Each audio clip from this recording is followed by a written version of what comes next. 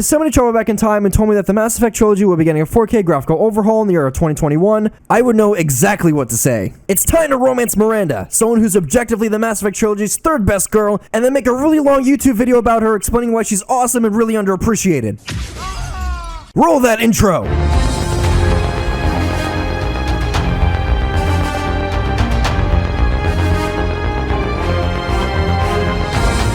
Hey guys, XBadgerKnightX here, and welcome to the finale of Season 1 of Dichotomy of a Character, a video essay series in which you take an in-depth look at some of my favorite characters in media to find out what makes those particular characters compelling and well-written. In this episode of Dichotomy of a Character, we're covering Mass Effect's resident femme fatale and genetically perfect booty queen that Bioware thought was too thick to remaster for the Legendary Edition. The very imperfect and very human Miranda Lawson of Mass Effect fame. Miranda occupies a unique niche within Mass Effect, as her character arc touches upon themes of abuse, self-determination, and the human condition, as her journey through the Mass Effect trilogy answers the following questions. What would you do if someone had you locked up in a world that's been all planned out for you, that you would amount to nothing but a social tool without a use? How would you determine how best to live your life? It is through these questions that we will be examining Miranda's journey through the Mass Effect trilogy in this particular episode of Dichotomy of a Character. Now, before I ask you to like, comment, and subscribe, I encourage all of you who stumbled upon my channel and this series of videos to check out the previous videos I made for the series, especially those videos covering Mass Effect's cast, if nothing else, but for context for this particular video. After all, this analysis of Miranda's character arc represents a culmination of ideas I've had for this series, so do go check those other videos out. In the past, I've analyzed other characters in the form of video essays, with this video being the 9th episode of Dichotomy of a Character to date.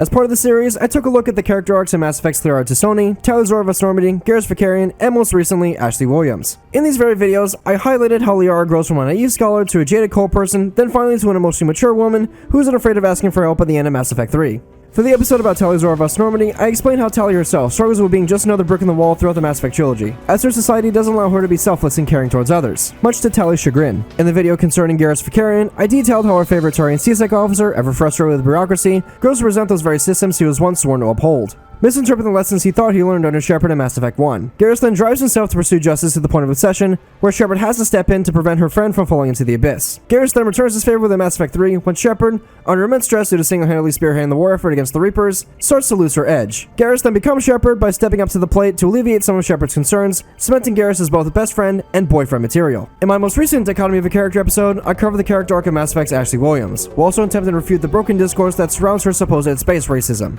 Unlike most Mass Effect fans, I wanted to give Ashley a chance to explain her more pernicious aspects, and came out thinking that Ashley is indeed a well-written and deep character that captures the spirit of Mass Effect incredibly well. In the pilot episode for the series, I took an in-depth look at Star Wars Knights of the Republic's Basil Shan. In this particular episode of Dichotomy of a Character, I explain how Basil is an excellent example of how to write a disillusioned and flawed protagonist who gets consumed by self-doubt, which in turn causes her to fail herself in the worst ways possible. As part of this Dichotomy of a Character series, I took an extreme two-part examination into the character of Ahsoka Tano of Star Wars The Clone Wars fame. These 2 episodes of my series include all of her appearances and experiences in Star Wars The Clone Wars, Star Wars Rebels, and in her own novel. In these episodes, I made the case that Ahsoka should be considered one of the best examples of how to write a young and naive teenager that earns the audience's respect by using failure as a teacher to strengthen herself and grow as a character. Ahsoka uses the lessons she learns throughout the Clone Wars show to become a badass female protagonist with a respected amount of earned agency and emotional intelligence by the end of the show's run. That is a quality I'm finding lacking in modern heroines today, which makes Ahsoka all the more unique. Speaking of heroines from yesteryear being better than the ones from the present, I also did an analytical video essay on Katara from Avatar The Last Airbender. In this episode, I examined why Katara is easily one of the best female protagonists of yesteryear. Throughout the show, it uses Katara as a tool to examine aspects of revenge, betrayal, and being a paragon of virtue, and most of all, not letting her past traumas consume you to the point of apathy or despair. These videos are easily some of the best content available on my YouTube channel right now, so I encourage all of you to go check those videos out by clicking either the card at the top right corner, the link in the description, or checking my pinned comment down below, all of which will contain a link to the playlist with all my Dichotomy of a Character video essays. And on that note, onto the mods, boilerplate disclaimers, and ground rules for this particular episode. As per standard fare with all my Dichotomy of a Character video essays, I laid out some ground rules for myself that I hope will assist with analyzing Miranda's character arc. Firstly, while we will be staying loyal to Miranda throughout the entirety of this video, it's also worth mentioning that Miranda doesn't have any extra dialogue like Ashley Caden does in Mass Effect 3 if you cheat on her. Secondly, the footage I'll be using for the rest of this video stems from a heavily texture-modded version of vanilla Mass Effect and not the Legendary Edition of Mass Effect. This was for a couple of reasons. Mass Effect Legendary Edition has quite a few bugs and technical problems that still persist to this day from the legacy versions all the way back in 2007, which, hey, as it so happens, I made quite a few videos on already talking about just that. Links to those videos will be in the description. The Legendary Edition also has some problems too, as revealed by the Mass Effect modding community. For example, most of the pre-rendered cutscenes in the game aren't even upscaled properly to 4K. They're instead upscaled from 720p to 1620p, or worse in some cases, upscaled from 1080p to 1620p. If you're like, well, Badger, I don't even see the difference. Well, yeah, that's the point. It's not good enough. This also includes the fact that BioWare straight up lied about the Legendary Edition fully supporting 21:9 resolutions on their webpage for the game. In short, every single conversation and cutscene in Mass Effect 1, 2, and 3 is pillar boxed. For those unaware, this means that every time you talk to someone in Mass Effect Legendary Edition, which happens a lot in these sorts of games, the sides of the screen are going to be cut off. Fortunately, the ultra-wide community works fast, and within 3 days of the game being released, Flawless Widescreen has already released a patch for the issue, and Reddit user HellFX19 is working on a more sophisticated fix that removes the pillar boxing around the trilogy's pre-rendered cutscenes. You might be saying, well, problem solved, right? Well, not exactly. This still doesn't change the fact that BioWare lied about officially supporting ultra-wide resolutions, earning my ire in the process.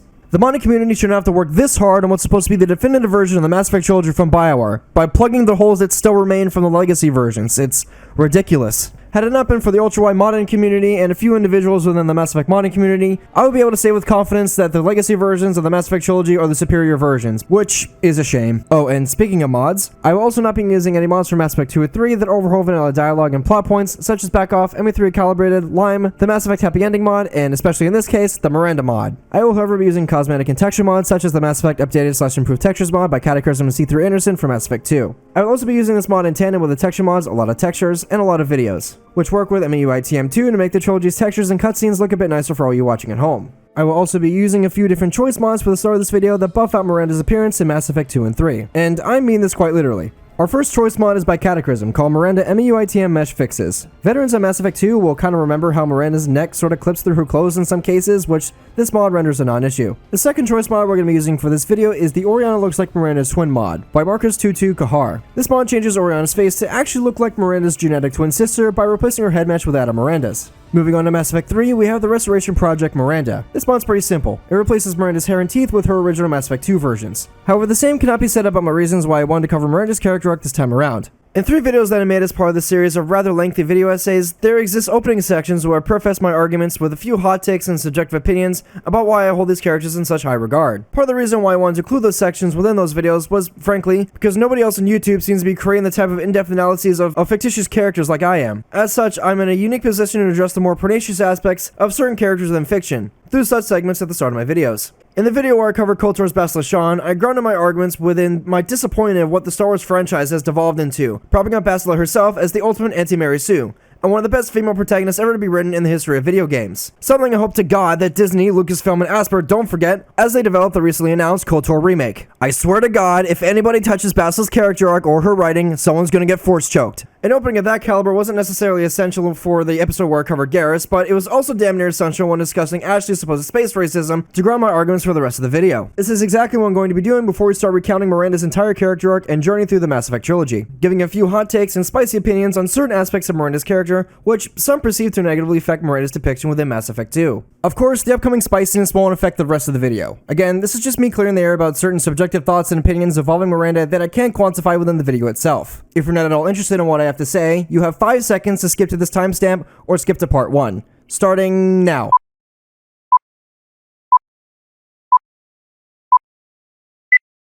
You brave souls are still here? Great! Grab a glass of milk and brace yourselves, because the spiciness begins now!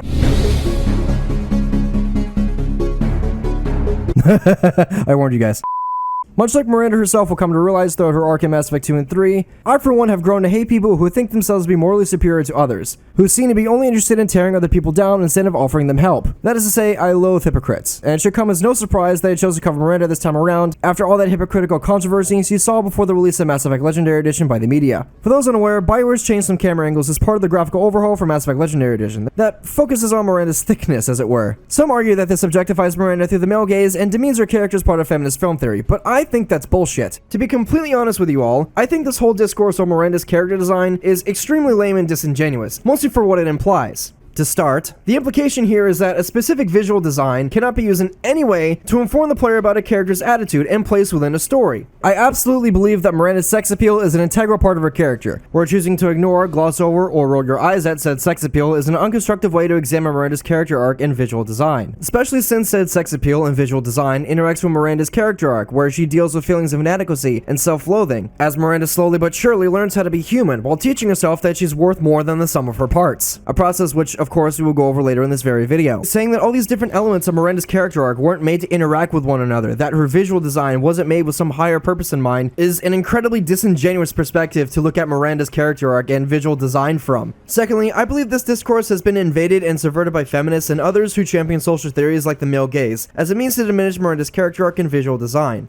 Don't get it twisted though. In some instances, I do believe that these concepts have merit, but I mostly have a problem with people who use feminism and the male gaze disingenuously as a means to grift. On this very channel, I've been very critical of the male gaze and how the implications of the theory ironically diminish the power and agency female characters have within their very stories. Earlier this year, I made a video in response to someone who tried to smear personifies onto comic-y, using the male gaze as a basis for his arguments to do so. The one thing this YouTuber failed to consider while using this reductionist way to examine On's character arc and visual design is that Persona 5 is a masterclass in diegetic subtext. This would necessitate that in order to criticize On's character design in good faith, and then through the perspective of the male gaze, you would have to effectively critique the entirety of the game's subtext. I, of course, did just that within my own video, concluding that the male gaze falls apart when given the wider subtext of a character within a story, and that by diminishing and blaming all aspects of a character design and journeying through the plots of the respective stories upon the patriarchy, severely diminishes the artistic freedom those in the industry have. That is to say, feminist film theory doesn't create art, it creates avoidance, which, surprise surprise, stifles creativity within visual and interactive media formats like video games. This type of avoidance creates a feminist regressive form of the everyman stock character. Generally speaking, this archetype's benign conduct fosters the audience's wide identification with him. The problem with this type of character writing is that by casting a large net in an attempt to get everyone to both like and identify with this everyman character, you risk said character coming off as polarizing and incredibly boring, as they don't necessarily have any substantial moral grounds or deep set defining characteristics besides being a decent person. It's fortunate that we're discussing Mass Effect, because the trilogy has an excellent example of the everyman trope in the character of Kaidan Alenko. I will always maintain that Kaidan's character arc is mostly finished by the time Mass Effect 1 even starts. Kaidan was one of the first human beings to receive an implant that allowed him to use space magic, during which he fell in love, and subsequently had his heart broken. Oh, and he also killed a man by accident. These are all things that Kaidan certainly regrets doing, but using his words, he's mostly made peace with his actions. It's good for Kaidan, but it's a problem from a writing standpoint, as Kaidan doesn't have any huge personal issues to overcome throughout the rest of the game. He's a complete Boy Scout, which is boring compared to the rest of the Normandy's crew. I want to go party with Garrus, I want to go shoot stuff with Rex, and I want to go hack Geth with Tali. I literally could not get him out of my party fast enough. And therein lies the problem. In trying to appeal to everyone in the audience, you're likely going to end up with a character that's extremely bland and boring. If you throw feminist rhetoric into the mix, then the character will need to be written in a way that appeals to a common emotion, which is incompatible with an ideology that is defined by systemic oppression. This pseudo-every-woman feminist character is often portrayed as a holier-than-thou individual with a script bending over backwards to justify their more toxic traits. Basically, they're needlessly cynical assholes to everyone in the cast.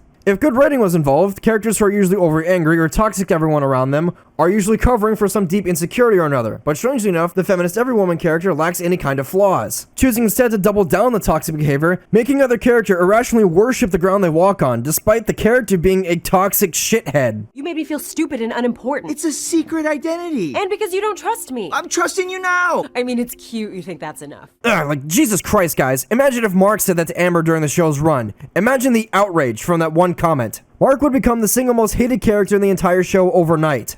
Now, I would say that Amber's acting an awful lot like a misandrist here, but we all know misandry and general discrimination towards men cannot exist because society is dominated by the patriarchy, right? God, I'm so tired of this discourse. This type of character design and writing is nonsensical, contradictory, and worst of all, boring. This feminist archetype stifles creativity to such an extent that it makes it downright impossible to tell certain stories, such as the following. Hey, you there! Want to write a character whose visual design reflects a sense of rebellion against the status quo? A design that reflects a particular character reclaiming parts of her own self-identity and sexuality after suffering immensely at the hands of an abusive, power-tripping, blackmailing rapist? Well, no you can't, you damn misogynist, because this character is sex appeal, despite context within the game explaining why said sex appeal is completely justified. Okay then, do you want to write a character who literally doesn't know who the real her is after wearing different masks throughout her entire life? Something that irrevocably damaged her own self-esteem and self-image past nothing more than being a product to be bought and sold?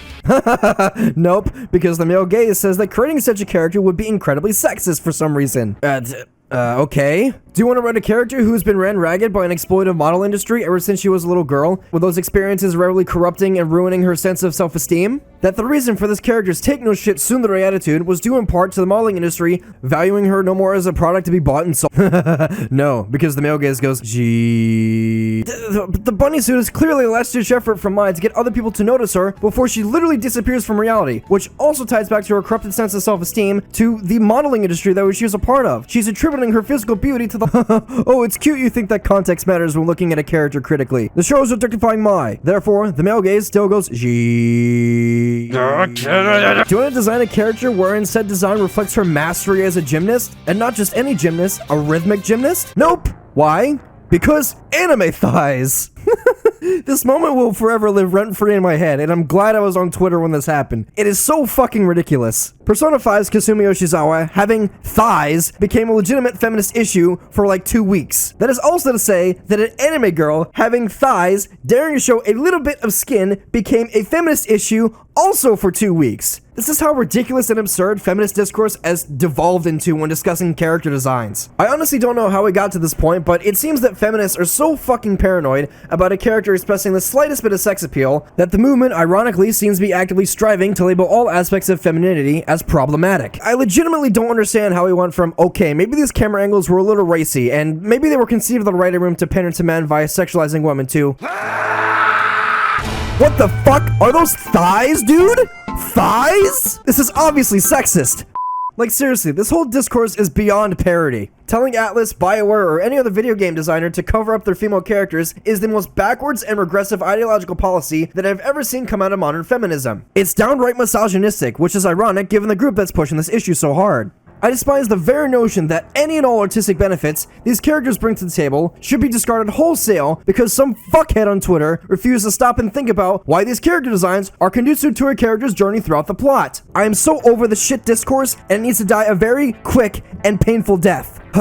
Which finally brings us to Miranda. My dearest viewers, no greater disservice has been done to a character when it comes to the masses ignoring context and the deeper meanings of a character than Miranda has. To begin to understand what I mean, we need to back it up to 2011. I imagine that some of you are familiar with this quote from an article written by VG247's Brenna Hiller in 2011, where BioWare's marketing director, David Silverman, was promoting the significance of Femshit's first appearance to the public eye on Mass Effect 3's game cover. Or impressed about the gratuitous butt shots of Miranda within Mass Effect 2, Silverman responded with the following quote. The fact is, some characters are defined by their attractiveness, such as a woman who's genetically engineered to be perfect. Camera angles help tell a story and portray key aspects of each character. In Miranda's case, her curves and sexuality. We had similar shots of Jacob. If Silverman is to be taken at his word, that Miranda is defined by her attractiveness and physical features, then I would have to agree. Both my own findings and Mass Effect 2's overall plot seem to support Silverman's infamous quote wholeheartedly. But to find out why, we need to dig a little deeper. In early February of this year, one of the two lead writers for Mass Effect 2, Mac Walters, shared an internal document with GameSpot that gave the world some insight into how BioWare drafts its characters. BioWare would give a character an archetype that's often inspired by other sources of sci-fi or some fictional characters within movies and film. In Garrus' case, his role within Mass Effect 2 was an amalgamation of ideas the team had written for other potential characters, which were inspired by movies like Butch Cassidy and The Sundance Kid, as well as characters like Inigo Montoya from The Princess Bride. The team would then ask themselves, why is this character cool, amusing, or interesting? Which is associated with a narrative razor. Or, in more modern terms, I suppose, how Shepard will recruit them and how their loyalty missions will relate to the character. Some aspects are never completely fleshed out or are reused for other characters, but as Walter says, some concepts never completely die out as they move from writing phase to writing phase. Most importantly for the topic of this particular video, Mac Walters talks at length about how Miranda's character arc and design was first conceived. Take a listen. You can see really clear starting points for what would become Miranda. There's usually a kernel or some sort of thing, a spark for a character. And you can almost always trace that back right to the origin here, right? And that concept of not just Miranda's plot points and the fact that she worked for Cerberus and things like that, but there's sort of this idea that she was genetically engineered that made her perfect, but that was also going to be her flaw. And that's kind of that spark in Miranda, that thing that's really interesting. And that remained all the way throughout. And to me, you know, that is us telling stories about characters at our best, is when we find what those things are and we make sure they stay true throughout. Well, everyone, you heard it straight from the lead writer's mouth and from BioWare's internal documents about their own creative processes. Miranda's greatest strengths, such as her superior intelligence, reflexes, strength, and most of all, her beauty, were essential parts of writing her character. A truly unique internal struggle that would stay with Miranda until the game was complete. It's also damn near necessary to point out that unlike Garrus and other members of Mass Effect 2's cast, the basis for Miranda's character arc and her struggles weren't based around pop culture, meaning that her conception and struggles are entirely original. The number of parents and siblings Miranda had would change, along with the premise of her loyalty mission, and aspects of Miranda's more femme fatale inspired personal traits would be dropped entirely, with BioWare choosing to make Miranda incredibly cagey, with a distrust and disdain for personal relationships, with that aspect of her character giving credence to the following important bits of characterization characterization for Miranda. Miranda was conceptualized as the, quote, literal best daughter money could buy, end quote, as she was treated as a useful investment or vanity trophy. Imagine all the things you can do with Miranda from that one sentence. Imagine being a walking, talking, living, breathing vanity trophy for your parents. The phrase pride and joy would take on a new meaning, a really scrupulous one as well. I mean, could Bioware's intentions with Miranda's character arc be any more blatantly obvious? When writing a female character whose whole shtick is about physical beauty and the implications such beauty has upon her existence, this type of character clearly calls for Miranda to be incredibly attractive. Anything less, and this type of character writing would not work. I'm sure there's some people out there who question as to why Bioware decided to portray Miranda's genetic perfections through the medium of physical beauty, as opposed to another that doesn't risk Miranda being objectified as per feminist theory. To put it simply, why not have Miranda be a paragon of physical strength or superior intelligence? In regards to Miranda possessing above average physical strength, take a listen. Worried about my qualifications? I can crush a mech with my biotics or shoot its head off at 100 yards.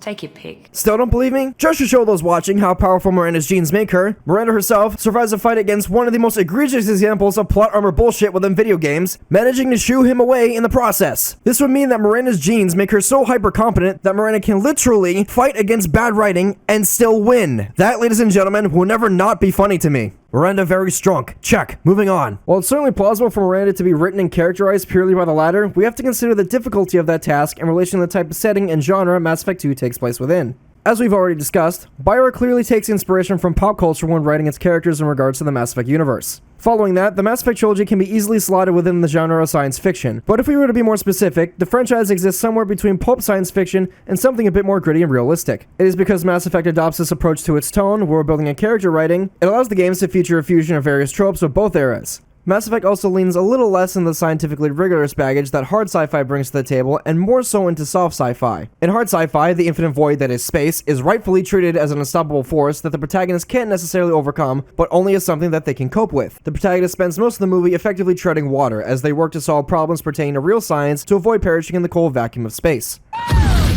Soft sci-fi in comparison is less concerned with portraying space as something that would chew you up and spit you out, instead choosing to utilize it as a setting to focus on the social aspects of a particular story's characters, and the implications such a setting has on those particular characters. To put it simply, soft sci-fi is more philosophical as opposed to objective. For examples, think of Mary Shelley's Frankenstein, H.G. Wells' The Time Machine, Frank Herbert's Dune, and the franchise most relevant to this particular video, Star Trek. Basically, Mass Effect can have its cake and eat it too in regards to storytelling. Mass Effect can have the pulpy race of giant and violent insect-like aliens seem sympathetic and misunderstood, with the end result being extremely plausible. We can have our normally pulpy and adventurous heroic space captain be a brave-hearted hero or indulge in some black-hearted evil, while simultaneously making all of his choices seem plausible or compelling. It is because of these creative decisions that enables Mass Effect to successfully straddle the line between pulp, new wave, soft, and hard science fiction, which in turn makes its universe and characters so interesting. The sky's normally the limit with Mass Effect, but because Mass Effect takes inspirations from these various eras of sci-fi, it also takes on the less than desirable shortcuts pulp sci-fi takes to deliver that story. In most cases, technobabble is used in sci-fi to move the plot along, where a character would exclaim something that sounds very sciencey and very technical because science fiction. Something like, I reversed the polarity of the neutron flow, or I believe that this was all made possible by creating a substandard program with adaptive circuits and magnetosphere warp compensators while attaching a bioregenerative memory log module or some dumb shit. This has the effect of making characters seem smarter than they actually are, by exclaiming a bunch of gibberish that in some cases is founded upon reality, but gibberish it still is. You could say that a highly localized distortion created by a spaceship moving through space, mixed within space-time, can be detected by sensors that detect gravitational waves. Very sciencey, very technical, and it should get a pass, if there weren't for a few problems. The problem with this device existing within this universe is that this hypothetical spaceship would either need to be as dense as two black holes or two neutron stars orbiting each other to cause those waves in the first place, with the other explanation being that this device can detect and differentiate between different types of gravitational waves emitted from all stellar objects, including man-made ones such as spaceships. Needless to say, the implications of this tech existing would have massive implications on the universe. Even trying to explain the how and why would be a nightmare, which is why it's mostly hand-waved in soft sci-fi. The same thing can be said about Mass Effect and its magic space mineral, which can be stuffed inside a spaceship to enable faster-than-light travel, and turn those exposed to it into magic space wizards. For those of you who have played Mass Effect, I'm talking about Element Zero. Element Zero within the Mass Effect universe is literally magic space dust, and when you have a substance like Element Zero that exists within your universe, there's only so many things you can do with technobabble to make your characters seem somewhat intelligent. This is why Mass Effect barely takes time explaining how FTL travel and biotics function, choosing instead to discuss the effect of Element Zero instead of the affects of Element Zero. If we were to try to write characters as intelligent, the only way to effectively do so is to make them a specialist in a more physical academic field, which is exactly what BioWare did when they wrote Liara. That kind of discipline is a bit more conducive to gameplay and storytelling, as it usually involves Shepard arriving at a dig site to uncover some ancient secret and then playing King of the Hill with a Geth or Cerberus. It is for this exact reason that Miranda's superior intellect can't be used as an objective way to qualify and then write her character arc. The setting of Mass Effect's universe and story won't allow for it. It's this lack of a substantial and concrete understanding of the inner workings of Mass Effect's physics that makes it very difficult to write a character that seems incredibly intelligent, even with how Mass Effect 2 structured its story with character vignettes. Now that we've qualified the path BioWare chose to convey Miranda's genetic perfection using BioWare's own writing methods and the type of setting that Mass Effect takes place within, it's time for the more spicy takes. We're going to talk about feminism and character design, and why the two concepts should never interact with one another, with respect to Miranda's character design and character arc, of course. Firstly, let's consider the following. Is it even fair to argue that Miranda is a victim of the male gaze or the patriarchy in the first place when Mass Effect 2's narrative makes it completely clear that Miranda is strong because she refuted her predetermined destiny set by her father? Is it fair to yell misogyny at Mass Effect 2's character designs, despite the story for the main target of such criticism being about her refusing to be used for a man's gain? I'm not exactly sure why feminists take issue with this for one reason or another, despite Miranda's character arc sharing the same anxiety many feminist authors and poets have expressed about preconceived gender roles and living under an authoritative man, like, I don't know, the many poems Sylvia Plath has written about? For those unaware, Sylvia Plath was a 20th century poet who wasn't necessarily a feminist for her time, but is championed as one today. Her poems paint a rather macabre and grotesque image of suicide, death, and the anguish a woman living in mid-20th century America must have felt on a day-to-day basis. Plath's poems such as The Colossus and Daddy... okay, now I feel like I need a shower for saying that. Both poems deal with Plath's feelings about living in the shadow of her egomaniacal father. So when she alludes to being a fascist by invoking Nazi imagery and paraphernalia. Plath's other works, such as Lady Lazarus, illustrate Plath's frustrations at her inability to correctly commit suicide. As the title might imply, Plath is under the impression that God keeps intervening, preventing her death and resurrecting her like Jesus himself does to Lazarus in the Bible. Perhaps Plath is even implying that even God doesn't allow her agency within her own life. At the end of the poem, Plath writes that if and when she finally manages to die, she intends to rise from the ashes like a phoenix and devour those who wronged her like a vengeful spirit. While some of Plath's poems might be relevant to Miranda on a surface level, Plath's poem, The Applicant, is the most relevant to Miranda's character treatment and the backstory, so let's just back it up here for a second. Plath writes a rather dark but satirical poem about a groom who is quite literally shopping for a bride to assemble from parts from a porcelain doll, or so it would seem. Plath uses elements of body horror to communicate just how grotesque and wrong this is, as the groom builds his ideal woman from scratch, while also admonishing her more undesirable traits. When the woman cries, the salesman harshly tells her to stop crying, while also being kind in a patronizing sort of way. It's made perfectly clear that this woman, or doll in this case, is nothing more than a commodity to be assembled, bought, and sold. The doll was created for the sole purpose of making tea, alleviating headaches, and to perpetually dote upon the groom. Just so it needs to be clarified for the people all the way in the back, this is quite literally Miranda's entire background story, with Mass Effect 2 electing to play it completely straight when compared to Plath's satirical poem that covers the exact same subject matter. You can stay mad about the framing for Miranda's character arc all you want, much like how I can complain about the weird fascination with death that Plath seems to have within her poem, but I don't think either of us can deny the messages and emotions that Mass Effect 2's Miranda Lawson and Plath's poems are trying to convey. The pure amount of jaded anguish they must feel as they both try to put on a smile to pursue some amount of self-determination, as they both do their best to make peace with the past for the sake of their own futures. Again, same subject matter, different framing, and this is what makes Miranda interesting to myself and many others. Because Miranda's sex appeal is an integral part of her character, applying feminist film theory actively diminishes her agency within Mass Effect 2's narrative by painting her as a perpetual victim of the patriarchy, when in fact, her character arc can be interpreted as Miranda refusing her place in a patriarchal society as a woman. A feminist reading of Miranda's character arc could be read as follows. Miranda Lawson should be commended for her complete and utter refusal to be the broodmare of her father's genetically perfect dynasty. Before the events of Mass Effect 2, she showed controlling an egomaniacal man like her father that she, as a woman, has value outside of birthing children, electing to repurpose her genetic blessings to rebel against her father, achieve her goals, and most of all, protect her sister.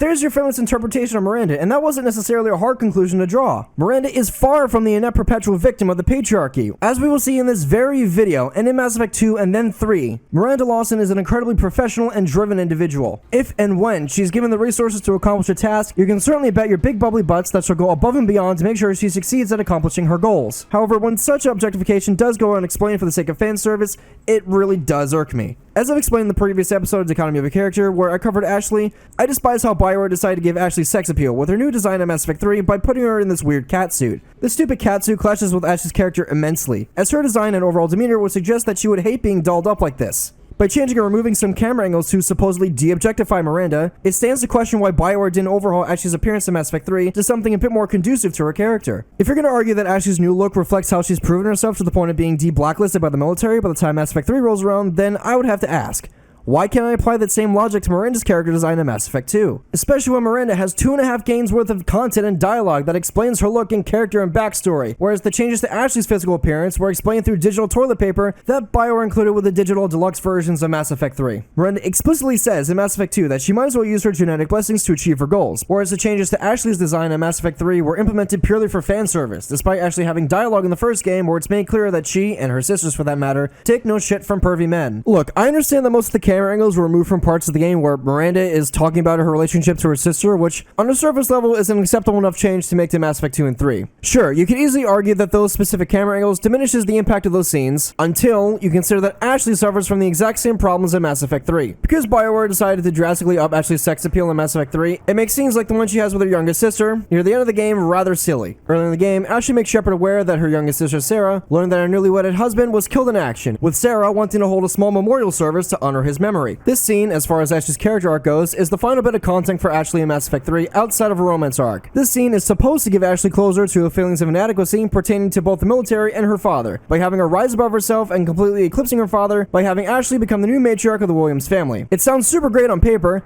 but unfortunately, the delivery was kinda crap. As Ashley's sister is close to bawling her eyes out, Ashley proceeds to strut around her dumbass catsuit, looking like she's about to go out clubbing, or that she's ducked out of a modeling shoot to go see her sister. It's beyond stupid, and deflates nearly everything about the scene, which is supposed to be the culmination of Ashley's character arc, only to have it be completely undermined by poor design decisions. As Ashley has characterized herself in Mass Effect 1, she has immense respect for the Fallen, especially when we consider that her survivor's guilt over the deaths of Kaidan, Shepard, and the 212 is what mostly drives her character. Like BioWare, guys, you couldn't have put Ashley in some dress blues or something while she's basically attending a funeral, and not just any funeral for that matter, the funeral of her youngest sister's husband? You guys couldn't have done something like that? Ashley, I am so sorry that BioWare decided to sex you up for what was supposed to be your triumphant return to the franchise, only to make you look like an idiot with this line. I wear armor into battle, not swimwear. I'm a real person, Shepard, flaws and all. Not sure if that's your thing anymore. Meanwhile. Incredible job! So, effectively, the message that BioWare is sending its players is that a character whose sex appeal is explained through extensive dialogue deserves to be admonished and censored, whereas it's totally fine for players to oogle at Ashley, a character whose design was changed without any good explanation from Ashley herself within the game. And on that note, hey BioWare, I'm calling bullshit. These changes to Miranda are not only ignorant of her character arc, but also incredibly ignorant of other characters' designs within Mass Effect, who, by all means, need those revisions more than Miranda did. More so when we take into account when BioWare implemented a goddamn photo mode for Mass Effect 2 Legendary Edition, which allows shots like this to happen. Look, guys, this is absolutely insane to me. If the goal was to de-objectify Miranda and take strides to diminish the effect the male gaze has on her character through co-opting aspects of feminist film theory, then there's no fucking way any feminist worth their salt can call this an objective improvement. If we're still looking at this through a feminist perspective, the mere addition of a photo mode is even more detrimental to Miranda's character. Consider this. Anybody, regardless of orientation, gender, or sex, has access to the photo mode. That is to say, everyone who bought the Legendary Edition of Mass Effect now has a new way to objectify women through said photo mode. This is the basis that which feminist film theory and theories such as the male gaze are built upon. That the objectification of women is pervasive through all aspects of a patriarchal society. A society that BioWare is complacent in perpetuating through said photo mode. So what am I getting at here? What does this mean? It means that BioWare somehow managed to fix a somewhat legitimate problem with how Mass Effect portrays women, and yet also somehow managed to create an entirely new problem with a new feature that they added to the definitive version of the Mass Effect trilogy. It is evolving, just backwards. We also have to consider how absurd this whole situation is in the first place when we consider the modding community. I mean, come on. BioWare had to know on some level or another that modders were going to restore the original camera angles back into the Legendary Edition of the game, which, lo and behold, they've done already! This makes everything that BioWare has done so far, showcasing how they're such a morally upstanding corporation, completely meaningless. And you know what? The most hilariously ironic bit of this G-objectification Olympics involving Miranda is that BioWare is the one left holding the bag, because of the fucking photo mode. This whole debacle, if you even want to call it that, has just been a complete waste of time for everyone involved. It should absolutely bother any feminist worth their salt that there's probably somebody out there with folders filled with pictures of Miranda's ass, because BioWare allowed such objectification to occur in the first place. I can absolutely choose not to engage with the photo mode, but the fact that a path to objectify Miranda still exists, even after BioWare has told the world that they have taken steps to do the opposite, then, sorry, I have to ask, what the fuck was the point? Guys, all I'm asking for here is a little bit of consistency from everyone involved. Either do a full send, or don't change anything at all. It frustrates me immensely that BioWare half-heartedly co-opted aspects of feminist film theory in some vain attempt to justify an incredibly specific change to make themselves look good for free PR. This was undoubtedly the strategy, but as far as I'm concerned, it failed. Because it makes BioWare as a company look really scummy, as they seemingly won't even fully commit to what the company apparently values, which is progressive ideals and feminism, apparently. Speaking of that, we also need to consider that many other studios who don't necessarily champion progressivism have better solutions when trying to avert the male gaze, and in some cases, manage to harness female objectification for character development. Alright, fuck off and die, you pervy little shit! Creepy bastard must have a death wish or something. Several games ranging from Metro Last Light, to Nier Automata, Nier Replicant, to even Cyberpunk 2077 admonish the player for trying to use the game's camera to be a perv, with Cyberpunk even galvanizing this moment as a bit of character development for its cast. Let's talk about that for a second. This is Judy. Apart from being a huge Ghost in the Shell nerd, she's also very gay. There's a sequence within Cyberpunk 2077 where the player character, V, and Judy squeeze themselves into wetsuits to go diving. If the player stares at Judy's bootay for too long, Judy will call them out with different reactions based on V's gender. If you're playing a male, Judy will admonish the player for perving out on her like that. Like the view, asshole? What I see in real time, like what I'm looking at. Mm-hmm. And I gotta say, it's pretty fucking weird. Visual sensors are getting stinned right now. Can't be denied. To think I never realized how fit you were. I'm gonna pretend I didn't hear that. However, if you're playing a female V, Judy won't mind you admiring her genetic blessings because, again, she's hella gay. Enjoying the view? Oh, sorry. What? Don't be. In comparison, Metro and Nier's versions of this are often just Easter eggs, but they still should be commended for at least existing, even if some of them don't exactly work all that well. With looking at my ass, it's way out of your reach, rabbit. Woman, I'm literally a silent protagonist that's climbing a ladder being read around like a toddler by an NPC. The game has conditioned me to look wherever you're going as a means to progress the plot. Of course, I'm gonna look at you instead of the boring ladder rungs.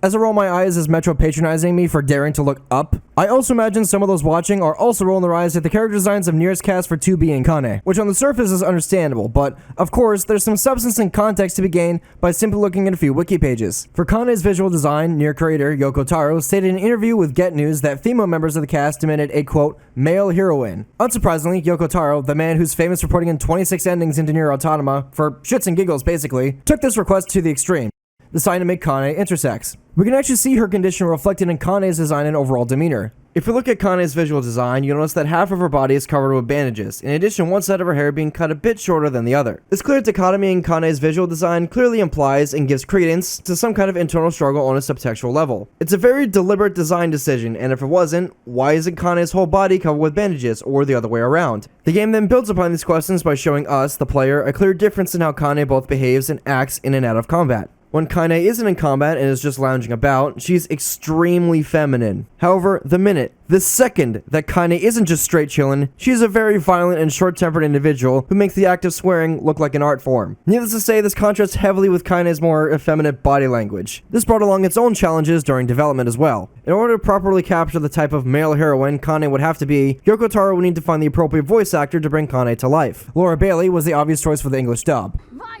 You dumbass! Start making sense, you rotten book, or you're gonna be sorry.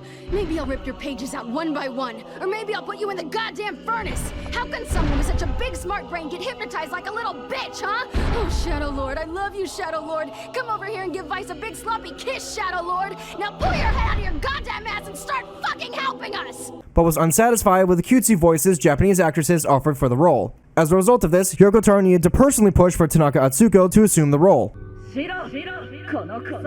このクソボ肝心な時にわけわかんねえこと言ってんじゃねえドクスポ役に立たないんだったら薪代わりに暖炉にぶち込んで本気で燃やすぞこのクズ神お前のその口は私たちに嫌味を言うためにあったのだろお前のその頭は私たちへの説教でいっぱいだったはずだろ仲間を忘れて魔王がどうだのこうだのと眠たいこと言いやがってふざけてんじゃねえぞ Even in Japanese, it's an art form. Besides having a conceptual idea for the way a character was to be voice acted, Kane also needed a suitable backstory. something that Nier Replicant definitely does deliver on. As the game progresses, we find out that Kane was the target of relentless bullying because of her condition, and following that, we can explain away Kane's behavior. It's pretty clear based on Kane's behavior and her visual design that Kane is a bit insecure about her condition, and has developed a bit of a chip on her shoulder, which is why she's so violent. And because of all the harassment she receives as a child for her condition, she took a liking to clothes that emphasize feminine characteristics. This could also explain Kane's choice of clothing too, as it could be interpreted as Kane had an extreme reaction to the toxic environment that she had to endure, and that wearing such clothes that are indeed extremely feminine are simply just a means to cope with those experiences and reinforce her own self-identity. This also recontextualizes how the game pokes fun at Kane's character's choices of clothing into less of a self-aware, haha, look at the fan service joke, into a more legitimate insight into her character. Vice?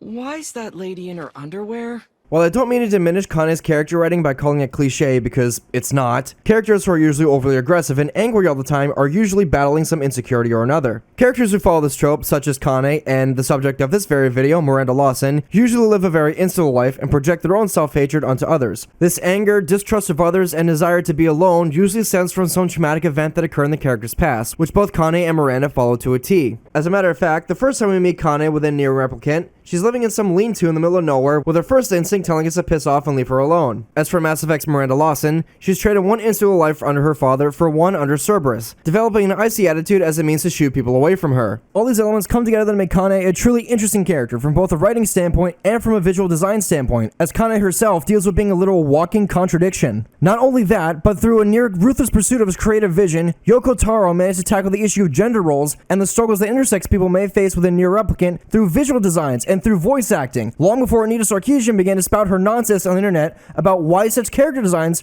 are problematic and a danger to women, all the while completely discounting and discarding any notion that some women, and yes, female characters within fiction, can be written to find strength and meaning within their own femininity. Like, oh, I don't know, Persona 5's Anta Kamaki and Platinum's Bayonetta? For reference, Nier was released 2 whole years before Sarkeesian uploaded her first video to feminist frequency. Instead of casting a wide and generalized net in the hopes of deconstructing the entire way the Western world sexualizes women in media through the male gaze, which, let's be honest, that was Sarkeesian's first and last mistake, Yoko Taro opted for a different and more constructive approach before Sarkeesian was even a glimmer in her eyes. Subversion through contrast. In subverting the player's expectations through contrast, Japanese auteur Yoko Taro managed to not only create an excellent candidate for best girl within video games, but also managed to create the most progressive and pro-feminist characters of his own volition long before those terms were co-opted as marketing tools for Western entertainment companies. All these concepts can easily be applied to Miranda and her visual design as well, with Kane being one of the best representations of why Miranda's design is completely justified, as they enhance what Biotic can normally do through some basic writing. Voluntarily choosing to strip Mass Effect what makes the game and its cast by definition engaging will ultimately make the Mass Effect trilogy an unfulfilling and sanitized experience for those playing. When trying to critique media like Mass Effect exclusively through reductionist perspectives such as the male gaze and feminist film theory, you're obviously going to run into some problems because the game asks for your opinion on almost everything.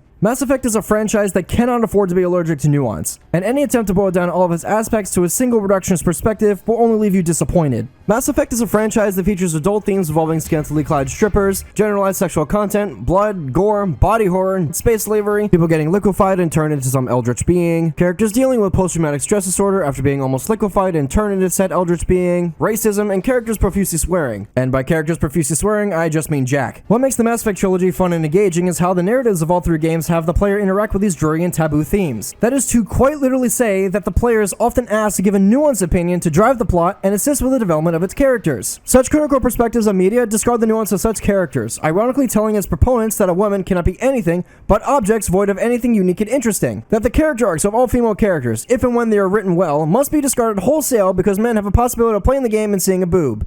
I am so fucking tired of this stupid, idiotic, disingenuous, and reductionist discourse around character design choices. I'm just so fucking fed up with modern media criticism at this point. Like, I'm just so done. I should not feel the need to take upwards of 30 fucking minutes to state the obvious and defend Miranda's visual design from the very group that should instead be applauding her existence and the issues she overcomes within the Mass Effect trilogy. Why are we so willing to discard everything about a character on the basis of a few design quirks that aren't immediately explained to you? Why must every character be bland and boring, willing to dump exposition on you on your first meeting with them? Why are we so ready to burn the house down without checking to see if anyone's still inside first? How could we have become so different?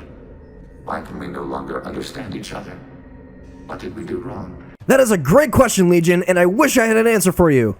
Ladies and gentlemen, this is why I chose to cover Miranda this time around. Much like Miranda learns to do throughout Mass Effect 2 and then 3, I want to cut through everyone's two-faced hypocritical bullshit to pursue some amount of truth by means of self-determination. I am making this video because I'm sure those watching can learn something from Miranda's gradual transformation from a one-dimensional, self-righteous, cagey asshole who can never be wrong, someone who chooses to project all their self-loathing and hatred onto others, to becoming a more well-rounded, nuanced, and most importantly, an incredibly human character after finding out that she's literally worth more than the sum of her parts. Now that is a character worth celebrating. So now that we're all hopefully on the same page and aware of the questions we're going to focus on answering, let's find out why Miranda Lawson is indeed a well-written and compelling character worth celebrating. Let's get stuck into it.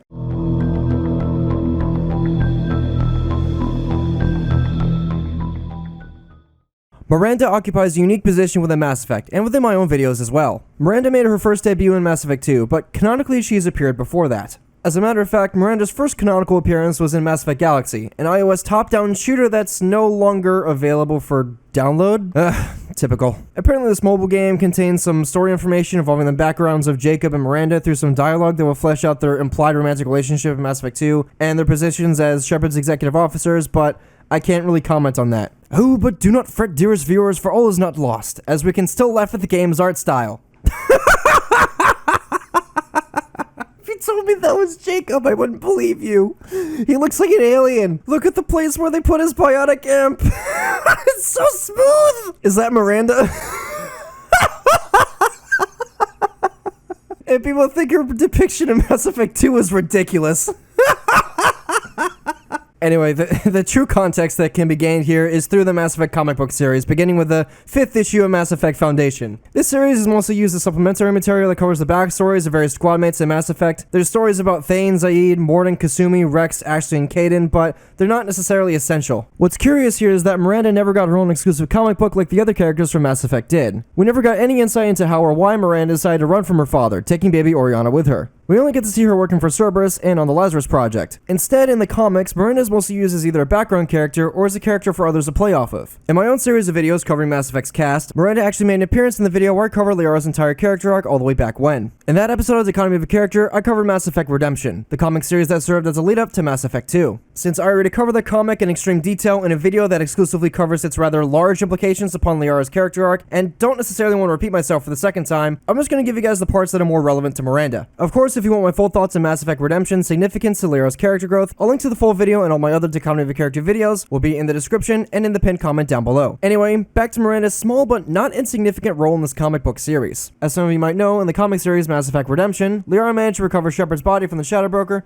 before he, or she for that matter, got passed on to the Collectors. The reason why Liara was able to do this in the first place is partly because Miranda gave her the capabilities to do so by giving her Cerberus his resources. In exchange for these resources, Liara would give Shepard's body to Cerberus so they could try to resurrect him. This recontextualizes what the games do to Miranda's character, as it squarely places Miranda as the second most important character in the entire Mass Effect trilogy, right next to Liara. Which is why it's absolutely insane to me that they don't at least say hi to each other or mention to Shepard throughout the entirety of Mass Effect 2 or 3 that they worked together to revive Shepard in the first place. There's no unique dialogue between Miranda and Liara if Shepard decides to bring her to Liara's office on Ilium, or if Shepard decides to bring Miranda along during the Lair of the Shadowbroker DLC, which would be a pretty interesting way to tie up loose ends for both characters. It's not as if Mass Effect Redemption wasn't considered canon or taken seriously, as it was hyped up a whole 6 months before Mass Effect 2 was even released. This is really what bothers me about even making expanded universe material in the first place. If and when such material recontextualizes aspects of a franchise's characters, it's almost never respected or touched upon outside of that bit of material. I mean, over the course of these 4 issues of comics, Liara goes to Omega, runs to an elusive man's right-hand woman, and then gets to speak to the man himself. How is that not worthy enough to mention to Shepard? This is why finding the foundations for Miranda's character arc outside of the games is difficult at best, due to how she's basically used as a narrative foil to more sympathetic faces like Liara. But that's not to say no insight can be gained about Miranda's character at all. Don't worry, it does get better from here. More insight can be gained from other issues of the Mass Effect Foundations that reinforces Miranda's characterization as a ruthless Ice Queen through her actions and through some dramatic irony. In fact, the most page time Miranda gets is in issue 5 and 6, where she and Jacob are attempting to locate Shepard's body in the Terminus systems. Miranda certainly shows that she's capable as the elusive man's right-hand woman, as she ruthlessly pursues her goals with that icy attitude of hers,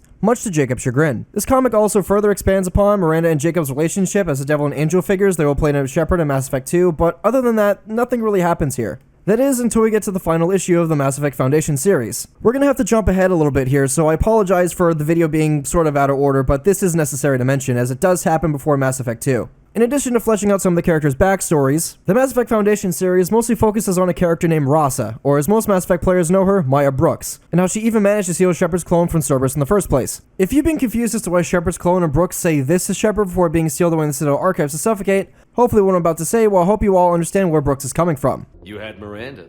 I have her. Mine has more bite.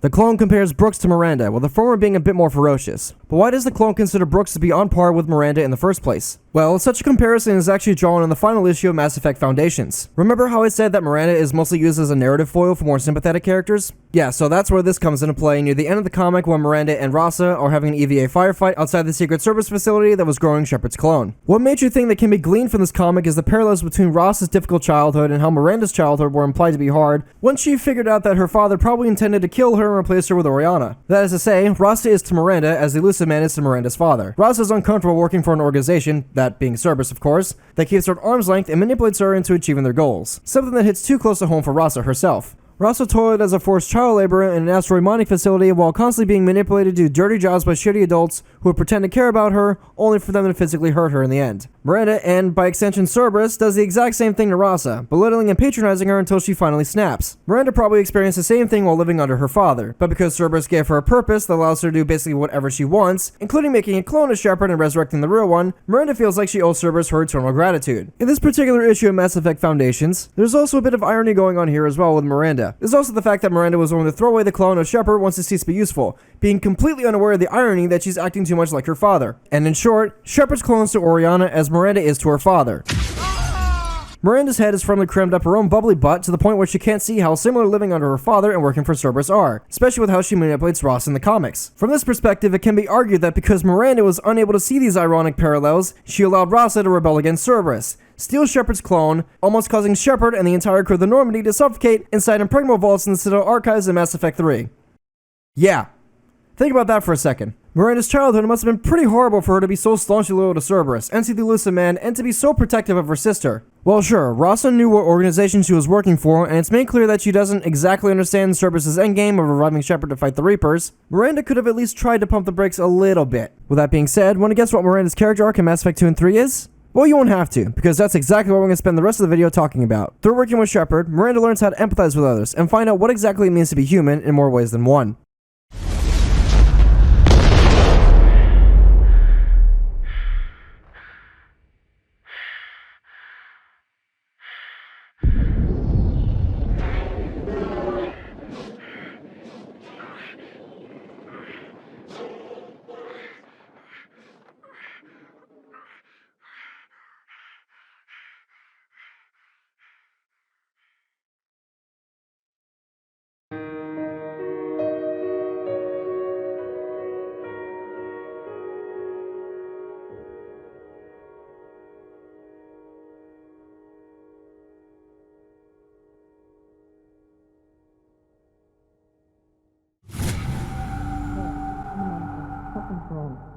He's reacting to outside stimuli, showing an awareness of his surroundings. Oh my god, Miranda, I think he's waking up. Damn it, Wilson, he's not ready yet. Give him the sedative. Shepard, don't try to move. Just lie still. Try to stay calm. Heart rate's still climbing. Brain activity is off the charts. Stats pushing into the red zone. It's not working. Another dose. Now. Heart rate dropping. Stats falling back into normal range. That was too close. We almost lost him. I told you your estimates were off. Run the numbers again. Shepard, do you hear me? Get out of that bed now. This facility is under attack. Shepard, your scars aren't healed, but I need you to get moving. This facility is under attack.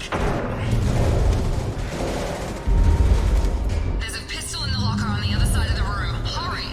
After suffocating the cold vacuum of space, Shepard's made aware of only two people's names, Miranda and Wilson. The next time we regain consciousness, Shepard is once again thrown right back in the fray, with Miranda telling us to get her ass moving. And on that note, I would like to say that Miranda's introduction to us is very well done. She shows nothing but kindness towards Shepard even as we regain consciousness in the game's opening, only for the game to properly subvert those expectations to build upon her character later. We hear her as a tutorial woman who is equally as compassionate and understanding as she ushers us in the right direction. Keep your head down, Shepard.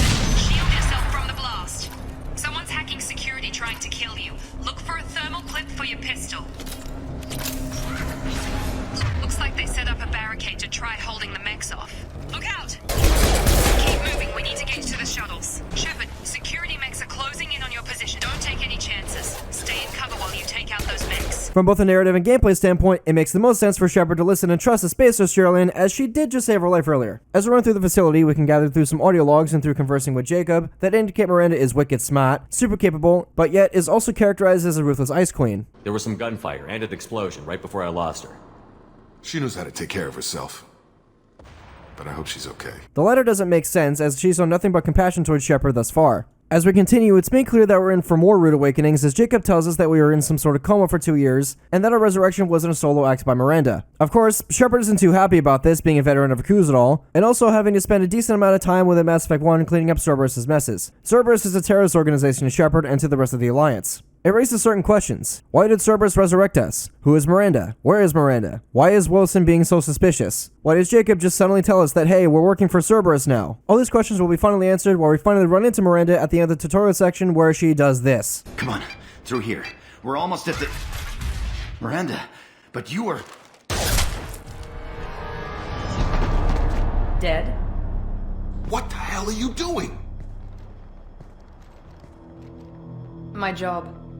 Wilson betrayed us all. She guns down Wilson without a second thought, assuming he betrayed her by attempting to use the mechs to kill Shepard, Miranda, and the rest of the base's staff. This subversion of what we know about Miranda so far drastically changes how the player views Miranda in 3 distinct ways. Firstly, instead of being the voice of guidance and reason like she was in the tutorial sections of the game, she is now firmly placed in opposition to Shepard and Jacob through her killing of Wilson. Secondly, this whole conversation serves as a morality litmus test for Mass Effect 2 by presenting us with the avatars for both alignments. This is cleverly done through the initial characterizations of both Jacob and Miranda. Due to how most of Mass Effect 1 is just exposition, Shepard's dialogue options often range from a star-eyed Boy Scout to a pragmatic but often irredeemable asshole. The commander often ends up asking a lot of questions about the Mass Effect universe he should already know the answers to. Kinda like how Metal Gear Solid has Snake repeat every question or important word within a sentence as the game tries to push its players to the next part of the game. I moved the DARPA chief to the cell in the first floor basement. First floor basement? Somewhere in the second floor basement. The second floor basement of the nuclear warhead storage building. Second floor basement. We'll approach. We'll launch. Any questions? Snake? This causes Mass Effect 1's narrative to have to stop every once in a while to explain something, or have the narrative exposit information to the player backwards, while also needing to drive the plot forwards to a satisfying conclusion. This causes Shepard to come off as a bit of a tenderfoot who's still wet behind the ears despite possessing an impressive military service record that, in turn, would eventually cause Nihilus to put Shepard's name forward as a Spectre candidate. There's little microcosms of this rather heavy-handed style of storytelling sprinkled all throughout the first game, so allow me to explain what I mean. Want to know about Joker's brittle bone disease? Well, in order to preserve my agency in this choice-driven RPG, Joker will have to assume Shepard doesn't know the service record of the helmsman who's flying his ship. Want to know how significant of a find Eden Prime's protein beacon was for humanity? Well, Shepard must be ignorant of their existence for the player's sake. Want to know the history and the problems with early human L2 biotics from Kaidan, even though Shepard might be a bionic who likely trained her to set L2s? Well, Kaidan will have to suddenly and awkwardly bring up his experiences at Jump Zero, and then work his way around to the subject so Shepard can ask him. Want to know why Saren and Anderson hate each other? Or maybe how Anderson blew his chance to become a Spectre from Harkin, even though this bit of exposition comes out of literally nowhere and prevents me from recruiting Garrus faster? Are you guys ready? I'm so ready. Who are you? Come on. Let her go. Do it, Garrus! Do it! Do it! Yeah! Too bad. Paragon and ambivalent Shepards are intrigued, and renegade Shepards have to tell Harkin to piss off twice to exit the conversation to recruit Garrus. This is why Shepard spends most of the game playing catch-up to the game's antagonist as humanity's underdog. Mass Effect 1's narrative forces Shepard to deal with Saren repeatedly ambushing him, or has Shepard do something completely insane to get a leg up on the competition. Alright everybody, hang on! While Mass Effect 1 does manage to leverage this aspect of the game's narrative to its advantage, there's one aspect that the game lacks in its opening, which is a clear representation of the game's morality spectrum through its characters at the beginning of the game. If this tweet from Biotic's John Benger is to be believed, 92% of Mass Effect players were Paragon Shepards, leaving only about 8% to be Renegade. Given this bit of information, we have to wonder why Mass Effect has such a large disparity between Paragon and Renegade players. Well, if we take Mass Effect's opening and overall structure into account, this is indicative of that issue of proper morality representation and how Mass Effect's inciting incidents might influence that larger disparity of Paragon players. In the opening of the game, everyone ranging from Anderson, Joker, Kaidan, Jenkins, and even the very alien Nihilus respect Shepard's skills and willpower. Everyone is kind and respectful of Shepard's rank, reputation, and place within the world, even if the player doesn't know anything about Shepard themselves, apart from the pre-service history and the background that they pick for Shepard. Anderson doesn't use his position as your superior officer to patronize Shepard. Joker and Kaidan respect Shepard's place as their commander, and seem to be on good terms with Shepard as well. Jenkins is introduced as a plucky and naive soldier who compares his boring service record to Shepard as a means of respect, and feels that he needs to prove himself worthy enough to be under Shepard's command. Due to everyone's kindness, the player will likely follow the golden rule: do unto others as they would do unto you. Players, then Shepard by proxy, will return this kindness and respect they receive from the game's NPCs through Paragon dialogue options. And herein lies the answer to the massive gap of Paragon and Renegade players within Mass Effect. We have an overabundance of sympathetic characters and a deficit of cruel characters within the game's opening sequences, causing most players to remain compassionate throughout the rest of the game. In other words, this presents Mass Effect with a bit of a contradiction in regards to narrative consistency and player agency. The ultimate goal of the inciting incident on Eden Prime is to get the player to dislike the game's antagonist, Saren. The only way Mass Effect can do that is to severely limit the player's ability to be an asshole by omitting and constraining their perspectives of the game's morality system. Mass Effect does this by giving Kaidan, Jenkins, and then Ashley to the player's squadmates, who never go over Shepard's head to sow discord between themselves and the player. If the narrator had allowed such discord to occur, it would then interfere with the opening bits of exposition and distract from the game's need to frame Saren as the game's antagonist through his killing of Nihilus. Simply put, the game starts players off with an implicit bias towards playing Paragon Shepard, by having all of its characters be nice to us, while also admonishing the player for picking the Renegade options, or framing said Renegade options as impulsive and evil. My voice must be heard.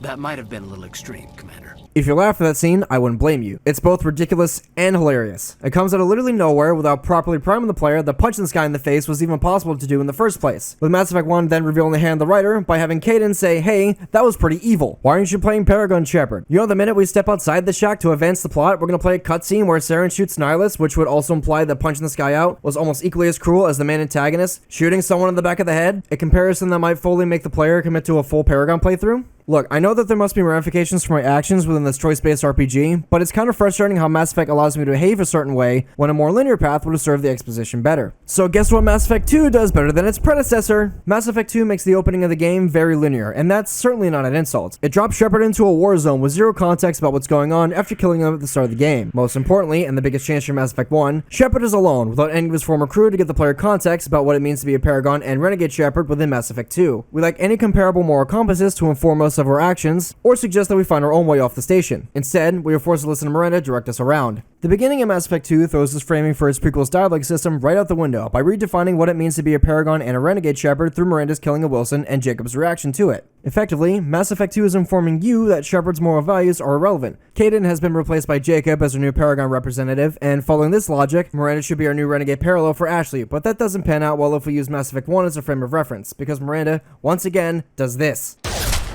The presence of objectively evil choices is further muddied as Mass Effect 2 changes what's considered acceptable, with Miranda's actions here only reinforcing this aspect in Mass Effect 2 if we compare her actions to what Mass Effect 1 considered to be objectively evil. The only characters we see going over Shepard's head to gun people down in the first game are when Saren kills Nihilus, when Rex kills Fist, and when Ashley kills Rex because you didn't play the game properly. Both Ashley and Rex have their own decence for gunning down certain targets. Rex killed Fist because he's a professional mercenary that makes good in his word, and Ashley kills Rex out of fear because of that exact reason. Taking this into account, it would seem that Mass Effect 2 is trying to draw a parallel between Miranda and Saren. This comparison might imply that Miranda herself is as ruthless and as dangerous as Saren was in the first game. If this parallel to Mass Effect 1's antagonist is indeed true, then that would only mean one thing. I wasn't expecting to find the Geth here.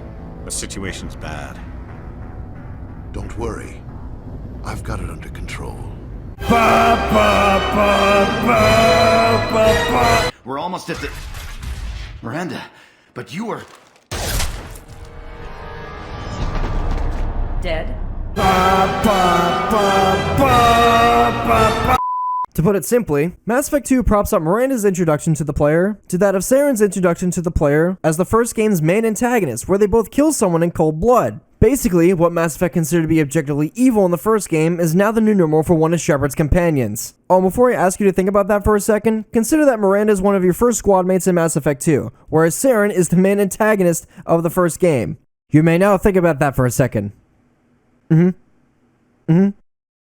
Yep. It's one thing to assume that these changes to the game's morality system are based off the actions of a particular character, but it's another to see those changes in action. This is best showcased when Shepard tries to reason with Miranda. All the dialogue options you can pick for Shepard are basically arguing for the same thing, which really tells you how out of place Shepard is right now. Both Paragon and Renegade Shepard see no point in the seemingly senseless killing of Wilson. Renegade Shepard wanted to take Wilson alive, as he sees killing him as wasteful. Wilson presented an opportunity to find out what happened to the Lazarus Project and this very facility, which Miranda threw out wholesale by killing him. You should have taken him alive. See what he knew. Too risky. I've put too much time and effort bringing you back to life to let you get killed now. You really think Wilson's capable of that? Not anymore. Paragon Shepard, ever trying to be an introspective warrior diplomat, will try to get Miranda to consider if her actions were even just in the first place. But of course, Miranda can never be wrong. Even if you're sure, did he deserve that welcome? He sabotaged the security systems, killed my staff, and he would have killed us. You sure about that, Miranda? We've known Wilson for years. What if you're wrong? I'm never wrong. I thought you'd have learnt that by now, Jacob. Miranda is so sure of herself that she thinks it's acceptable to justify killing someone by simply saying she's never wrong. That's a pretty dangerous attitude to have, and on that note, we can see why Ross and Wilson, for that matter, hated Miranda's guts, and why at this point in the game, the player should absolutely hate Miranda's guts too, due to how she subverts what makes Mass Effect engaging and interesting. Earlier in the video, I talked about how Mass Effect is at its best when the player can influence the game's plot through asking for the player's input. I also mentioned that taking away the player's agency within a story can hold almost as much narrative power as the conversation wheel normally does, but it has to be done correctly. Our first real conversation with Miranda is one of those moments. Instead of giving the player a dialogue option that has Shepard persuading Miranda to explain herself, Shepard is instead put in the annoying position of having to count out Miranda's reasons why Wilson needed to die. Essentially, in both a narrative and gameplay sense, Miranda is railroading the player and or Shepard into cooperating by removing the player's agency from this particular conversation. She makes it perfectly clear that whatever authority the player thinks they have as Commander Shepard doesn't exactly matter anymore. This conversation signals to the player that this may not be the first time Miranda, or Cerberus for that matter, will come in and step on your toes. This is a bold and direct affront to what makes Mass Effect interesting, effectively subverting any preconceived notions about how Mass Effect 2 is going to play out. The narrative puts a completely ruthless, unfeeling, and unlikable stranger in between you, Shepard, and the rest of the game, and you're forced to play along. This has the obvious effect of making the player despise Miranda as a character. Having the player develop an intense dislike of Miranda also serves her character arc too, as it forces Miranda's character to sink to rock bottom, meaning that the only possible direction for her character arc to move is upward. Just to be clear, Miranda doesn't become more likable until much later in the game, and Miranda doesn't do herself any favors until that point, especially when she patronizes Jacob for daring to be honest with Shepard about Cerberus resurrecting him. My boss wants to speak to you. You mean the elusive man? I know you work for Cerberus. Ah, Jacob. I should have known your conscience would get the better of you. Lying to the commander isn't the way to get him to join our cause. To give Jacob some credit, he's right. Within the first 10 minutes of the game, Jacob already raises a serious and very legitimate concern with how Cerberus operates. The Elusive Man also does the same thing with Shepard when we go to speak to him for the first time. We don't even get to meet the Elusive Man face to face. Instead, we're both just holograms to each other. Even after spending billions of credits to bring us back, he still doesn't trust us. But at the very least, he's willing to answer our questions. You could have trained an entire army for what you spent to bring me back. You're unique. Not just in ability or what you've experienced, but in what you represent. You stood for humanity at a key moment. You're more than a soldier. You're a symbol. And I don't know if the Reapers understand fear, but you killed one. They have to respect that. Oh, so we're here because of the Reapers. Oh, okay, that makes sense. But that doesn't explain why I should trust Miranda or even Jacob. Miranda killed Wilson in cold blood. Jacob's just a gun for hire. You expect me to trust them? Wilson was one of my best agents, but he was a traitor. Miranda did exactly what I expected of her, and she saved your life in more ways than one. Jacob's a soldier, one of the best. He's never fully trusted me, but he's always been honest about it.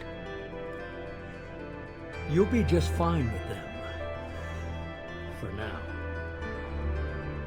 Is this a volunteer job, or am I being volunteered? You always have a choice, Shepard. If you don't find the evidence we're both looking for, we can part ways. But first, go to Freedom's Progress. Find any clues you can. Who's abducting the colonies? Do they have any connection to the Reapers? I brought you back. It's up to you to do the rest. Well, it seems Shepard is stuck with Miranda and Jacob for the time being, and while Jacob might be willing to follow Shepard out of respect, Miranda has shown that she's a bit of a rogue element. When we ask Miranda about whether or not she will follow Shepard's orders, Miranda kinda tiptoes around the question. I can't have anyone disobeying my commands when we get there. I know who I report to. As long as you don't do anything to betray Cerberus, I'll follow your orders. An emphatic non-committal from Miranda here. You can practically see her waving her hand at Shepard. Basically, Miranda serves the interests of Cerberus and the Elusive Man first. Shepard is merely a proxy for Cerberus' interests, and Miranda is only following him because the Elusive Man told her to do so. She's not too fond of Shepard despite all she's done for him, adopting a condescending attitude towards Shepard and all the dialogue options that we can pick. Don't worry. We'll find out what happened to those colonists. Well, at least you're confident. Let's hope it's not misplaced. Shepard can try to call Miranda out on her crappy attitude in a few different ways, but the most telling is the renegade option where Shepard tries to piss her off. What's the matter, Lawson? Worried you're not his favorite anymore? I've proven my value to the Elusive Man. Let's hope you're able to do the same. Are you naturally this bitchy, or is it just me? I have the utmost respect for your abilities, Shepard. It's your motivations that concern me. I believe in what Cerberus stands for. Only time will tell if you prove to be an asset or a liability to our cause. So after forcing Shepard to trust her and Jacob at the start of the game, she has the audacity to distrust Shepard, calling us a liability to Cerberus until we've proven otherwise. Great. On that note, while calling Miranda a bitch is funny at first, her reaction to Shepard trying to push her buttons tells us a lot about her character. Miranda is extremely professional to the point of coming up as abrasive, and doesn't allow such pejoratives to bother her. It's Miranda's arrogant attitude and her solemn belief that she's superior to everyone else in more ways than one that enables her to brush off the words of her greatest critics, being fully confident that she can never be wrong. When Shepard tries to get to know Miranda a little better as a person, Miranda interprets this as Shepard questioning her capabilities and takes that assertion rather personally. Tell me a little about yourself. Worried about my qualifications? I can crush a mech with my biotics or shoot its head off at 100 yards. Take your pick. Did you and Jacob serve together in the Alliance? No, the Elusive Man recognized my potential and recruited me at a young age. How old were you? Old enough to know this is what I wanted. I was trying to get to know you as a human being. I'm not looking for a friend, Shepard. Stay focused on the mission. Miranda, there's being professional, and then there's being a frigid bitch. Oh, but it gets so much worse from here. If the Elusive Man wasn't Shepard's #1 fanboy, Miranda would have put a control chip inside of Shepard's brain. I'd like to know more about the Lazarus Project from the person in charge. I wasn't in charge. The Elusive Man was. If I was running the show, would have done a few things differently. What would you have changed? To start, I would have implanted you with some type of control chip. But the Elusive Man wouldn't allow it. He was afraid it might affect your personality, alter your character somehow. He wouldn't let us do anything that might limit your potential in any way. Can't say I like the idea of being brought back to life with a control chip in my brain. The Elusive Man is taking an incredible risk with you. I just hope his gamble pays off. While it seems there's no way to get Miranda to change her mind, and the only way we're going to get her to open up is to prove that we're worthy of her respect. It's time to go to Freedom's Progress. Only there's one problem. Stop right there!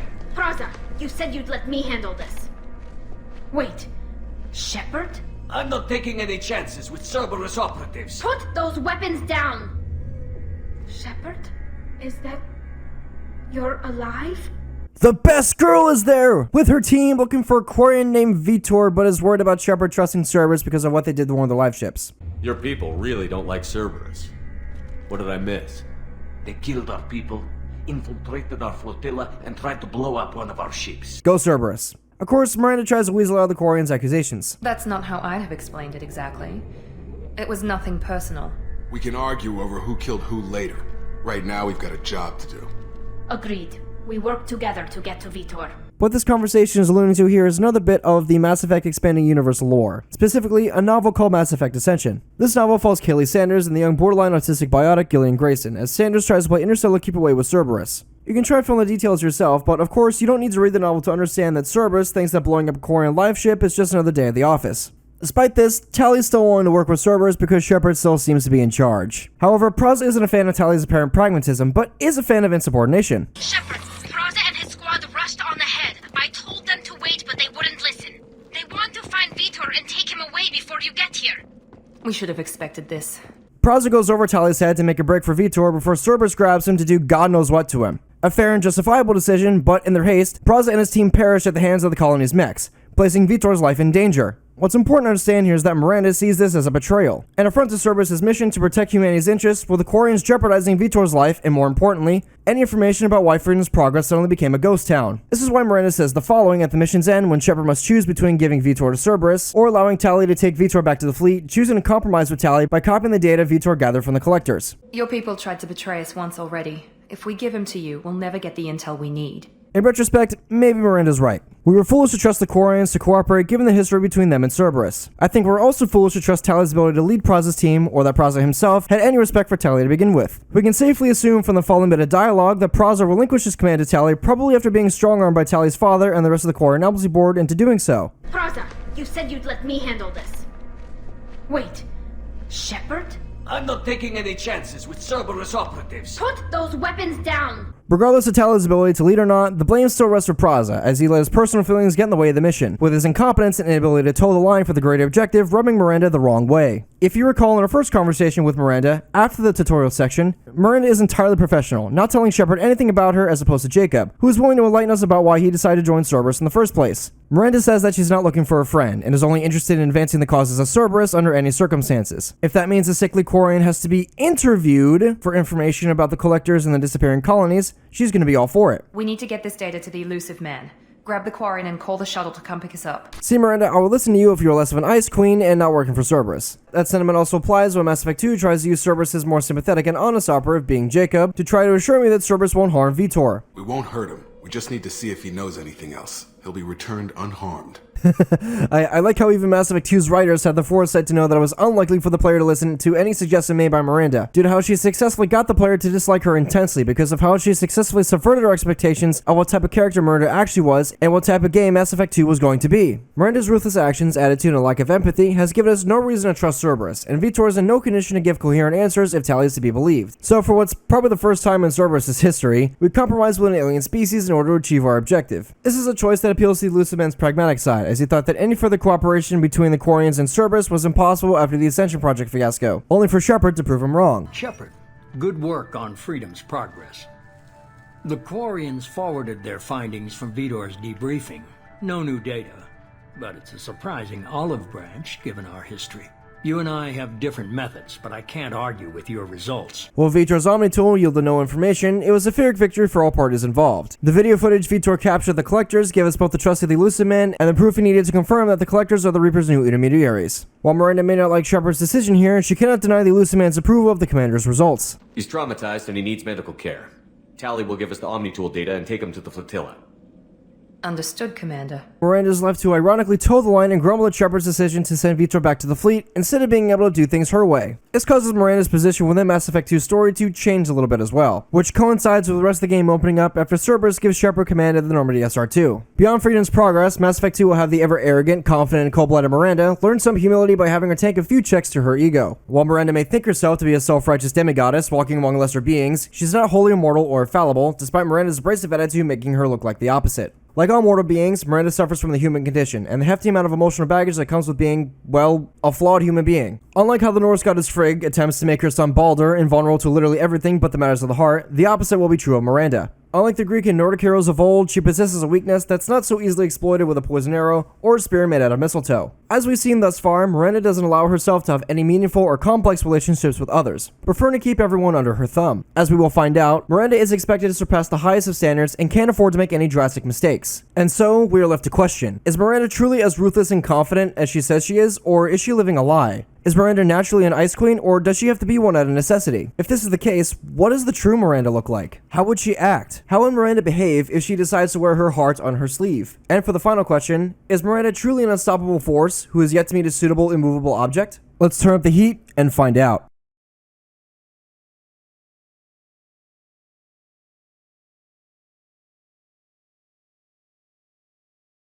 Once we're finally allowed to fly around the Terminus systems, we're finally allowed to talk to Miranda just a little bit. And because we've proven ourselves not to be a hazard to Cerberus' mission, Miranda is at least willing to answer some of our questions that Jacob wasn't able to answer earlier. In case it wasn't clear already, this is the point in the narrative where Mass Effect 2 hits the reset button on Miranda's character arc and allows for her to become slightly more likable. Mass Effect 2 does this by finally allowing Shepard to ask Miranda about Cerberus and their goals, and about Miranda's personal life as well. Again, this goes against the player's expectations of Miranda's character, where we have the rare double subversion. You'll likely come to this conversation fully expecting Miranda to be a condescending asshole to us, only for her to frankly answer our questions and be somewhat helpful. Commander, what can I do for you?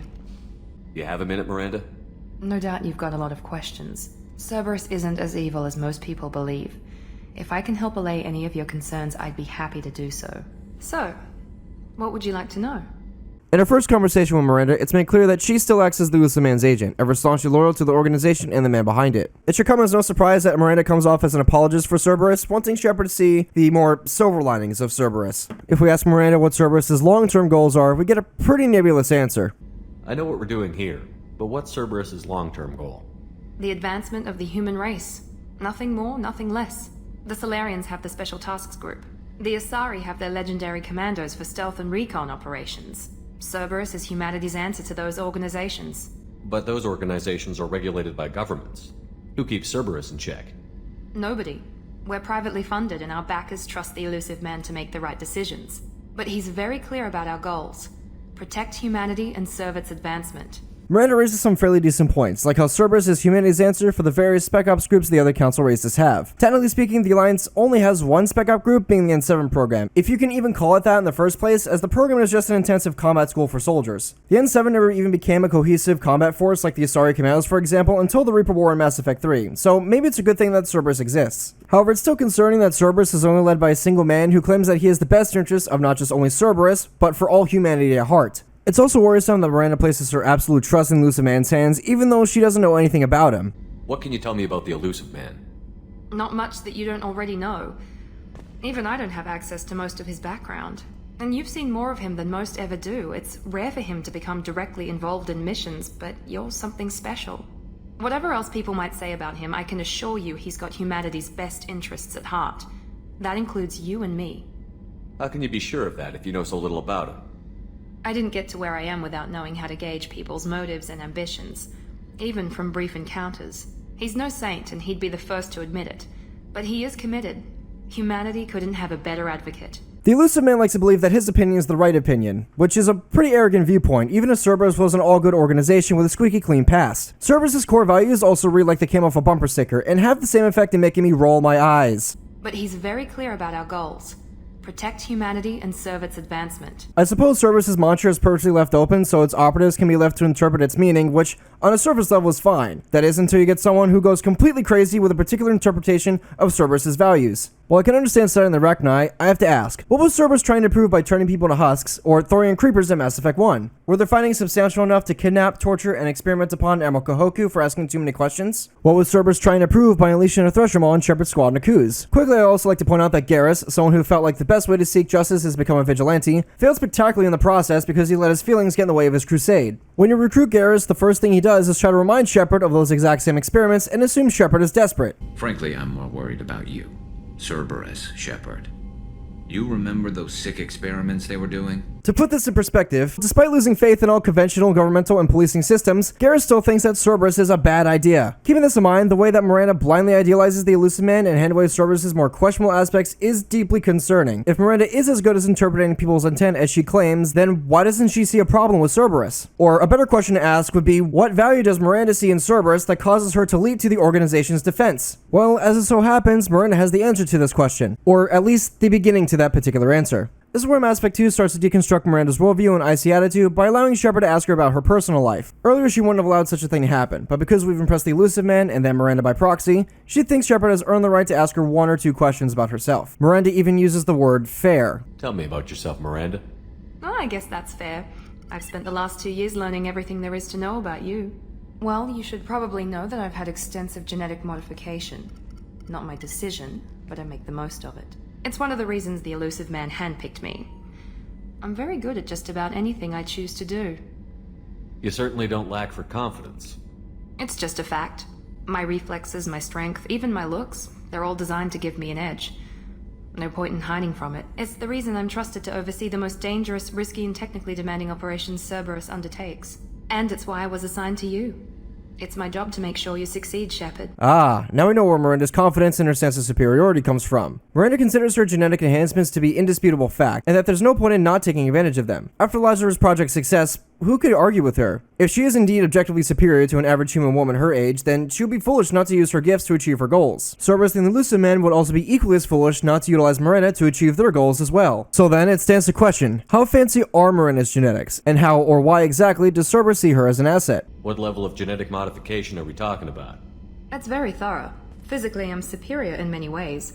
I heal quickly, and I'll likely live half again as long as the average human. My biotic abilities are also very advanced. For a human.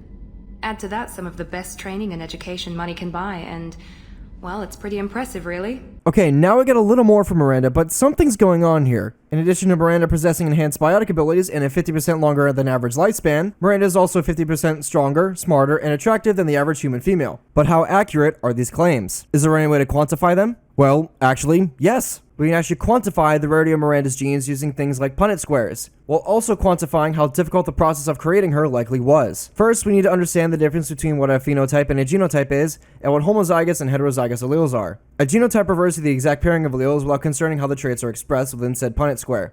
A phenotype is the physical expression of a genetic trait, such as your eye color, your hair color, whether or not you have a widow's peak, or freckles, for example. As for the two different types of alleles, a heterozygous allele is when alleles or genetic traits are different or distinct. A homozygous allele is when two alleles or genetic traits are the same. Take a second to unpack that, and we good? Great, moving on. Let's start with the basics using some Punnett squares to assess the probability of Miranda expressing certain phenotypes when compared to the average human. A normal Punnett square with one genetic trait cross looks like this, with the percentages to determine the phenotypical trait expressed. This genetic expression can determine, again, the color of your hair, skin, eyes, or even whether or not you have freckles or widow's peak in your hairline. For now, let's keep it simple and assume that this Punnett square represents the likelihood that a person would have brown eyes. For the sake of argument, the dominant traits will be expressed by the capital letter B for brown eyes, and the recessive traits will be represented by a lowercase b for blue eyes. There are three possible ways a genotype can be paired and depicted within a Punnett square, with homozygous alleles being represented by two capital letters or two lowercase letters in a Punnett square. The opposite would be the heterozygous way, with such alleles being depicted with a capital letter and a lowercase letter within a Punnett square.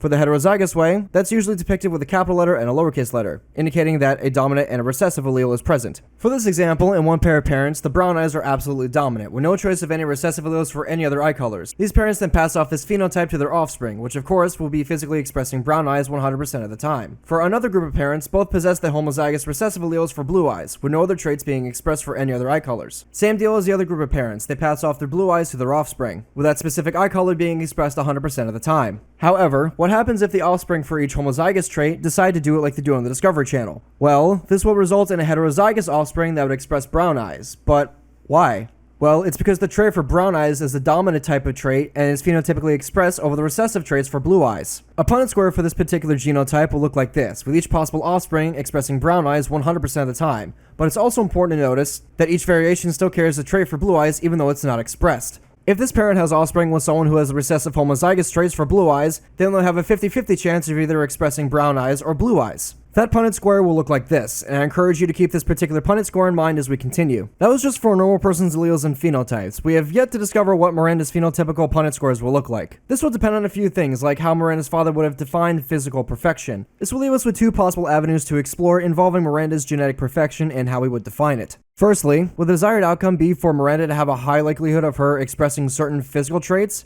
with Miranda being permitted to carry certain recessive traits as well? I got all of the recessive genes. Secondly, would the process involve the complete removal of any recessive alleles to ensure specific traits are expressed? To create you. If Miranda's father intended for the former definition to apply to his creation, then the example I used earlier would apply. Miranda would need to possess certain dominant traits that would have a high likelihood of being expressed over the recessive ones. However, that last definition is where this gets very complicated. If the intention was to start a dynasty composed of genetically perfect human beings, then Miranda's father would need to find candidates that possess no traces of any heterozygous traits. This would necessitate that Miranda's father would need to find a donor that expressed completely dominant traits with a 0% chance to have Miranda express any amount of recessive traits and then isolate them. This would call for the isolation of homozygous traits and the complete elimination of heterozygous traits. If Miranda's father failed to isolate the recessive traits, then Miranda's offspring could become carriers of recessive genes, thereby being genetically imperfect, I suppose.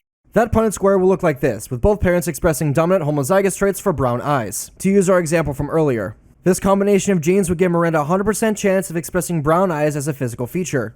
Again, isolating these traits would be a very difficult thing to do, as by Mass Effect 2, the population of Earth would be about 11.5 billion people. That's also discounting the amount of humans that are, say, occupying human colonies out in the terminus systems that we visit throughout the game, like Horizon, Freedom's Progress, and other colonies like that. This problem will also be magnified with the fact that people have been around, as it were, making babies with different people from around the planet, inheriting different genetic traits that are passed on through their offspring. We would basically need to search through the entirety of the human gene pool to find specific bits of genetic material to guarantee that only dominant homozygous phenotypes are expressed within Miranda. For now, let's just keep it simple and just focus on, say, Miranda's physical features that are easy, like, say, her eye color and hair color. We'll get a bit more complex as we go. Just hold on to your pants. Given how 70 to 80% of most humans have black hair or brown eyes, this task will be the easiest part of designing Miranda's phenotypes and why she likely expresses those colors in the first place. It is said that darker hair, skin color, and eyes absorb UV radiation better than other colors, which, if that's true, is why most of the human population physically expresses this color. While finding homozygous traits for Miranda's physical features such as her hair color, skin color, and eye color might seem like a daunting task at first, this gets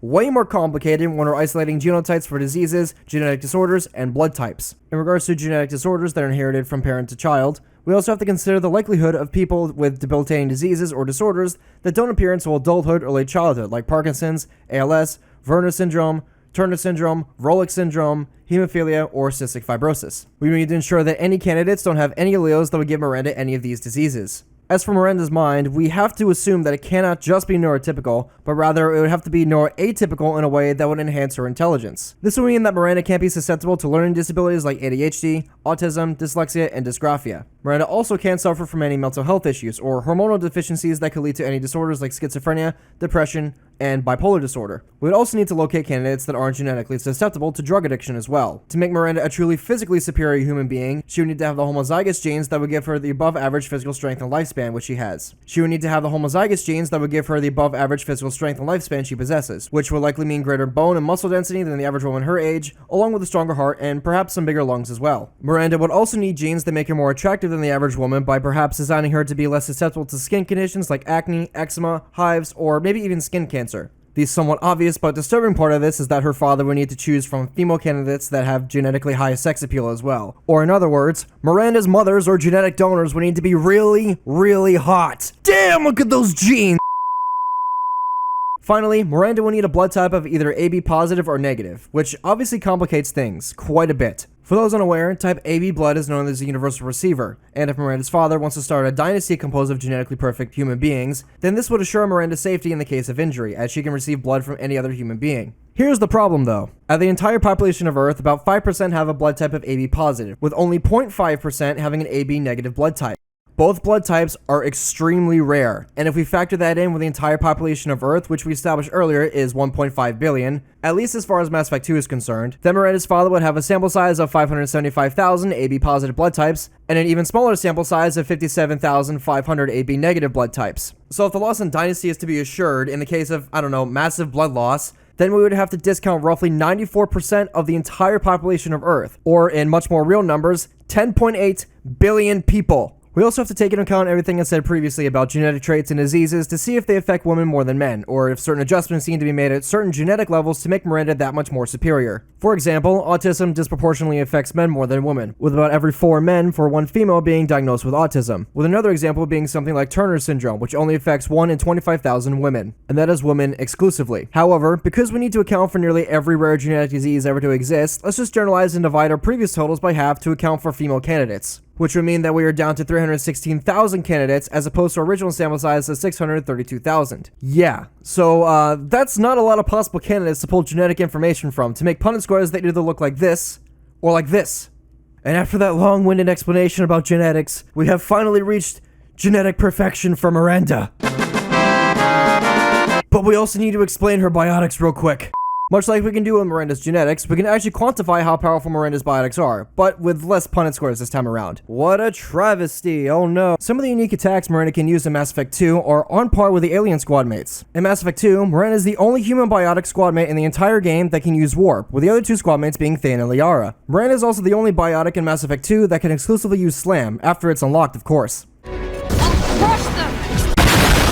The real kicker is in Mass Effect 3, but to understand why, we need to talk about Kaidan for a second. As far as Miranda's advanced biotics go, there's actually some evidence to support that Miranda's abilities are indeed above average for a human. As some of you may know, Kaidan was one of the first humans to be fitted with an L2 biotic amp, which tend to be a bit temperamental. These amps are often faulty and have a whole slew of side effects ranging from migraines to crippling psychological issues. Kaidan came out relatively unscathed, but in Mass Effect 3, after he gets his head slammed into the side of a shuttle, his biotic amp gets rattled, causing it to behave strangely due to the head trauma. If Shepard talks to Kaidan aboard the Normandy after the Citadel coup in Mass Effect 3, Kaidan will unlock the ability to use Reeve. This is highly unusual for quite a few different reasons. Let me explain. Kaidan will be the only squad mate in vanilla Mass Effect 3 that can use this biotic ability. The reason why I'm mentioning this is that Reeve was originally implemented in Mass Effect 2 as a biotic power that only our favorite Sorry Justicar Samara could use. This implies that Reeve is a very difficult, if not impossible power to use in Master for anyone but Asari, who've had hundreds of years to learn it. If this translation from gameplay skills to character development is indeed true, that means that Kaiden's biotic abilities are on par with an Asari Pirate Queen who's lived for 900 years, and an Asari Justicar who's lived for about 600. This implication is also supported by the fact that in Mass Effect 3, Samara and Arya T'Loak are the only other squad mates that can use Reeve naturally without any prerequisites or head trauma. Well, actually that's a lie. I should have clarified and said Asari squad mates. There are 3 squad mates in Mass Effect 3 that can use Reeve naturally, with Arya and Samara being 2 of the 3, with the third being our genetically perfect booty queen, Miranda.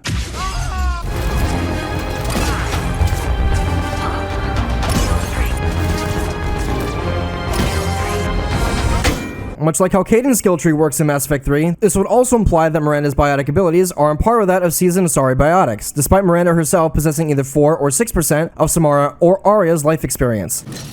I mean, at this point, you can basically call Miranda a diet Asari. I mean, come on guys, it's right there. The clear sex appeal, the willingness to invest large amounts of time into a project that won't pay off for many years, and the near unlimited biotic potential? I mean, come on, the only thing she's missing at this point is some blue skin. Miranda definitely wasn't lying about her capabilities. That's some pretty insane stuff. It's pretty clear that Miranda has the edge over her competition, human or otherwise. These are quite the benefits, but again, something's very wrong here. Miranda keeps making some grandiose statements and then walking it back by saying she's limited by her being human. This is a strange thing for the normally confident Miranda to say, and while she might be speaking from a place of logic, Miranda did just say that she's good at almost everything that she does. So why is she choosing to diminish her abilities and accomplishments, despite knowing that she can basically do anything with her gifts? Sounds like you were designed to be perfect.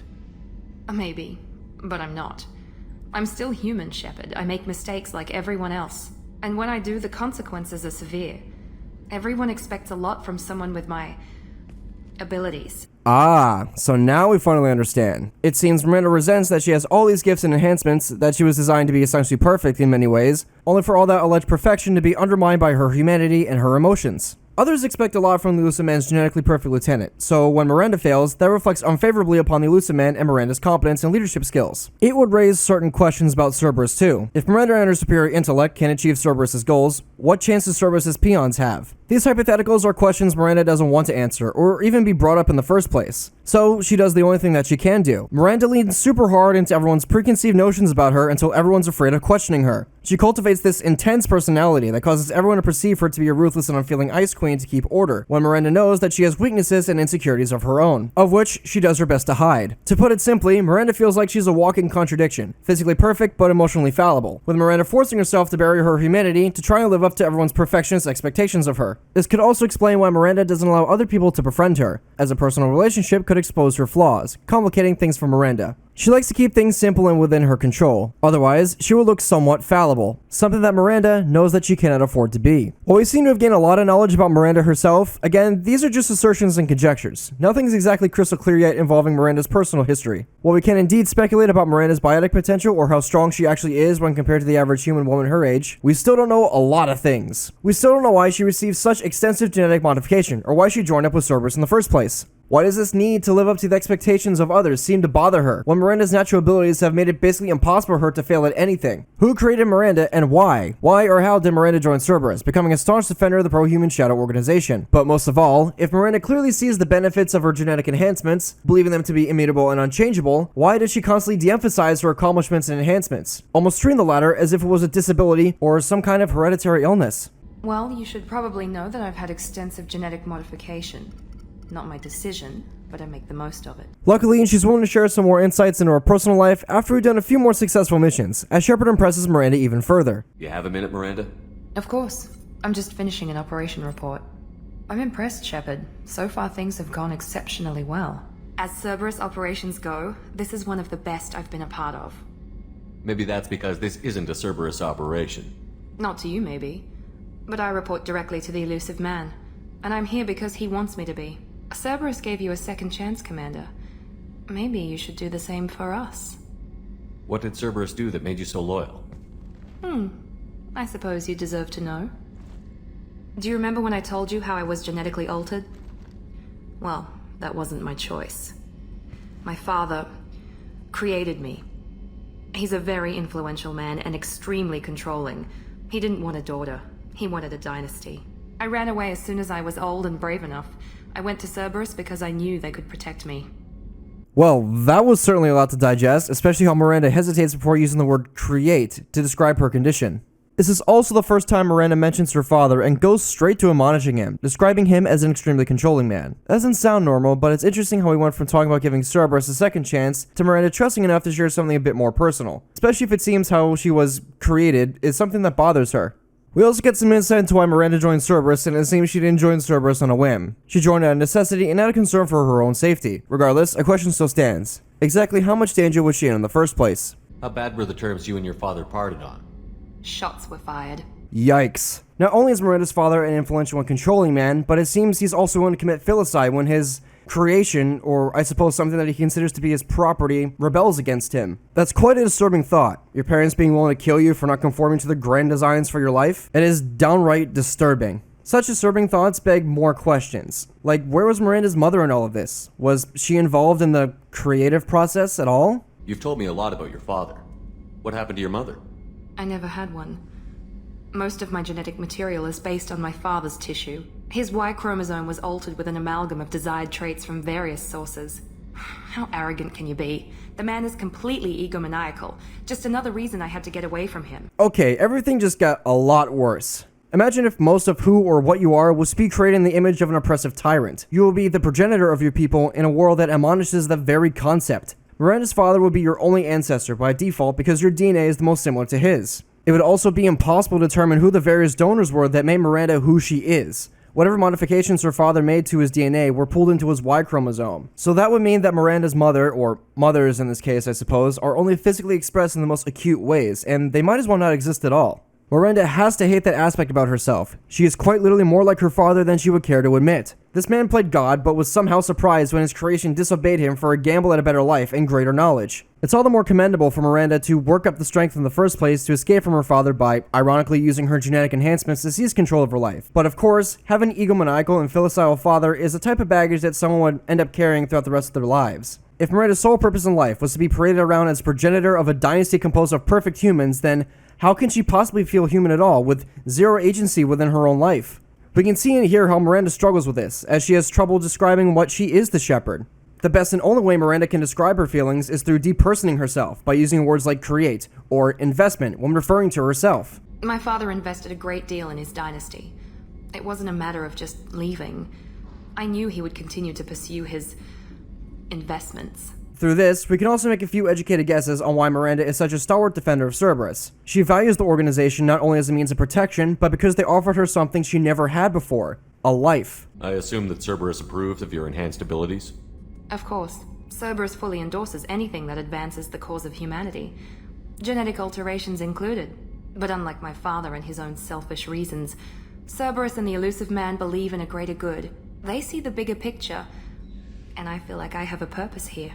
If we back it up a little bit, we can now understand why Miranda offered to alleviate Shepard's concern involving Cerberus. Cerberus has given both Shepard and Miranda a second chance to do something meaningful with their lives. Let's deconstruct that thought for a second in respect to Miranda's perspectives involving Cerberus and her life experience.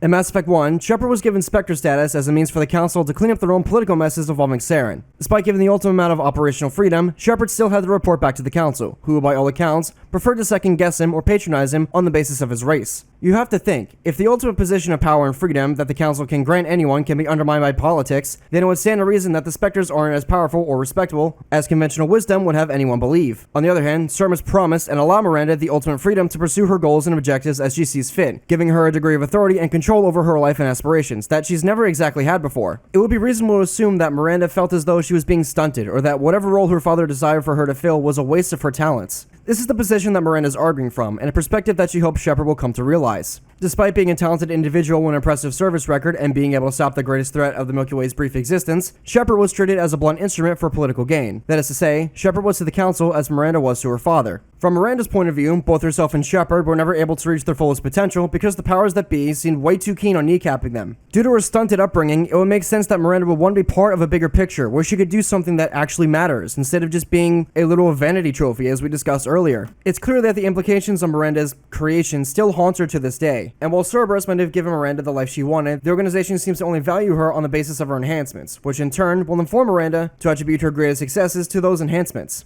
Ironically, in seeking a better life and some amount of self-determination through working for Cerberus, Miranda's skills have become just another tool in Cerberus' drawer, or at least she acts like it. The end result of this thought process is a vicious cycle, with Miranda having massive self-esteem issues as she struggles to find her place within the world. You talk about yourself like you're just a tool to be used. By your father? By Cerberus? Maybe. I like to know where I fit in the world. It helps me find meaning in how I was created. You are who you are, Miranda. You don't need to make excuses for it. That's easy for you to say. We've both been engineered for greatness, Shepard.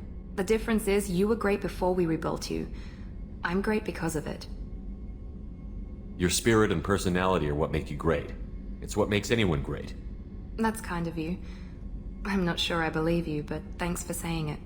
And there's the final nail in the coffin. Miranda feels as though it's her greatest successes, but not her personality, that help her find meaning in her creation. She never had a decent father who showed her any amount of affection, and her mother was an amalgamation of chromosomes and nucleic acids. She never had anyone to model her life after, being denied the ability to lead a proper and full life under her father's thumb, or while working for Cerberus. To put it simply, Miranda doesn't know who or what she is beyond how others choose to value her. Miranda is quite literally not comfortable within her own skin, as she simultaneously despises her genetic enhancements, while bitterly acknowledging the fact that her fancy genetics are the only thing about herself that she can objectively quantify and measure to maintain an acceptable level of self-esteem. Once again, we can see the vicious cycle of self-esteem that Miranda's stuck within begin to work its magic once again. To use Miranda's analogy, Shepard was resurrected because he was a symbol of humanity's best and brightest, despite his flaws and checkered history. His perseverance through failures and impossible odds is what made Shepard the man and the hero he is today. It's how he got tapped for the Spectres, and part of the reason why Cerberus spent billions of credits to revive him. Shepard grew into this role he currently occupies, but for Miranda it was quite the opposite. Miranda was grown and created to fill a role that was made especially for her, being given no other options but to either resign herself to play that role, or to throw it all away for an uncertain future.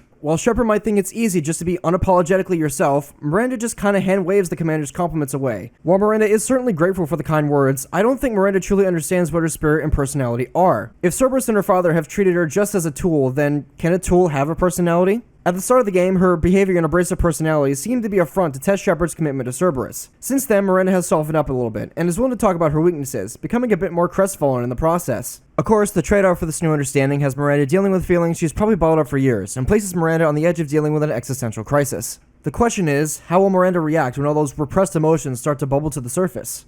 Let's find out.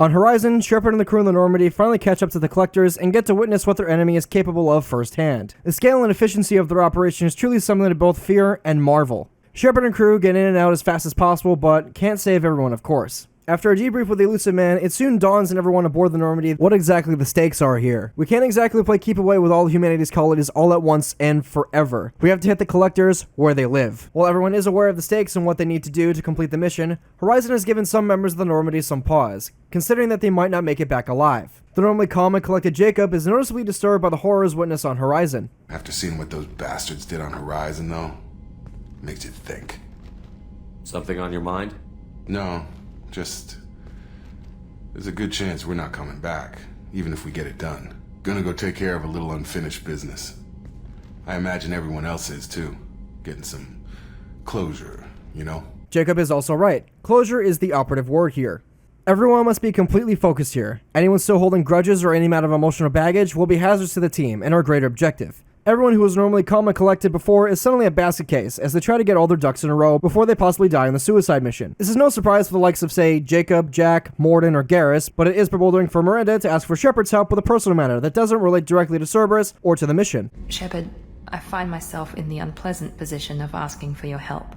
I don't like discussing personal matters, but this is important. As we can see, talking about personal matters is something that bothers Miranda quite a bit, and even extends to her asking for help on a matter that doesn't pertain to the mission. So it's reasonable to ask, why? Why does Miranda consider asking for help to be something unpleasant or something to be ashamed of? Well, if you remember what we talked about earlier involving Miranda and her fancy genetics, you'll recall that Miranda attributes her competence and her self-esteem to her skill set. It is quite literally how Miranda finds meaning and value within her own life. She possesses a certain level of skills that literally no one else has. While Shepard can do his best to reassure Miranda that she need not be so crestfallen all the time, she still doesn't quite believe it, but appreciates the kind words. The same thing is sort of happening here at the beginning of this conversation. We all know that Miranda is very capable, and we know that this dialogue is the intro to her loyalty mission that involves Miranda defending her sister. But for some reason, Miranda feels like she can't handle this by herself. This leads to Miranda becoming somewhat frustrated and guilty that she might not be able to keep a level head and rescue her sister. Herein lies the core issue and the source of Miranda's shame. She's tried to stay detached from others out of fear of exposing her insecurities to the world, but with her twin sister, that is an impossible task, even for Miranda to do. We also learned that Miranda didn't just selflessly join Cerberus out of spite for her father. She did it to protect her sister from harm. I have to imagine a younger Miranda conversing with the ever-pragmatic elusive man about working for Cerberus who, once again, saw Miranda as a unique asset. It would be a win-win situation. Miranda's sister gets lifelong protection courtesy of Cerberus, with the elusive man securing Miranda's loyalty as one of Cerberus's best operatives. As we can glean from some dialogue in this very conversation, Miranda wanted her sister to have as normal life as possible, which included her twin not knowing Miranda even exists. It's a rather extreme solution that has Miranda serving more as a phantom guardian angel, but perhaps is for the best given the circumstances. This way, Miranda's sister gets to live the life her twin never could, one that's free of the influence of her egomaniacal father, while her sister toils away for Cerberus's gain. It's a mutually beneficial partnership, and perhaps this is also the angle that Miranda is expecting Shepard to approach within this conversation too. Miranda is expecting a mutually beneficial partnership where all involved get something out of working together to defend her sister. She doesn't understand, or at the very least, isn't familiar with the concept of someone helping her out with no strings attached. Miranda rationalizes every interaction she has with another person as a transactional process, with the currency being trust and competence. As he did before, Shepard must once again put Miranda at ease, and assure her he's going to help her out of the kindness of his heart, without expecting any kind of kickbacks. Miranda, you're one of my crew. Tell me what's on your mind. With all that being said, let's show Miranda what a true friend looks like, and head to Ilum to make sure her sister avoids falling into the clutches of her father. My contact's name is Lantea. She'll be waiting for us in the lounge near the Nos Astra docking bay. Ms. Lawson, I'm glad you've made it. We've had a complication. What happened? Is Ariana alright? She's fine, but you listed a man named Niket as your trusted source. He contacted me, warning that your father has sent Eclipse mercenaries to make a sweep. He suggested that the mercs might be watching for you personally. He's offered to escort Oriana's family to the terminal instead. Well, it would still seem Miranda is being somewhat cagey by withholding some amount of information for us. While Miranda does seem to trust this Niket character, we don't know who or what he is. Miranda does fill us in by saying that Niket is a good friend and that they both go way back, with Miranda trusting Niket enough to escort her sister to safety personally. Miranda even trusts Niket enough to give him her family's flight itinerary. Have Niket escort the family to the shuttle.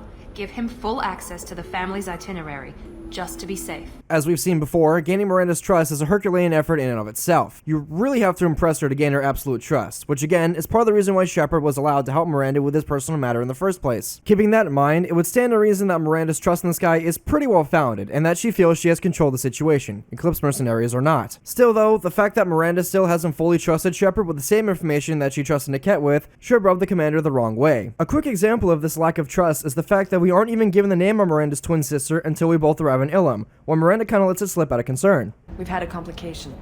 What happened? Is Ariana alright? Niket has earned his place as Miranda's most trusted contact, but we still don't know why or how, as Miranda's still keen on keeping information on a need-to-know basis. You didn't mention anything about Niket. He's a friend.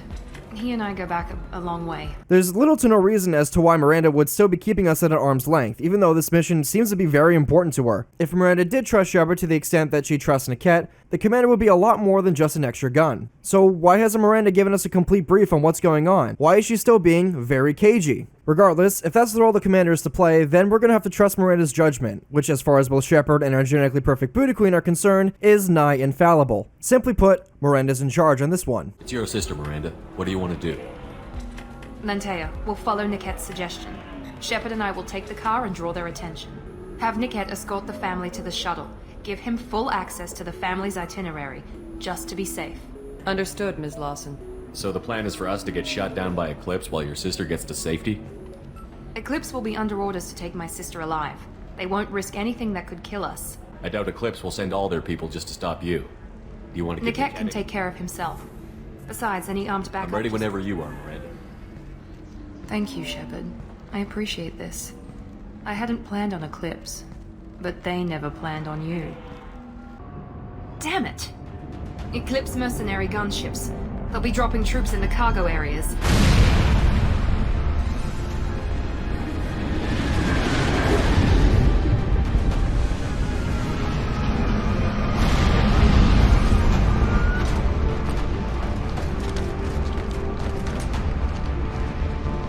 Put us down in that cover behind them. Let's hope they really do want to take us alive.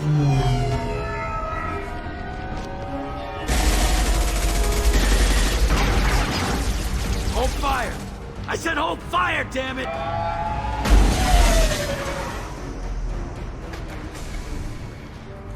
I got this.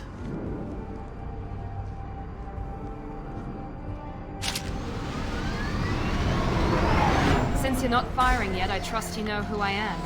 Yeah, they said you'd be in the car. You're the bitch that kidnapped our boss's little girl. Kidnapped? This doesn't involve you. I suggest you take your men and go. Think you've got it all lined up, huh? Captain Inyala's already moving in on the kid. She knows about Niket. He won't be helping you. What do you mean Niket won't be helping us? Nothing you need to worry about. Nobody's gonna get killed unless you do something stupid. You walk away now, the girl goes back to her father, and everybody's happy. Everybody but my sister. And me. Wait, Miranda, you said she was your twin sister. That what she told you? No, this crazy bitch kidnapped our boss's baby daughter. He's been looking for her for more than a decade. It's complicated, Shepard. We share the same DNA, just not the same birthday.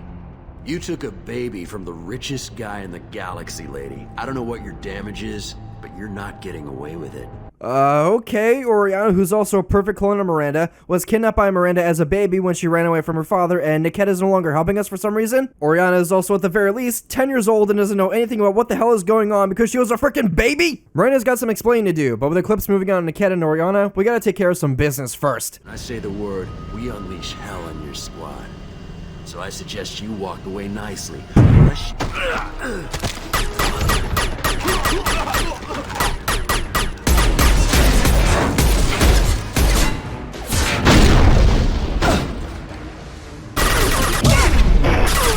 Come on, we need to get to Niket.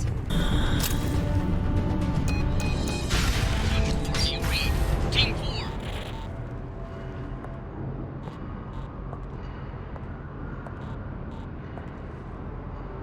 Hang on, I've got one of their radios. I'll patch us in, see if I can get an idea of what we're up against. Shepard, I think I owe you an explanation. Only after clearing out the warehouse, Miranda finally wants to catch us up to speed. It may not look like it, but this is a small bit of character development for Miranda, as she actually takes the time to level with Shepard about what just happened. Normally, Miranda's opinion is the only one that matters, and you'd think she'd continue stringing along Shepard despite the fact that she may possibly have kidnapped the child. In this conversation, it's made clear that the heart of our proverbial Ice Queen has thawed quite a bit since we first met her. If you'll recall from the start of the game, the only kindness that Miranda expressed was when Shepard regained consciousness, with a kindness only manifesting as good bedside manner. Miranda now stands in absolute contrast from where she started, and we're not even done with her loyalty mission yet. This new and more personable Miranda isn't arrogant or defensive about her decisions involving her sister, but instead tries to get Shepard to understand her position, however difficult that might be. She makes it crystal clear that she wants Shepard to understand the situation more as a person, and not just another hired gun. She wants to explain to Shepard just what the hell is going on because she feels she owes the commander a decent explanation with no strings attached. Miranda even goes as far to apologize for being cagey in the first place, which surely has to be a rare thing for her to do. Why didn't you tell me that we were saving a kid? She's not a child. She'll be 19 this year. But, well, it didn't seem relevant at the time, I suppose. There are people who'd use her against me. I'm very protective when it comes to Oriana. I'm sorry I didn't trust you sooner.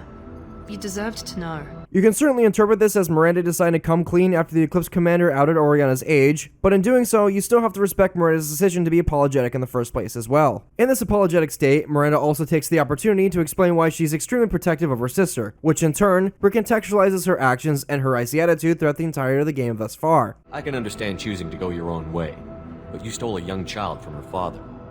If you knew my father, you would understand. I wasn't the first one he made, I was only the first one he kept. I was brought up with no friends, pushed to meet impossible demands. I wasn't a daughter to him. I don't know what I was. Oriana has had a normal life. I made the right decision. It is here where we understand Miranda's hands-off policy in regards to her insistence that Oriana lives a normal and full life. In addition to the several questionable purposes that Miranda was created for, it's important to note that she's not her father's first and last attempt at whatever genetic perfection is to him. Miranda was the first out of many of her father's creations that he kept, and even after Miranda became as close to perfection on both a genetic level and an intellectual level, she still wasn't good enough, necessitating that she needed to die on her 16th birthday. The implications this has on Miranda's life have to be pretty gruesome. Upon learning the truth of her existence, she has to deal with the fact that she's the product of countless murders in some mad pursuit of arbitrary perfection that has to weigh heavily upon her conscience. She has to know that for her to even be alive or to exist in the first place, tens of her sisters had to be killed before her. Though it's not clear why Miranda needed to be superseded by Oriana, at least in this particular conversation, it's the implications of how her father created and raised his children that are almost as equally disturbing. You guys remember that conversation your crew has in Mass Effect 1 on Noveria with the Arachnite Queen?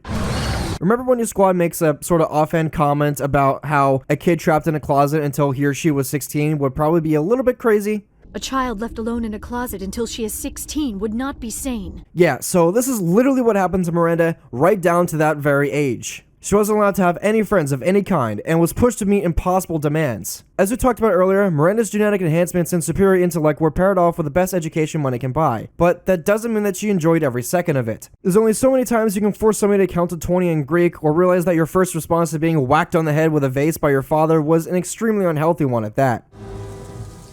Junior? Yes, sir. Speaking of unhealthy relationships, we need to talk about Miranda and Oriana's age real quick. While we have a sparse understanding of Miranda's upbringing, we can glean a little bit more about the reasons for her creation by looking at the events that occurred within the Mass Effect timeline that ran parallel to Miranda's upbringing. First, we have to find out when Miranda was born, which I've never actually bothered to look up until now. I wonder how old she is. Okay, wait, hold on. She was born in 2150, which means that she's 35 in Mass Effect 2? So Miranda was born a year after humanity discovered that Pluto's moon Charon was a dormant mass relay, with Miranda's birth still predating Shepard's birth by 4 years, predates the founding of Arcturus Station by 6 years, predates the first contact war and the subsequent founding of Cerberus by the Elusive Man by 7 years, and the development of L2 Biotics by 17 years. This also implies that Miranda could have been part of Cerberus for maybe about 20 years or so. That's almost half of Miranda's life. That tenure at Cerberus is certainly impressive, but there's something more at play here. If we consider Miranda's birth year, Miranda was born in quite the turbulent time for the human race, with Miranda being only 7 years old when the first contact war broke out, and humanity found out that they weren't alone in the galaxy. As I've discussed in the previous episode of Dichotomy of a Character involving Mass Effect / Williams, humanity had to adapt and overcome to an extraterrestrial enemy that was inherently hostile, in what was technically humanity's first space battle. I talked at length about the first contact war and the implications that humanity had to deal with as the new kid on the block within this galactic community that's existed for thousands of years. If you want more details, links in the description to that particular video. However, you don't have to watch that particular video to recognize the palpable fear and anxiety the Turians caused by firing upon the garrison at Shang-Chi without a legitimate casus belli to the humans, as the new kid on the block. There had to have been a fear amongst all humans, losing to what was at the time the greatest threat of our brief existence. Just as humanity was dreaming about reenacting science fiction, those same dreams were almost immediately threatened by imperialist aliens from among the stars. As Mass Effect 1 clearly demonstrates through almost every single senior officer within the Alliance Navy, that anxiety clearly permeated and then persisted through the lives of everyone on Earth at the time, especially with their sons and daughters. It would stand to reason that Miranda's father was no exception to this rule. He had to be panicking about the future of his dynasty at this point. This anxiety can also be proven with Miranda mentioning that her father donated generously to Cerberus before, of course, she joined the organization. Mr. Lawson would have to hedge his bet somehow, with the fear of an extraterrestrial invasion driving these donations to Cerberus, and how he likely rationalized his nigh abusive relationship with his daughter, or creation, however you want to phrase that. The logic Mr. Lawson had to have for this nigh-abusive relationship with Miranda to exist in the first place was likely along the lines of him wanting to have an ace in the hole, with the Lawson bloodline being the answer to extraterrestrial imperialism. This also may imply that Miranda's father may have needed to jumpstart his dynasty a bit earlier, which would also imply that Miranda was one of the first creations that he kept out of necessity. To put it simply, Mr. Lawson settled for Miranda. Miranda being raised in the first place was a compromise in and of itself, and her father would have had to push hard to make up for her shortcomings that he couldn't program into her bloody DNA. He needed to make Miranda the best fighter and the most intelligent human being he possibly could, despite the vessel being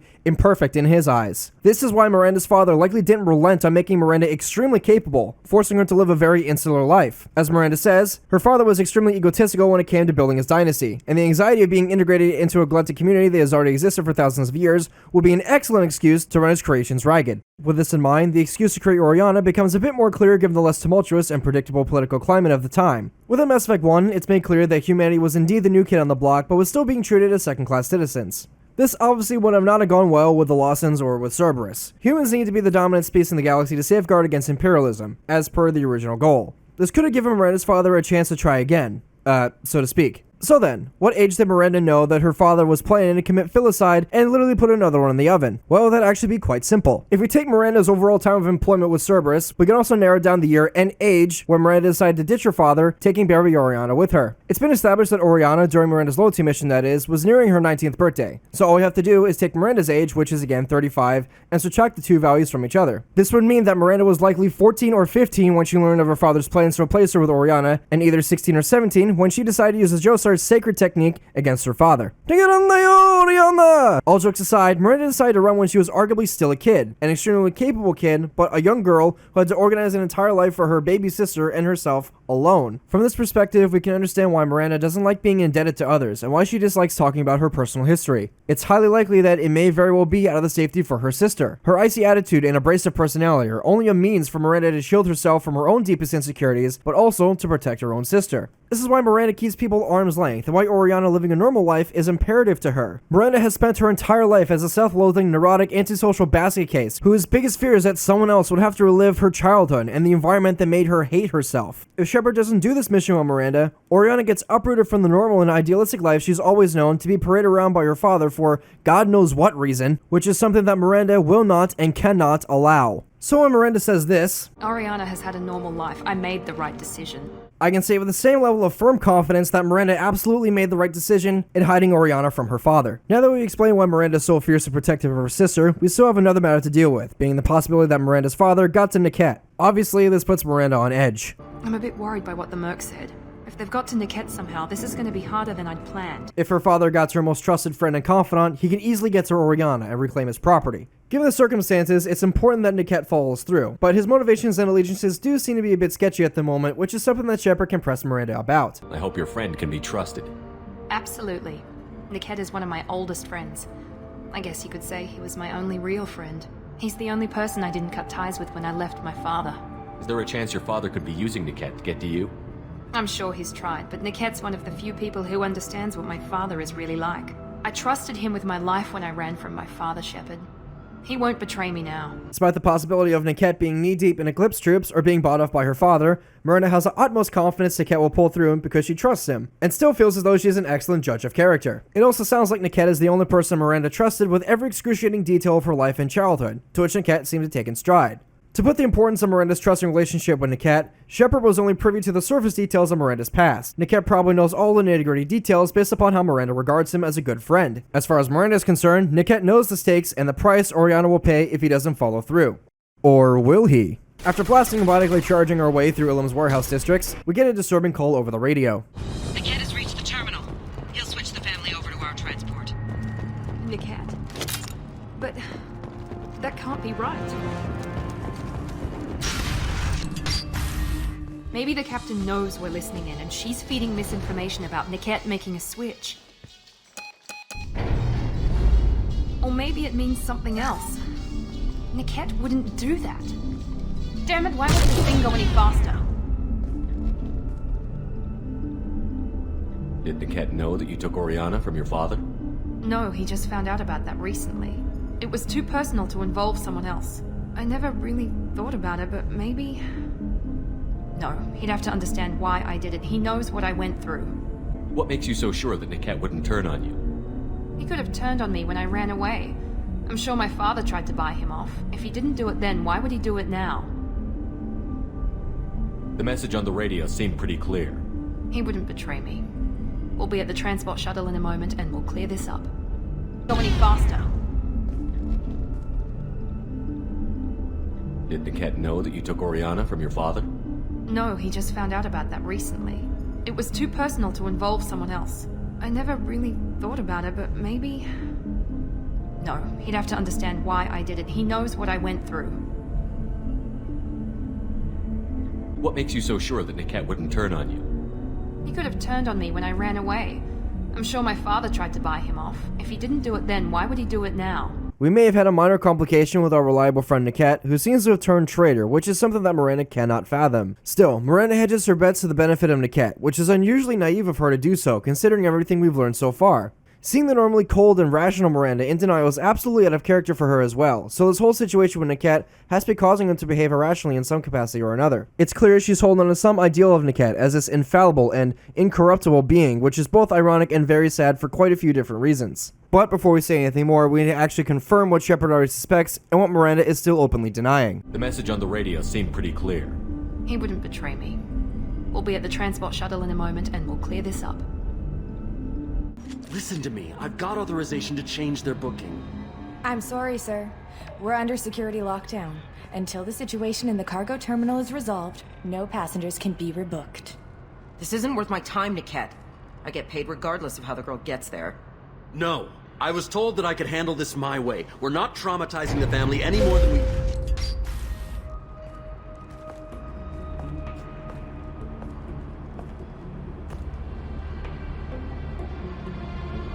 Miri. This should be fun.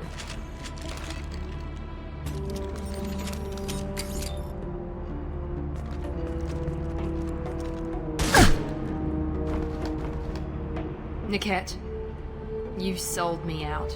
Well, it seems everything we suspected about Niket was true. He was working with Eclipse to undermine Miranda's efforts to protect Oriana. Before Shepard and Miranda walked in, it would seem that they're both in a bit of a scuffle, which we'll talk about in a second, of course. As for our two options here on the dialogue wheel, we can suggest that Miranda should just straight up kill Niket. After all, he did step out of line and actively sought to undermine Miranda's greater objective. It certainly is an option that exists, and is in line with the renegade mentality. But this decision doesn't take into account two very important things about Niket and Miranda. Firstly, if Miranda really wanted to kill Niket, there was nothing stopping her from doing just that, so why didn't she commit? This can best be contrasted with Miranda's killing of Wilson at the start of the game, where she gunned him down without hesitation despite their working history. So it stands to question, why is Niket different? It could be as simple as Miranda wanting some answers, as opting to kill Niket doesn't allow him to explain his betrayal, or it could be something a bit more complex. The simplistic interpretation doesn't work, as Miranda doesn't allow Wilson to explain himself before she kills him because, again, Miranda can never be wrong. The more complex interpretation is that Miranda doesn't know who Niket is anymore, and isn't quite sure how to judge him. To understand Miranda's confusion, we need to back it up just a little bit. First, let's break down the following rhetorical question Miranda poses to Shepard, and I suppose to a certain extent, the player. What makes you so sure that Niket wouldn't turn on you? He could have turned on me when I ran away.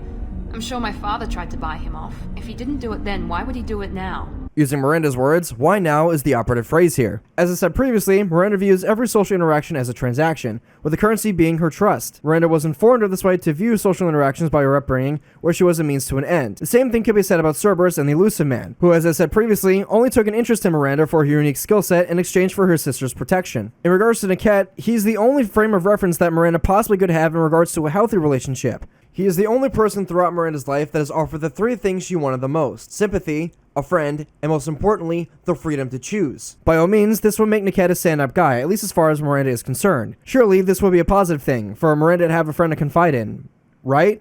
Good guess, but actually no. In fact, it's all thanks to this.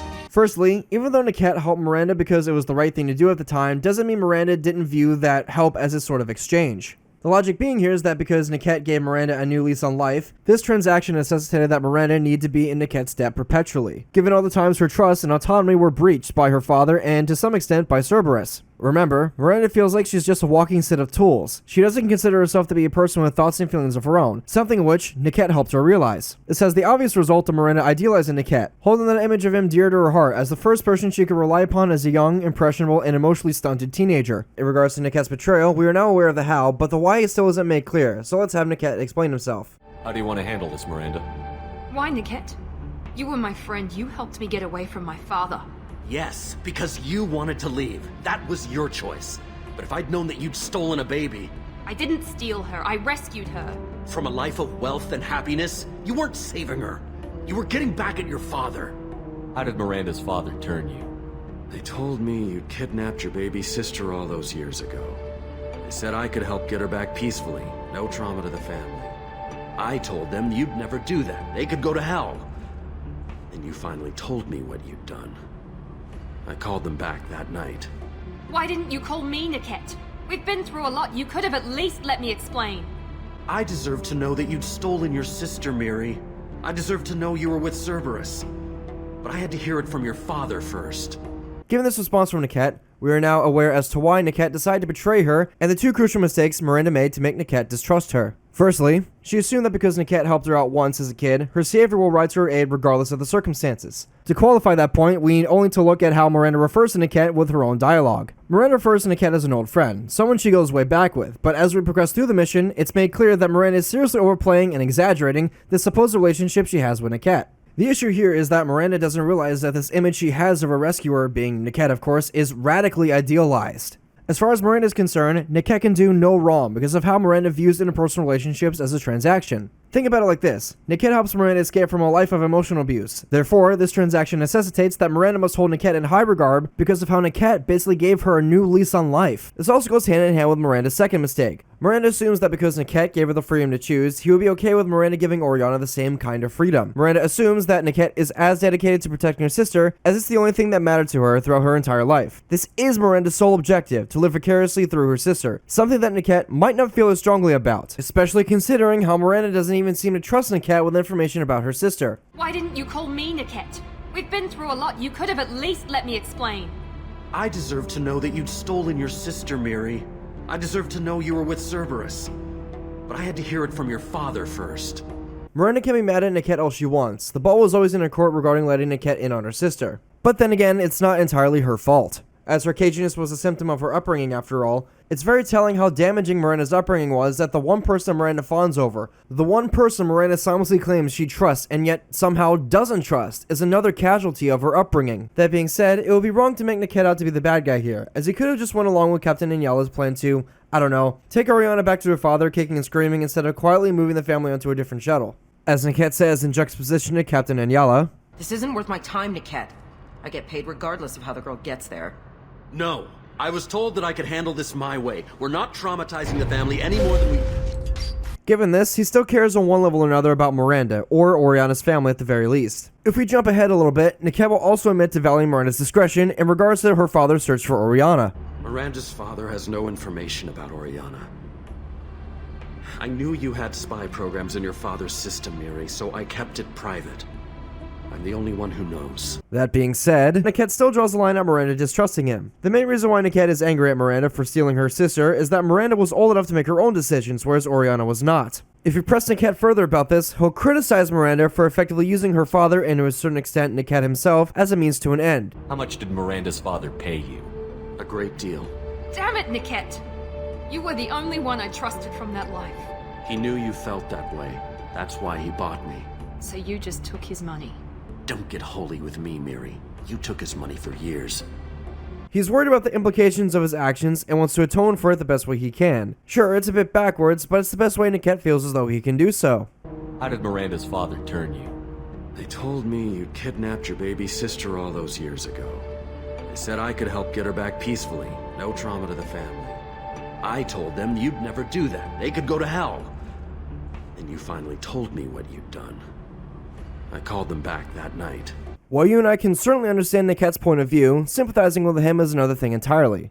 It's pretty clear that Niket's conscience, and perhaps his greed to some extent, is getting in the way of Oriana's best interests and ignoring Miranda's best wishes for her sister. He seems to be conflating that a life of privilege and wealth will yield a happy life for Oriana, which as Miranda knows, is wrong from personal experience. Too often I hear victims of emotional abuse having their struggles minimized by people who just can't understand or choose not to understand that form of abuse. In Miranda's case, Niket plays the role of an enabler who's pulling from his own personal experiences of being poor to justify taking back Oriana instead of pulling from Miranda's years of abuse. Her father can still give her a better life.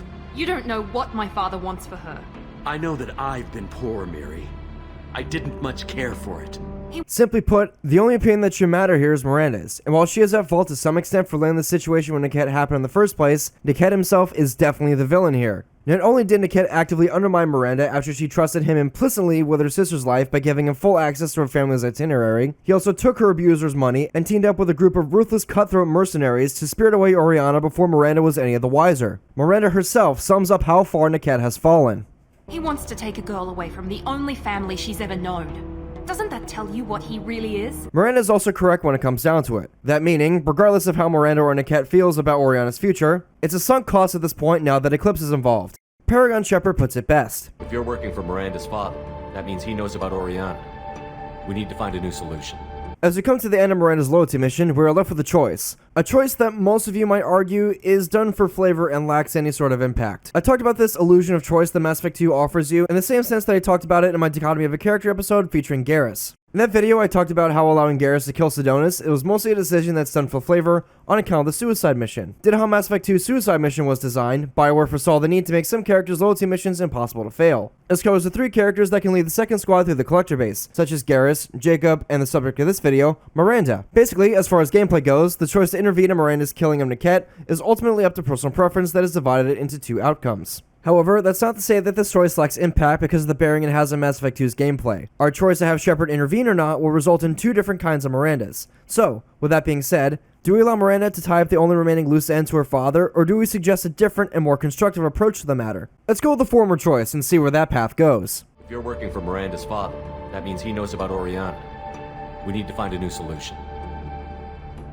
Miranda's father has no information about Oriana. I knew you had spy programs in your father's system, Miri, so I kept it private. I'm the only one who knows. Which means that you're the only loose end. This isn't how I wanted it to end, Niket. I'm going to miss you. Figuratively speaking. I was tired of talking anyway. So was I. After dispatching Niket and throwing Captain in Yellow all the way across the room with her biotics, Miranda is back to her normal hyper-competent badass state full of cold confidence and dry quips, like how she was first presented to us at the start of the game. As I said earlier, this is in line with the renegade mentality. Miranda is willing to kill her oldest and only friend to keep her sister safe. However, that doesn't mean that Miranda was okay with it. After clearing out the warehouse and the rest of Eclipse, we can ask Miranda how she's holding up, and the answer is, not quite good. I can't believe Niket sold me out. I didn't even see it coming. Even with all your upgrades, you're human, just like the rest of us. But I let it get personal and I screwed up. Why did he make me kill him? He could have run. He could have lied about having the data stored somewhere. But he just stood there. The only loose end. He knew what I'd have to do. Even though Miranda's trying to keep it together, her killing Niket really did mess her up. Shepard can try to assure her that she couldn't have anticipated her oldest and bestest friend undermining her. They're kind words to be certain, and the commander is ultimately correct. But as it was before, Miranda feels like she could be better. She needs to stay on top of the situation and act rationally for the sake of her sister. But as Miranda puts it, but I let it get personal and I screwed up. That's also not to say Miranda's put this whole situation behind her either. Immediately after she admits to screwing up, she tries to rationalize why she killed Niket. Or as Miranda would probably say, why didn't Niket just stand there menacingly and refuse to defend himself? Well, the obvious answer is that Miranda didn't really give Niket a chance, and to a greater extent, herself a chance. As for the latter, Miranda was so focused on protecting her sister no matter what, that she didn't give herself or Niket an out. This entire conversation we're having Miranda inside this elevator after wiping out Captain Inyella and the rest of her Eclipse mercenaries is Miranda projecting her anger and frustration at Niket. Miranda is basically saying the quiet parts out loud. She's both angry at herself for seeing Niket's death as a necessary evil to the extent that she did, and she's mad at herself, not Niket,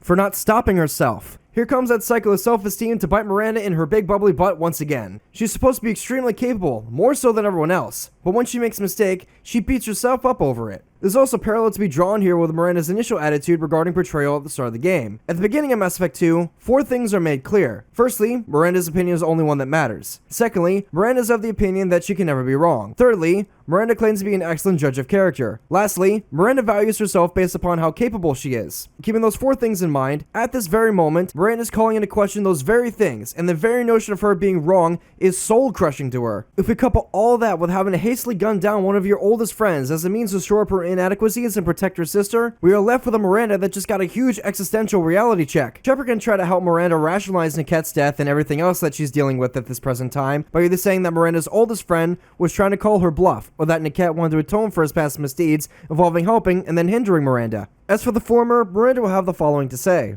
Maybe he didn't think he'd have the nerve to gun him down. No, he knew. All too well. As for the latter, Miranda will get a bit blunt and bleak. Maybe some part of him regretted what he did, and he wanted to atone somehow. You atone by fixing your mistakes, not by committing suicide. Maybe this doesn't need to be said, but I'm gonna say it anyway. These lines indicate just how jaded, conceited, and messed up Miranda has become, as Niquette's death has forced her to dig deeper and blame herself for her shortcomings, just as she's always done. As a matter of fact, Miranda goes as far as to suggest that even keeping Niquette close was her Achilles heel, an obvious weak point that her father exploited to perfection by buying her old friend off. You did what you had to do, Miranda. You're not responsible for his death. Of course I am. But it's not my fault. It's not even Niquette's, really. My father takes the blame for all of this. It's always been like this. My father gave me anything I ever wanted, but there was always a hook, an angle for his long-term plan. I threw away everything he ever gave me when I ran. Except Niquette. Weakness on my part? In viewing Niquette as a weakness, Miranda then eventually rationalizes her oldest friend as part of her past that need to be purged, a personal and systemic weakness that she can only atone for through swift and violent action. When Miranda says something to the effect of her father severely hurting but not breaking her, I honestly think she has to be lying to herself, which is something that Shepard can press her on when we're back aboard the Normandy. Within this very conversation, it's made clear that Miranda is still projecting somewhat. I couldn't have reached Oriana in time without your help.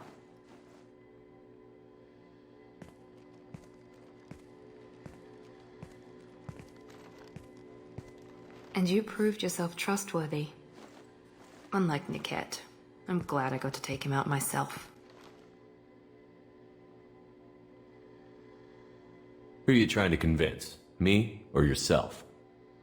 I would have liked to convince Niquette. I still don't know why he betrayed me.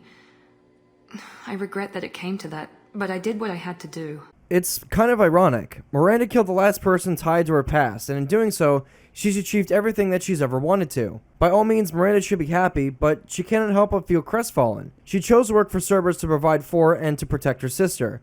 But now that she has achieved just that, I think Miranda's finally realized how lonely she truly is. Any other old friends your father might use against you?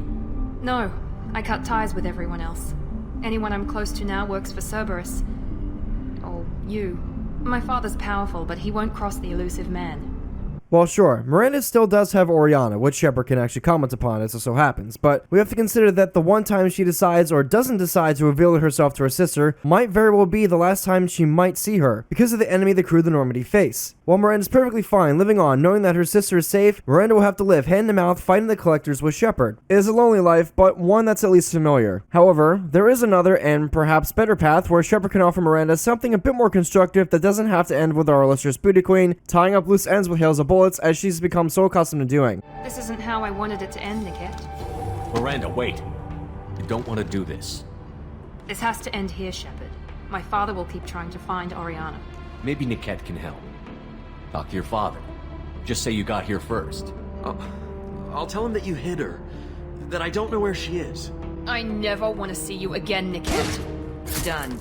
Now, if you don't mind, I have a shipment to deliver. You'll die for that, bitch! In this scenario, Shepard banks on Niquette's need to atone for both his betrayal of Miranda and himself being complacent in the kidnapping of his friend's sister twice over now. Shepard encourages Miranda to find a new solution where Niquette could just lie to Miranda's father to spare Oriana. Of course, after everything that's just transpired, Miranda wants to completely cut out Niquette from both her life and Oriana's life. It's somewhat reasonable, but before he gets to respond, Niquette is promptly cut down by an edgy Asari who thinks she's funny. I never want to see you again, Niquette. Done. Now, if you don't mind, I have a shipment to deliver. You'll die for that, bitch! The second verse is mostly the same as the first. We clear out the rest of Eclipse from the warehouse, albeit this time with a thoroughly pissed off Miranda.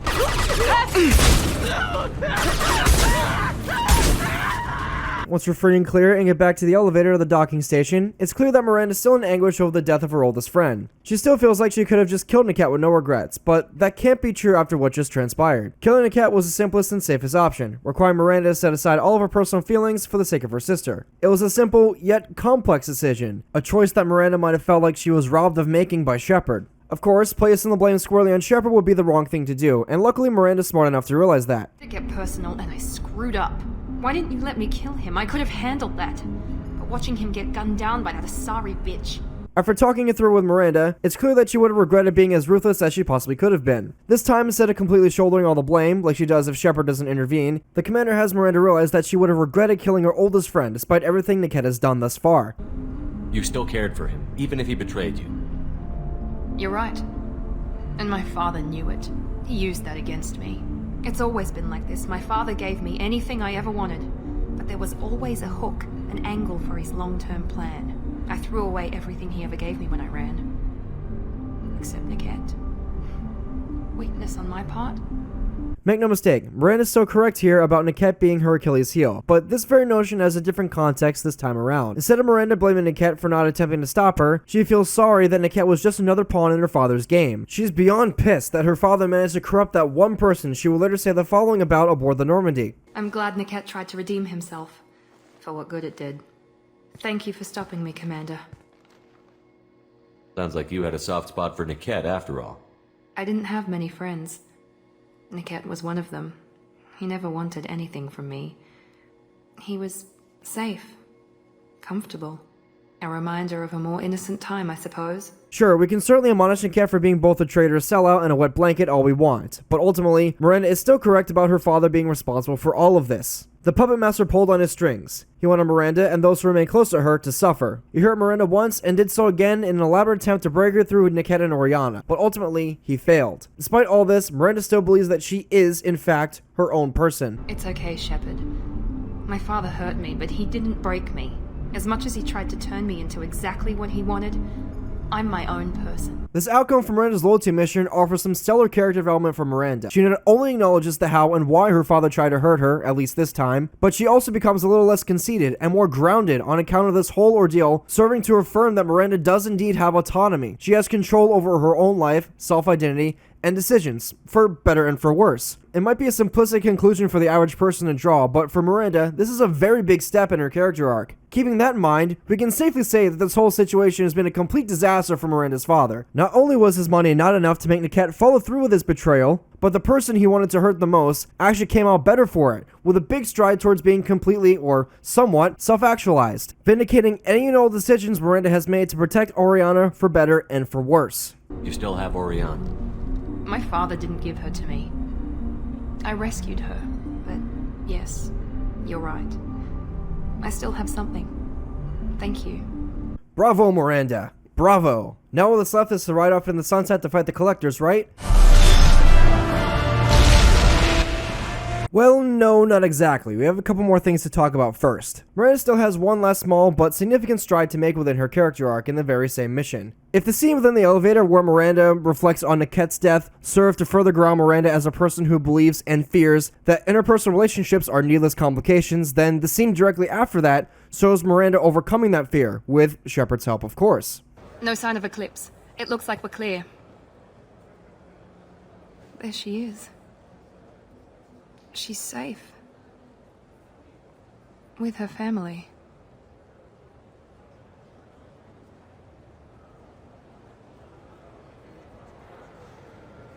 Come on, we should go. Don't you even want to say hello? It's not about what I want, it's about what's right for her. The less she knows about me, the better. She's got a family. A life. I'll just complicate that for her. She doesn't need any details. But would it really be so bad for her to know she has a sister who loves her?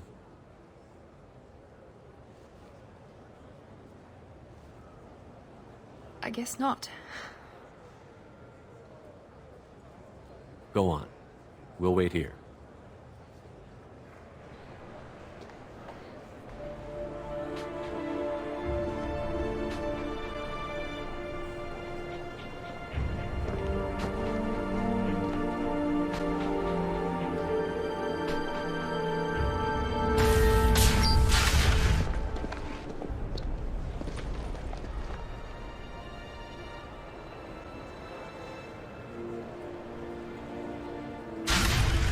What a great scene. After years of protecting Oriana, Miranda can't help but feel some combination of catharsis and joy, as she's no doubt proud of seeing her sister be, well, normal. While we don't hear what they have to say to each other immediately, the tears that Miranda's probably doing her damnedest not to shed are clearly visible, even with the shitloads of texture mods I've installed. It would seem that the heart of our genetically perfect Ice Queen has finally melted. Now Miranda can afford to relax, bask, and be proud of her sister, which brings us back aboard the Normandy. As Miranda stares out into space, she regales the commander with cute little anecdotes about Oriana, with a certain prideful joy.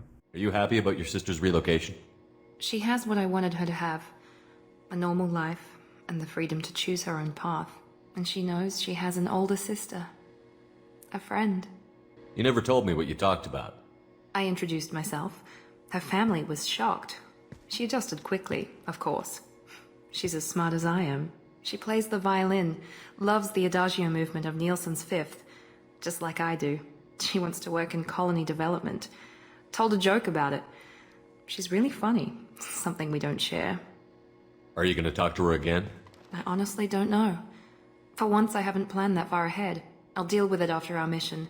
I have to stay focused, and she needs time to adjust to her new home. Oh, it's so cute the way Miranda talks about Oriana. And I think, Miranda was such a hard ass at the start of the game. Who knew Mass Effect 2 would be able to transform Miranda from a cagey asshole to this likable, sympathetic, and well-rounded character? Miranda has certainly made quite a few positive strides towards reaching self-actualization. It's as if a huge weight has been lifted off Miranda's shoulders, which is something that the commander can comment upon. It's funny, I think of you as all business. Good to see that there's a person under there.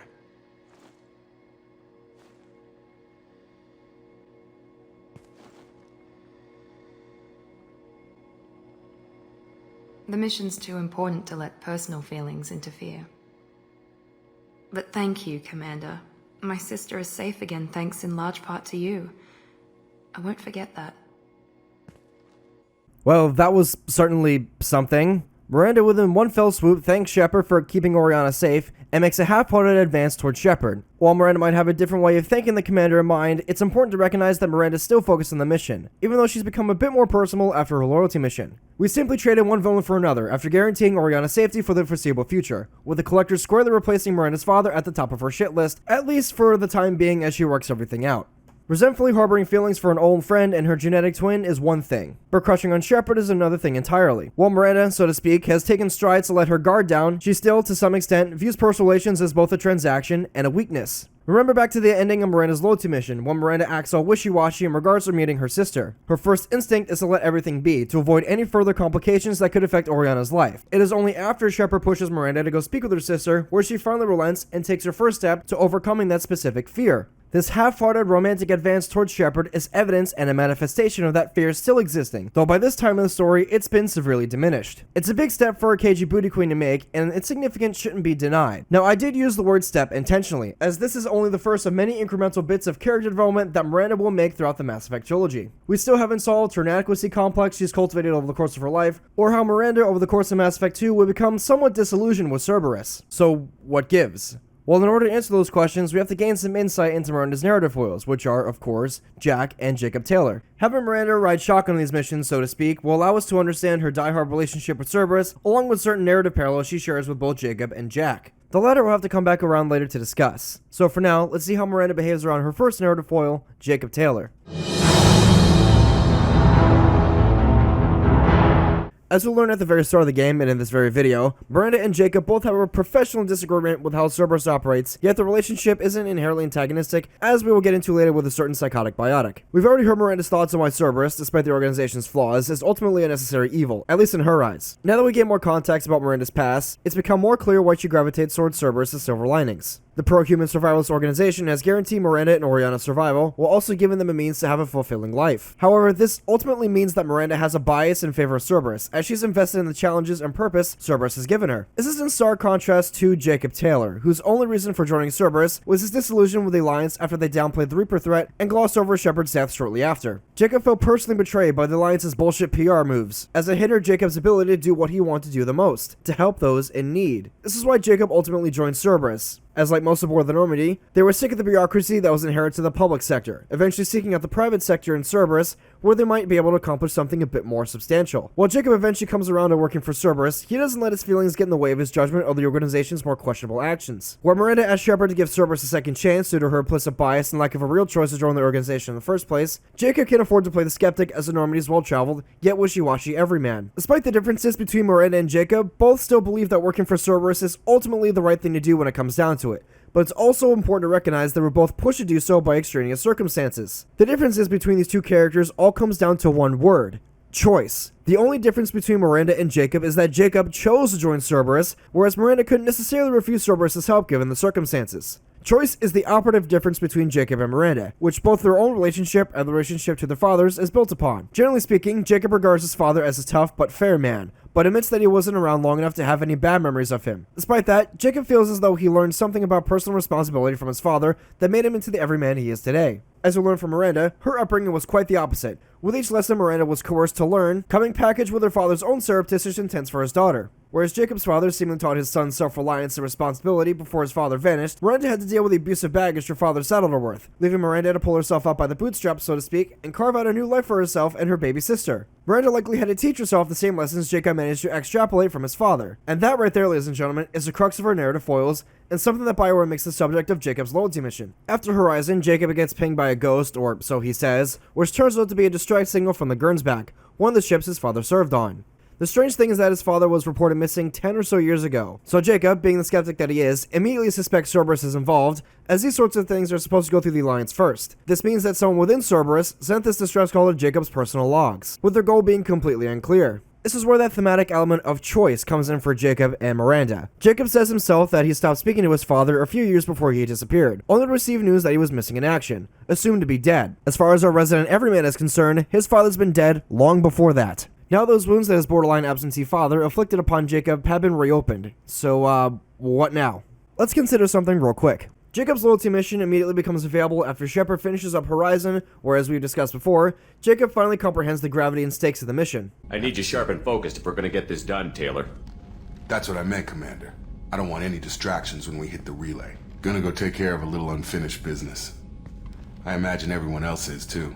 Getting some closure, you know? Before blasting through the Omega-4 relay, Jacob, above all else, desires closure, but we don't find out exactly what that means until we go and speak with him. Well, I got pinged by a ghost the other night. Family.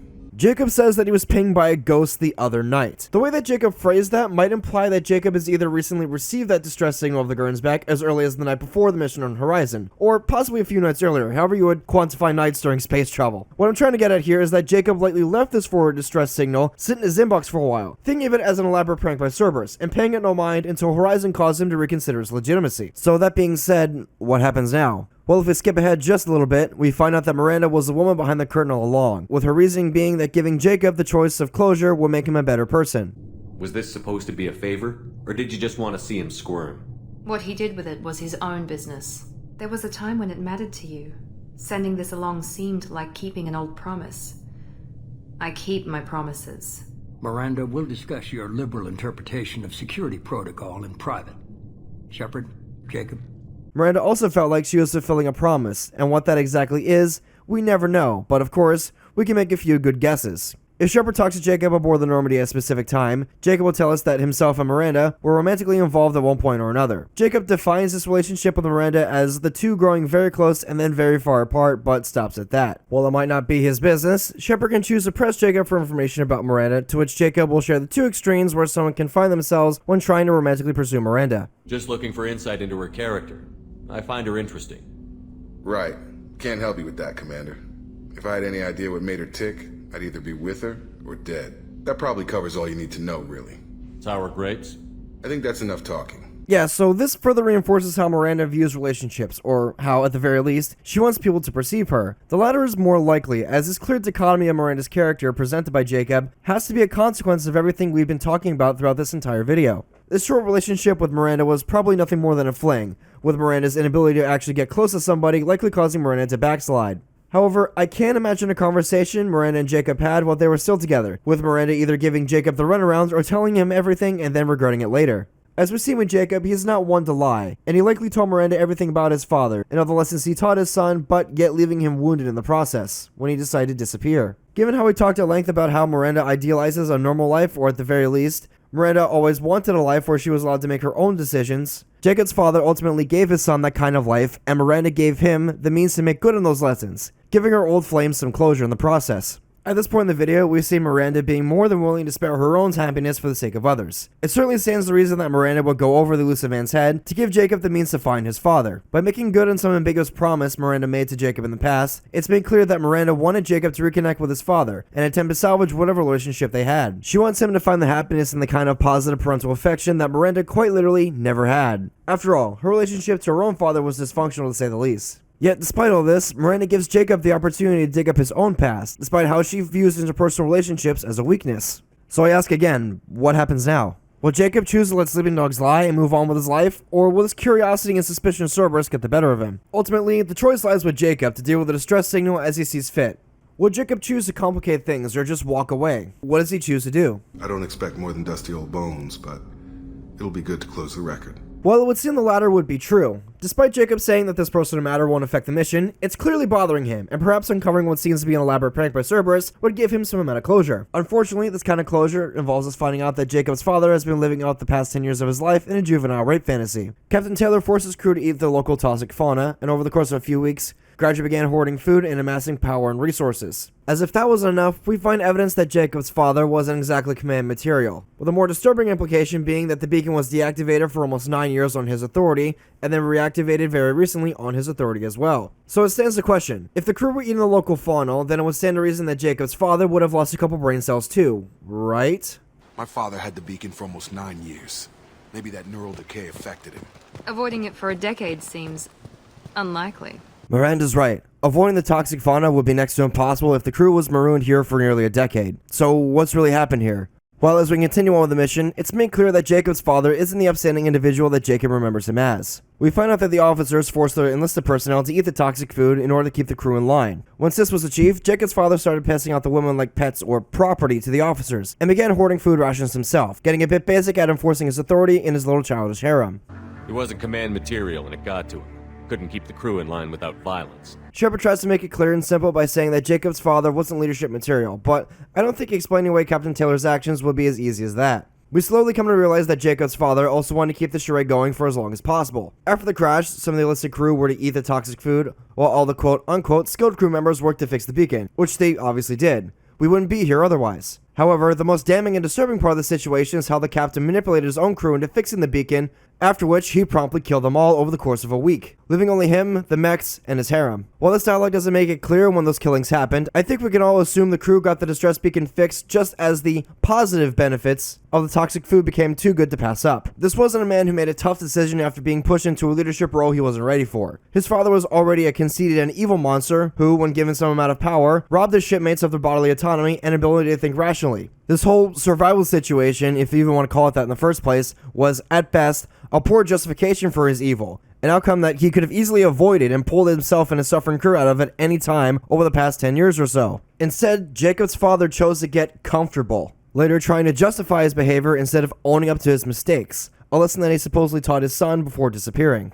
It's this hypocrisy that angers Jacob, someone who, above all, desires to be in the position where he can do the most good. This narcissistic asshole isn't his father. Thinking he deserves some peace after treating his shipmates like toys and killing those who got in his way prove that. So, what do we do now? We're left with a few choices. We can either kill Jacob's father on the spot, throw him in Alliance prison, or let him deal with the ramifications of his actions in the hell he created. Normally, I throw Jacob's father into a prison, but this time we brought along Miranda, who has a small bit of dialogue on this mission if we pick the neutral ending. Maybe we go arrange pickup for the rest of the survivors while the acting captain deals with the hole we punched through his mechs.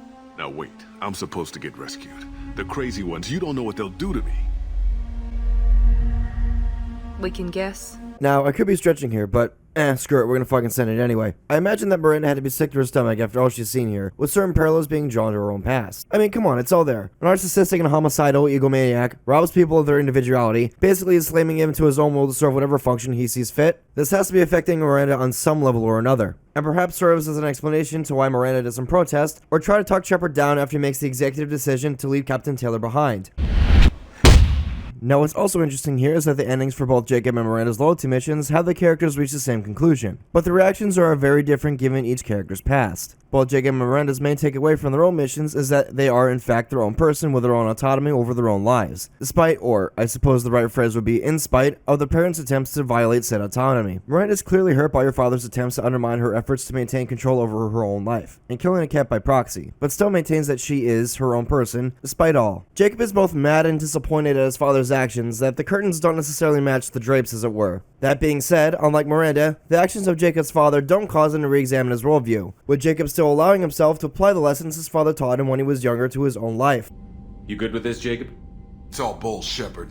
Captain Taylor's body has some catching up to do, but the man died a long time ago. I've already dealt with that.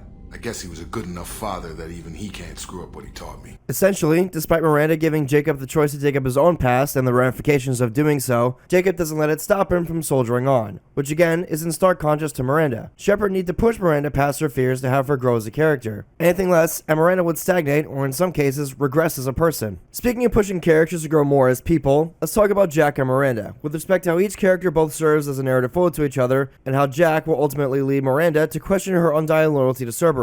Let's not say anymore and get stuck into the battle between the Psychotic Biotic and the Cerberus Cheerleader.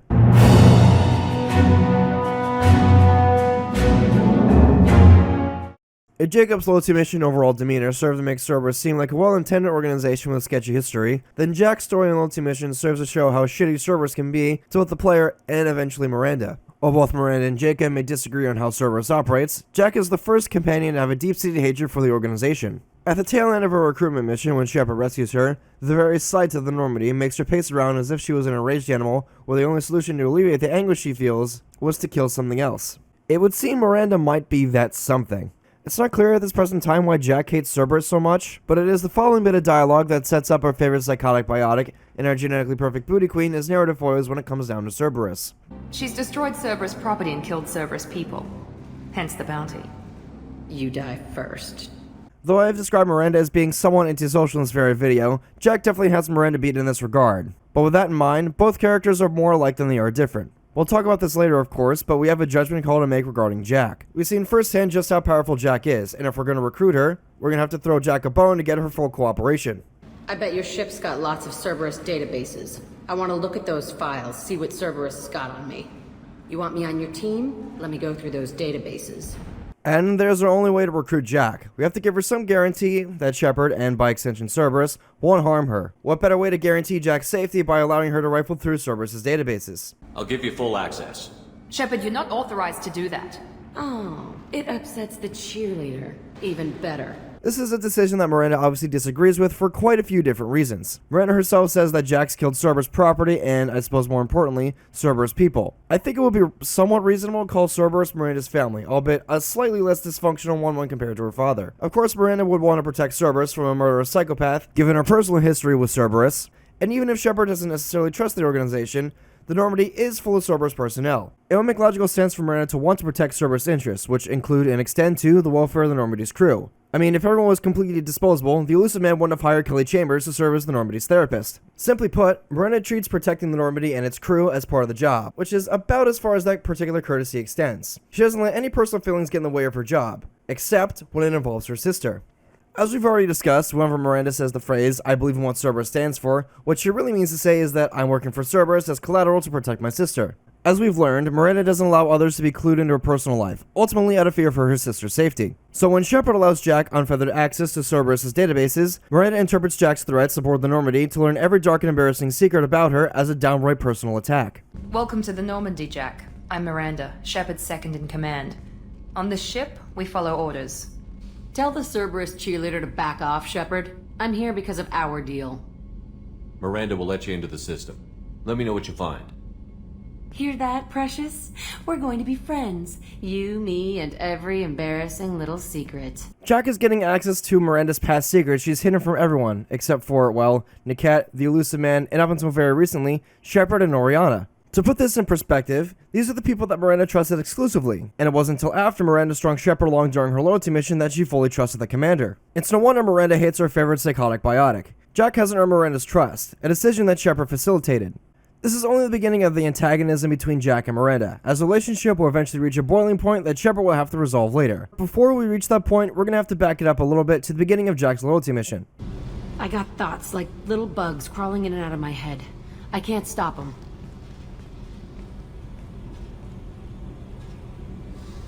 You know I have a history with Cerberus. You know how far back it goes? I'll listen to anything you have to say, Jack.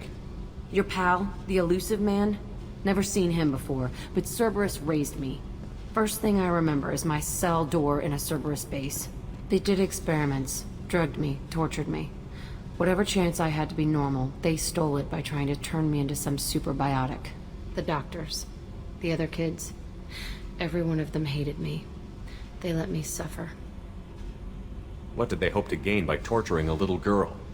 It was something about pain breaking down mental barriers and how it might clear the way for a more biotic power. I'm sure there was a payoff due at some point, but I wasn't gonna see it. I was wired up in a cell. You love the power they gave you. They never gave me a choice. They tortured you just to see if they could make a strong biotic? That's it? Wasn't in a position to ask, Shepard. All I know is a little girl crying in a cell, begging for the pain to stop.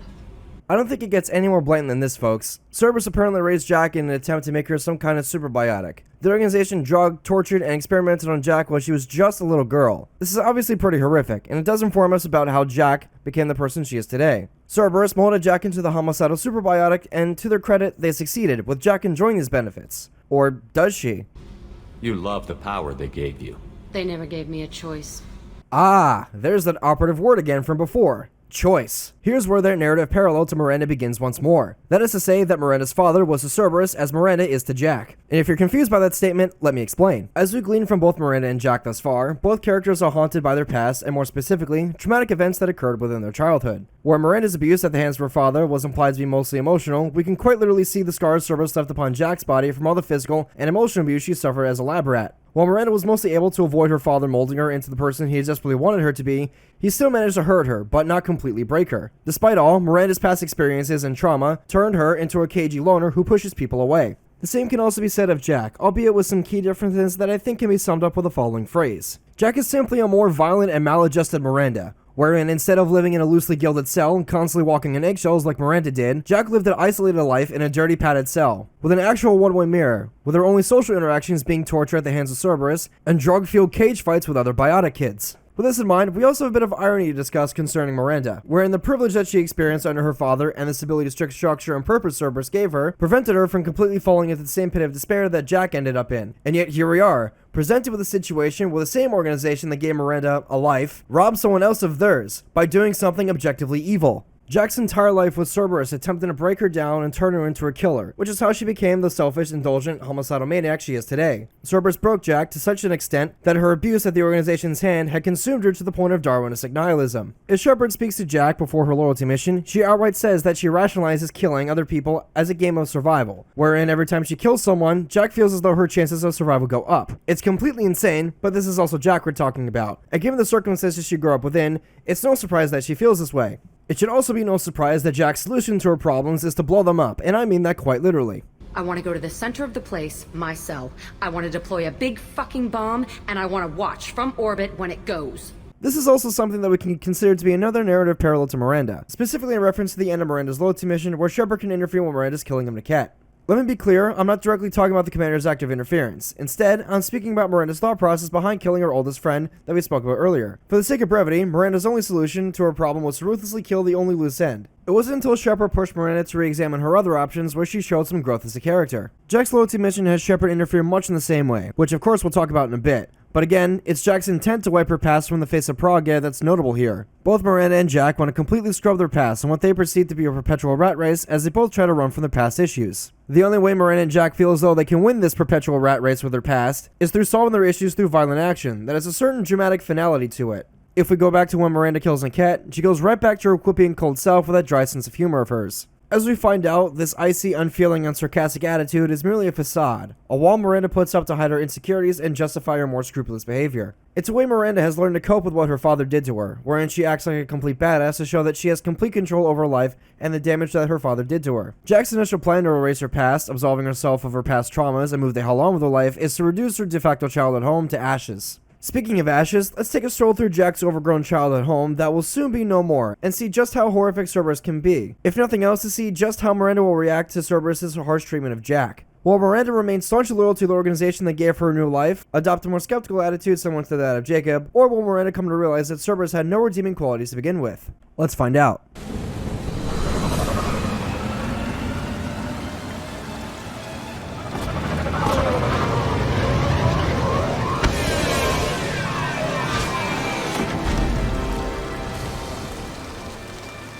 After landing on the roof of the Teltem facility on Praga, we don't have to wait long to see an example of Cerberus' cruelty. I never saw this room. I think they brought new kids in these containers. They were messed up and starving, but alive. usually. Surprise, surprise, Cerberus ruthlessly shipped in kids like Jack in these crates and Moss, who according to Jack were either nearly alive or died on the way here. It's not clear this time where Cerberus got their test subjects from, but still, why? Why did whoever was in charge of this experiment feel the need to do this to unsuspecting kids? Cerberus had to have a motive for being this ruthless, right? The elusive man requested operation logs again. He's getting suspicious. When we get results, he won't care what we did. But if he knew... He won't find out. The elusive man requested operation logs again. Sounds like this facility went rogue. You'd like to think that, wouldn't you? He didn't say what they were hiding from the elusive man. Even if this particular Cerberus facility went rogue as Miranda proposes, that shouldn't justify what they did here, but it might inform us of what happened here. You would think the elusive man would keep tabs on this particular operation even if they keep dodging his calls. Still though, why do they feel the need to keep the bots on red? Miranda, but you were... Dead?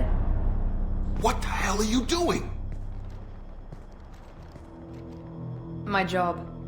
Wilson betrayed us all. Oh yeah, that's why. Like I said in part 1, Cerberus' work culture is defined by the organization's ruthlessness. Simply put, if whatever project you're working on doesn't generate good enough results to satisfy the elusive man, you could wind up dead. It's either the elusive man squeezes way too hard until their operators rebelling in Cerberus, or certain operations triple their efforts and go rogue to produce some acceptable result or another. The latter is exactly what happened here. The operatives that were tasked with making Jack some kind of super biotic tripled their efforts out of fear for their own lives. With this in mind, we find out later through Aresh, one of the last surviving lab rats for this particular Cerberus experiment, where the organization resources test subjects from. Some were bought from poor families on Earth or kidnapped from colonies. Most ended up here the way I did. Batarian pirates. This is horrific for a few different reasons. This implies that our pro-human survivalist organization not only kidnapped and or basically enslaved children by buying them from poor families on Earth, they are also buying enslaved children from Batarian pirates. For those who need to be reminded, the Batarians and the human race have an antagonistic relationship to say the absolute least. When humanity first joined the Council races after the First Contact War and began rapidly eating up territory, the Batarians saw this as an insult, thinking that the Council was allowing the humans to expand into what they deemed to be their territory. As such, the Batarians blamed humanity for all their troubles as some kind of scapegoat. This has resulted in humanity receiving the brunt of the Batarians' brutality in the form of scams, slave raids, and terrorist attacks. All incidents in which the Batarian government covertly supports, but is always quick to publicly distance themselves from. Ideally, this is where the Alliance, and to a great extent, Cerberus is supposed to step in and do what they're supposed to do. Protect humanity and serve its interests. If the elusive man prefers Cerberus to be called a survivalist organization in the first place, then he should be protecting those who are the most vulnerable, such as colonies on the frontier from Batarian pirates and slavers. These are supposed to be the goals of Cerberus to begin with, but now we've essentially caught Cerberus aiding and abetting what amounts to a rogue state that considers humanity nothing more than potential chattel. This is also not even considering the manner in which the Batarians enslaved populaces. They used neural implants and red sand to break down the wills of their slaves, with the implants being grafted in their victims' skulls without any anesthetic. Essentially, this is just torture, and it's basically what Cerberus did to make some super biotic out of Jack. The torturing of the children by bringing down their core body temperatures while they're still conscious and awake to hyperthermic levels to what I'm assuming was an attempt to make their biotic gams less susceptible to overheating, well, surprise, surprise, killing some. In addition to that, Cerberus used drugs to condition the children to fight in an arena, which Jack can tell us more about. This looks like an arena. That's right. They used to stage fights here, pit me against other kids. I loved it. Only time I was ever out of my cell. Did other children die in these fights? I was a kid, filled with drugs. I got shocked when I hesitated. Narcotics flooded my veins when I attacked. What the hell was wrong with those people? I don't know. Doesn't matter now. They actually rewarded you for attacking? I still get warm feelings during a fight. Fucking hell. This is the most objectively evil thing that Cerberus will ever do, probably right up until Horizon and Mass Effect 3, but we'll get there eventually. Anyway, I digress. With all that being said, what does Miranda think of Cerberus, with respect to her own personal history and all the insight we've gained into her character? Does anything that Miranda's seen here give her pause and cause her to reconsider her opinions about Cerberus? They kept children here?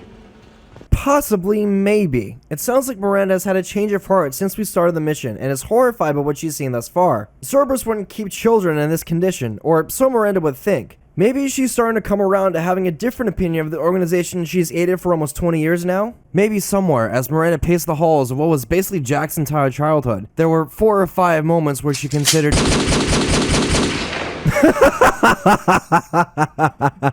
Psych! Touch me and I will smear the walls with you, bitch! Enough! Stand down, both of you. The cheerleader won't admit what Cerberus did to me was wrong. It wasn't Cerberus. Not really. But clearly you were a mistake. Screw you! You've got no idea what they put me through. Maybe it's time I showed you. After cleaning both Jack and Miranda's loyalty missions, Shepard finds them in the back of the XO office ready to tear each other's throats out, with Miranda still maintaining that this particular Cerberus facility was no longer a Cerberus operation on account of it going rogue. This obviously pisses off Jack, as it invalidates her own personal suffering at Cerberus' hands. However, Jack associated Miranda with rogue Cerberus operatives who are willing to do such things to children like Jack should, and actually does, rub Miranda the wrong way. Miranda considers herself a professional with standards, and while you may criticize Miranda's killing of Wilson or Cerberus' work culture, it always comes with the territory. That is to say, she's only harmed those who stepped out of line. Those who aren't disciplined and idealistic enough to serve something greater like advancing the cause of humanity as part of Cerberus, instead choosing to fall prey to avarice and vanity, aren't Cerberus operatives. From Miranda's point of view, they never were. This is the source of Miranda's beef with Jack, as it stems from the fact that she is unstable and selfish, which isn't completely wrong. Remember, the only way we got Jack onto the Normandy in the first place was to basically bribe her with Cerberus information. That pragmatic strategy is now in jeopardy, or so Miranda might think. Miranda is also concerned that Shepard reopens some old wounds by showing Jack how bad Cerberus can be when run by incompetent operatives. Operatives that, as we've discussed, were in cahoots with a rogue state and sworn enemy of humanity, being the Batarians. This is the biggest difference between Miranda and Jack. Jack mostly fights for herself and only herself. There's no higher purpose other than survival when you believe yourself to be prey that's constantly treading water and running from your past. If we contrast this with Jack's narrative foil, Miranda is largely fighting for her own future and the future of her sister, with Cerberus giving Miranda a life that is objectively better than living with her father. Cerberus gave Miranda a more structured life than she had before, wherein Cerberus' values were ingrained with Miranda, along with the freedom the organization gave her, something that Miranda was ever grateful for. To Miranda, Jack doesn't have a purpose beyond killing for herself, and is thus a hazard. This is why if we side with Jack instead of Miranda in this conversation, you'll lose Miranda's loyalty, and she will have this to say. The people I recruit are my business, Miranda. You leave Jack alone. She can't be trusted, Shepard. She's unstable. She's jeopardizing the mission. Jack's doing just fine. Maybe you should take a look at your own attitude. My thoughts exactly. Are we good? Not even remotely. Miranda considers siding with Jack a crucial mistake, and with that, Miranda's right back to the impersonal, unfeeling Ice Queen she was at the start of the game. She's strictly professional in all business now. This also harkens back to that exact same conversation when Miranda says this. I can't have anyone disobeying my commands when we get there. I know who I report to. As long as you don't do anything to betray Cerberus, I'll follow your orders. Are you naturally this bitchy, or is it just me? I have the utmost respect for your abilities, Shepard. It's your motivations that concern me. I believe in what Cerberus stands for. Only time will tell if you prove to be an asset or a liability to our cause. Plain and simple, from Miranda's point of view, the commander betrayed Cerberus, and he, along with Jack, have become a liability to Cerberus. There's no two ways about it. With this in mind, Miranda's back to her old, cynical self, mostly because Shepard just vindicated her own suspicions of him from the start of the game. Shepard can try to be diplomatic about this, but, of course, Miranda's not having it. I have work to do, Commander. Go chat with your friend Jack if you want small talk. Miranda, I'd like to talk about this. I'd rather we didn't. She doesn't even let the commander get a word in, immediately shutting him down. Shepard can also try to be indifferent in this matter too, and tries to insult Miranda to get her to realize how vain she's being, but of course, that doesn't work either. I have work to do, Commander. Go chat with your friend Jack if you want small talk. Pout if you like. Or call the elusive man and complain to him. I don't pout. And I don't have time to call the elusive man every time you screw up. I think Miranda just implied that Shepard's incompetent, at least as far as Cerberus operations go. This could also tie back to Miranda's loyalty mission, wherein she laments over her inability to see past personal attachments, to remain rational and make the right call. Miranda, being the excellent judge of character that she is absolutely sure that the commander isn't focused on the mission to the degree that he should be. Even more so if he lets someone like Jack drive his command decisions. The only way to get Miranda to reconsider is to ensure us of her dedication to the tasks at hand, through charm or intimidate dialogue options. Firstly, we can try and charm Miranda, persuading her that siding with Jack was just a means to keep her favorite psychotic biotic loyal. It's a very pragmatic yet diplomatic solution, one that Miranda can't help but respect. Miranda, do you really think I wanted to take Jack's side in this? We need her, and we need her happy. So taking Jack's side was just a front? Jack needs special attention. You know that. I can at least reason with you. I understand. You did what you had to keep her loyal. Thanks for clearing that up, Shepard. I should have known you were focused on the mission. Every time I think I've got you figured out.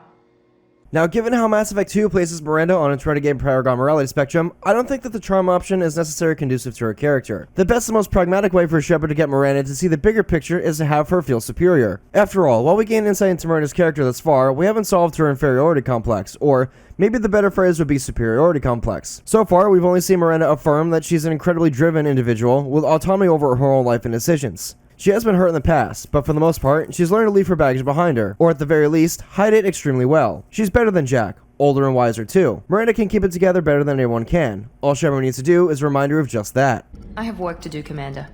Go chat with your friend Jack if you want small talk. I thought you were stronger than that, Miranda, and smarter.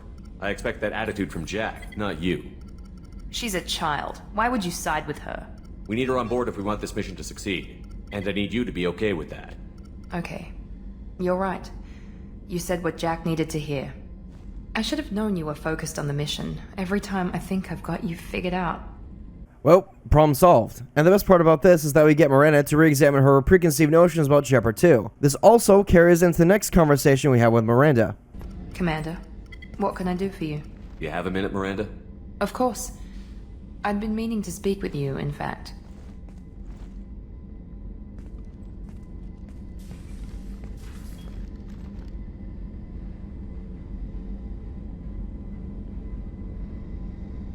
I wanted to apologize. I didn't fully believe you'd be up to the task, and it seems I was wrong. Frankly, based on what I've seen, I wish Cerberus had recruited you earlier. I trust you, but I don't trust Cerberus. Your experiments crossed the line. All the time, yes. But I recall a Spectre who crossed a few lines while hunting down Saren and the Geth. And we'd be lucky to have you. Too many join us out of simple xenophobia. We need more people here for the right reasons. Okay, so all that just happened here, so let's break it down to just one word. Humility. That operative word caused Miranda to be apologetic, which as we established earlier is a rare thing for her to do in the first place, especially if we consider that Miranda desired to apologize Shepard to his face, mano a mano. After all, Miranda's seen her oldest friend perish before her eyes, and her rather biased expectations involving Shepard being shattered and subverted. If Miranda didn't try to be the bigger woman here, I would be surprised. However, the fact that Miranda feels like she needs to apologize in the first place must mean that she feels as though she's committed some grave error, which, as we've established, Miranda likes to beat herself up over, stressing out over the smallest of details. That is to say, the reason why Miranda feels like she needs to get up personally and apologize to Shepard was because she feels like she's not living up to whatever expectations she set for herself. Miranda's desire to completely level with Shepard also goes hand in hand with Miranda's thoughts on Jack's loyalty mission, and I'd like to ask those watching to carefully listen to how Miranda phrases her defense of Cerberus. What was Cerberus trying to prove by experimenting on children like Jack? A mistake, no question. Not mine. And one that was corrected once we discovered the extent of the experiments being performed. This is an incredibly interesting way for Miranda to phrase her defense of Cerberus and the actions that she's seen on Jack's loyalty mission. Initially, it may seem like Miranda is just deflecting all blame from Cerberus, but that's actually not the case. First of all, Shepard never accused Miranda of the operation being her fault, and yet Miranda still feels the need to clarify that it wasn't. So it stands the question, why? Why does Miranda feel the need to clarify that this particular Cerberus operation wasn't her mistake, that the onus wasn't on her? If anything, this tells us how deeply entrenched Miranda is within Cerberus' ideals, and I don't necessarily think we can blame her for that. Miranda simply lacks perspective due to her past. Admitting that Cerberus was at fault for Jack's loyalty mission and everything else that occurred during her childhood would mean that Miranda would have to disparage the organization that basically gave her independence from her father. Miranda's loyalty to Cerberus shapes who she is, because Cerberus was the catalyst for her new independent identity. So in reality, Miranda is not defending Cerberus. It's rather the opposite. Miranda is defending herself from criticism, even where it shouldn't apply. A mistake, no question. Not mine. And one that was corrected once we discovered the extent of the experiments being performed. If we subdivide the latter thought again, we can find out why she categorized that particular operation as a grievous mistake on Cerberus' part. Cerberus' old guard was comprised of a bunch of undisciplined morons who aren't idealistic and focused as Miranda is. The idealism that I'm speaking of is a reference to Miranda's sole belief in the advancement of humanity through Cerberus, wherein most of its members joined Cerberus out of simple racism. To Miranda, this isn't a justifiable reason to join Cerberus, and a mentality that she certainly doesn't share. As a matter of fact, Miranda isn't afraid from pulling from alien races for inspiration either. When Shepard and crew first arrive on Ilium, Miranda is amazed by the planet's skyline and what the Asari have done with the place. You have to give the Asari credit. Ilium is a cultural marvel. Humanity can learn a lot from their ingenuity. Ilium is a type of ingenuity and inspiration that Miranda stands to marvel at, and it's something that she feels as though the organization is lacking. Cerberus needs a figure to rally behind, a symbol of humanity's best and brightest, and who better than the first human Spectre, Commander Shepard. As Miranda says at the start of the game, Shepard did everything right, becoming a symbol for what humanity is capable of. Shepard is just the kind of person Cerberus needs, which is why Miranda and the Elusive Man make sure not to lose Shepard. The Council will never trust Cerberus. They'll never accept our help, even after everything humanity has accomplished. But Shepard, they'll follow him. He's a hero, a bloody icon. In both instances, past and future, Miranda's absolutely right. Shepard's an icon for humanity, whether he likes it or not. Which also segues us nicely into the true reason why this crestfallen Miranda wanted to speak with the commander in the first place. With your intelligence, you could have landed any job you wanted. Why choose this? Because I still envy the time Morden spent with the Special Tasks Group, working with people as smart as he was. Cerberus never tells me that something is impossible. They give me my resources and say do it. And they've given you even more. A new life, a new ship, the Elusive Man's personal attention. The best thing he did was to put you on my squad. You'd have done fine without me. I may not have believed it before, but I don't have what you do. That fire that makes someone willing to follow you into hell itself.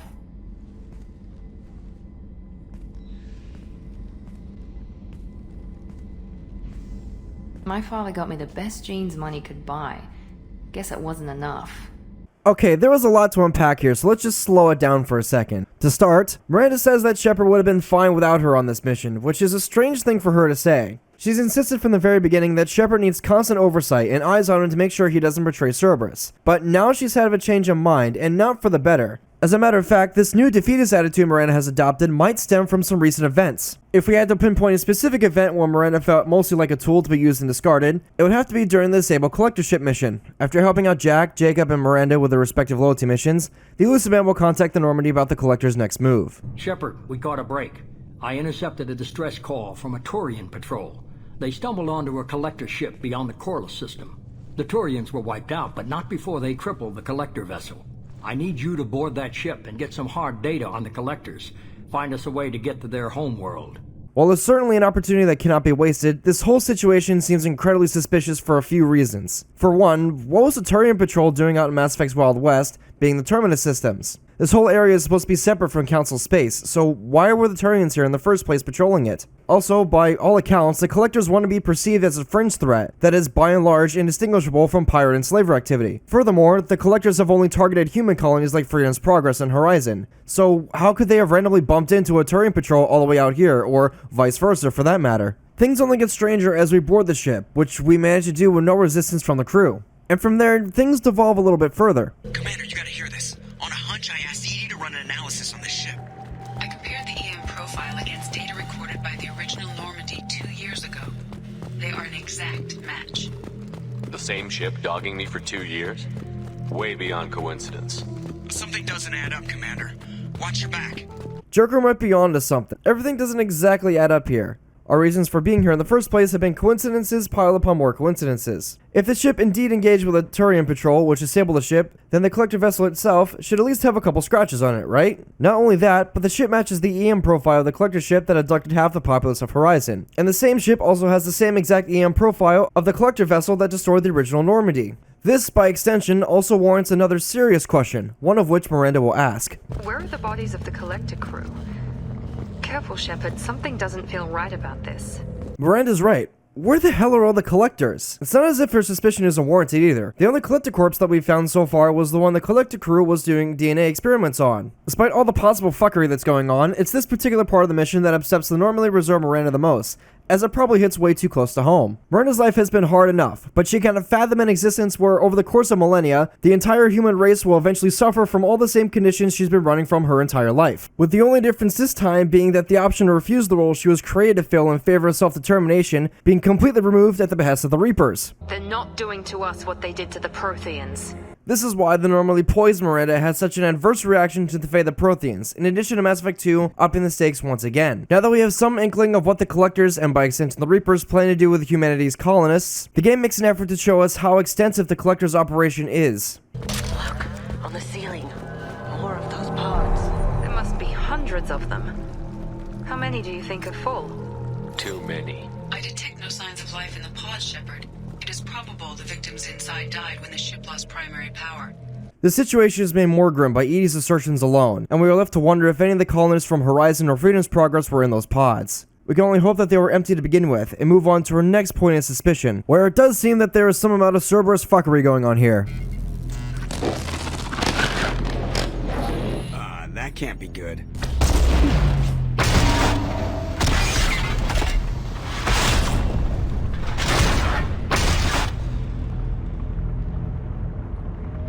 What the hell just happened? Major power surge. Everything went dark, but we're back up now.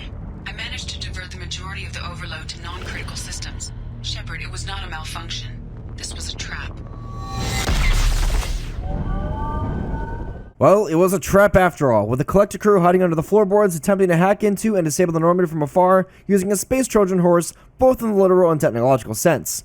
Luckily, Edie was able to save the day, but we're still presented with a problem. If the Elusive Man's information was as infallible as he claims, then surely he would have seen this coming, right?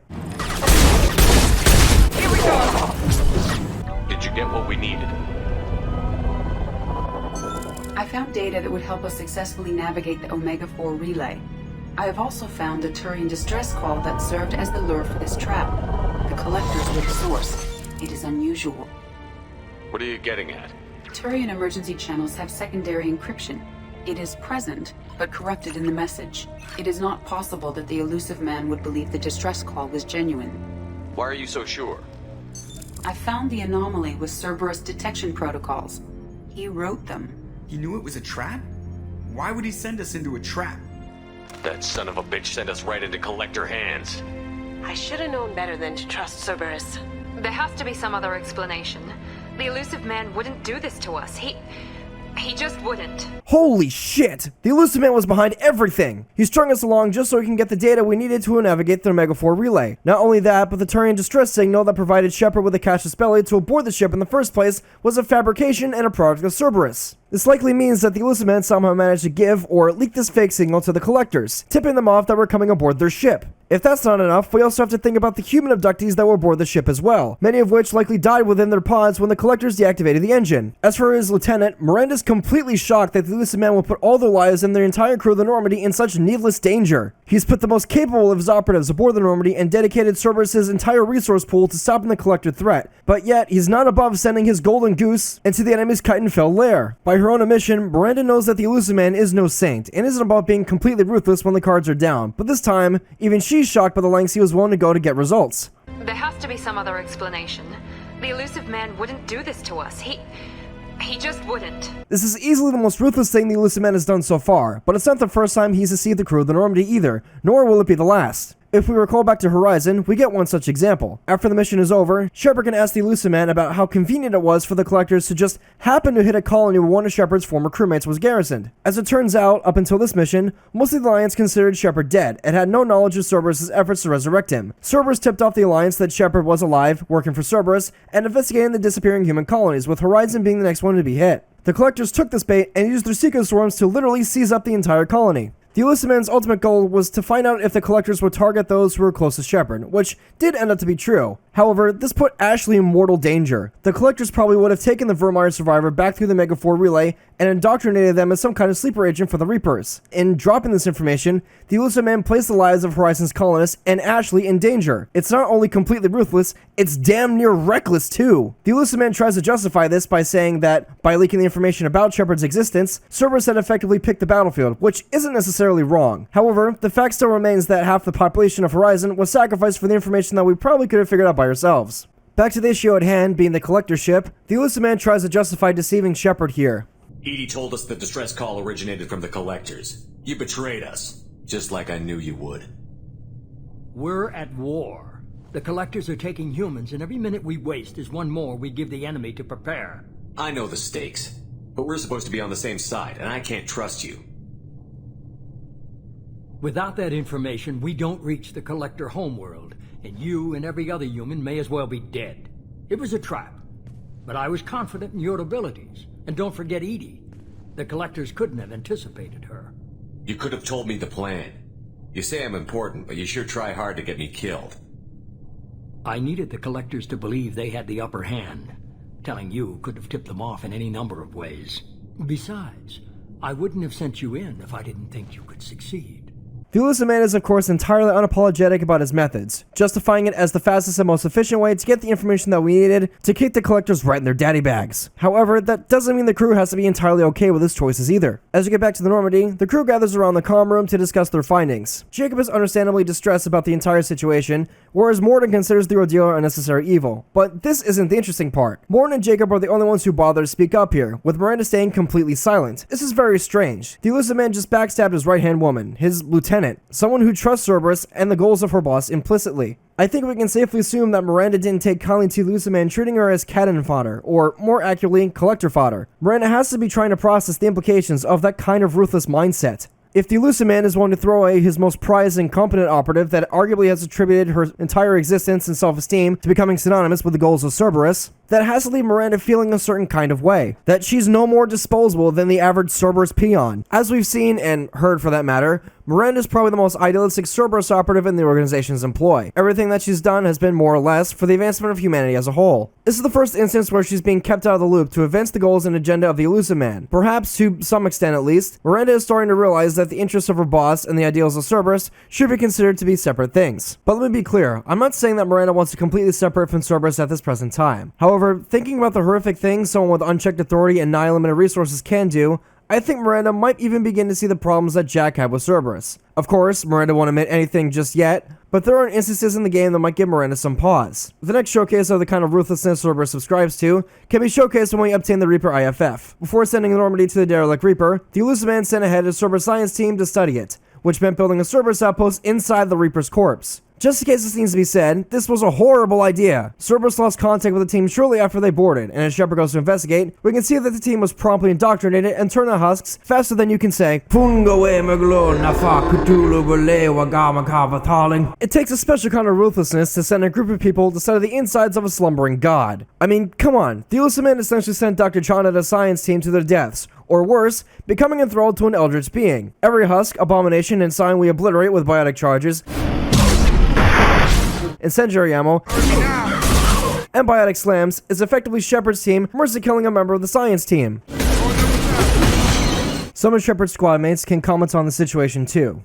If you have Garrus, Tally, or Jacob in your party, they'll each comment on the scientists affixed to the dragon's teeth that we find upon the Reaper's ship. However, Miranda doesn't have any lines in this mission regarding said dragon's teeth, because she hasn't personally encountered them like Garrus, Jacob, or Tally have. Instead, Miranda has a different and arguably more impactful line here. Take a listen. This is disconcerting. Did the Geth do all this? Miranda uses the word disconcerting, meaning that as soon as she stepped aboard the Reaper, spotting the bodies of the dead scientists strewn about the floor, she felt a nameless and indescribable fear awaken in her heart. Miranda certainly likes to keep her thoughts and emotions to herself to maintain some amount of professionalism, so the fact that she makes the active choice to voice her discomfort is very significant. These were her colleagues, putting their lives on the line for the sake of humanity, but this kind of dedication was just idiotic and plain suicidal. It stands to ask, why? And with that being said, I think it's fair to finally say the following. Ahem! Cerberus is way too ruthless for the organization's own good! You're demoted. They don't keep enough people in the know, causing their operatives to get frustrated by the lack of trust, causing their own operatives to triple their efforts to do something that borders on a crime against humanity, like Cerberus did with Jack, or having them feel as though they need to do something completely insane and suicidal, like setting up shop inside of a dead Reaper, all just to get some results. This, in turn, causes their own people to stage mutinies when they need to stick together to achieve their goals, which is banding together to revive Shepard and defeat the First Order, the Reapers. This all comes down to literally one thing. No one is telling them what the hell is going on! When Cerberus' own people question why they're even risking their lives in the first place, the only response they get is from Miranda, where she dismisses their concerns with a wave of a hand, while also expecting them to still toe the line. To reinforce this point, Miranda in Mass Effect 2, not the comics, seemingly doesn't know why the elusive man ordered her to resurrect Shepard in the first place, but for some reason she's comfortable with the elusive man telling her to just do it. I put 2 years of my life into this project. Into you. What does Cerberus want from me? Maybe you should ask the elusive man when you meet him. He poured virtually unlimited resources into Lazarus. Obviously, he has some kind of plan for you.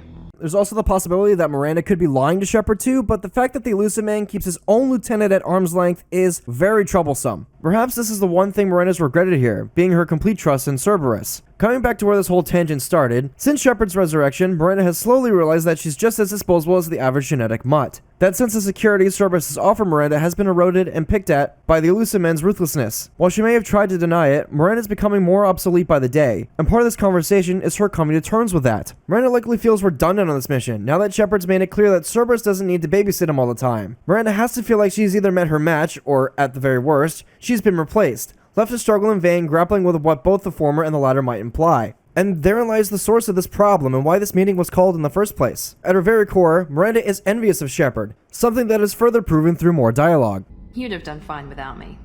I may not have believed it before, but I don't have what you do. That fire that makes someone willing to follow you into hell itself. As saddening as it is to say, Miranda is absolutely correct. When compared to Shepard, she doesn't have that idealistic fire inside of her that causes people to jump to her defense. She doesn't inspire loyalty to the extent that the commander does, where the only way Miranda can maintain the position at the tip of the spear is through violent action or by leaning on the elusive man's authority for support. We can see this attitude reflected within some dialogue that occurs during the suicide mission, as Shepard's picking the squad leader for the second team. I'll lead the second fire team, Shepard. We'll meet up with you on the other side of the doors. Not so fast, Cheerleader. Nobody wants to take orders from you. Every squad mate objects to Miranda volunteering to lead the second team, saying that they don't trust her with the exception of Jacob, who trusts her completely on account of their brief but intimate relationship. Even with that being said, Jacob also has dialogue in this point in the game where he tells Shepard that literally nobody trusts Miranda to lead them to safety. I'll lead the second fire team, Shepard. We'll meet up with you on the other side of the doors. Maybe not the best idea, Miranda. I respect your leadership, but a lot of the others don't trust you.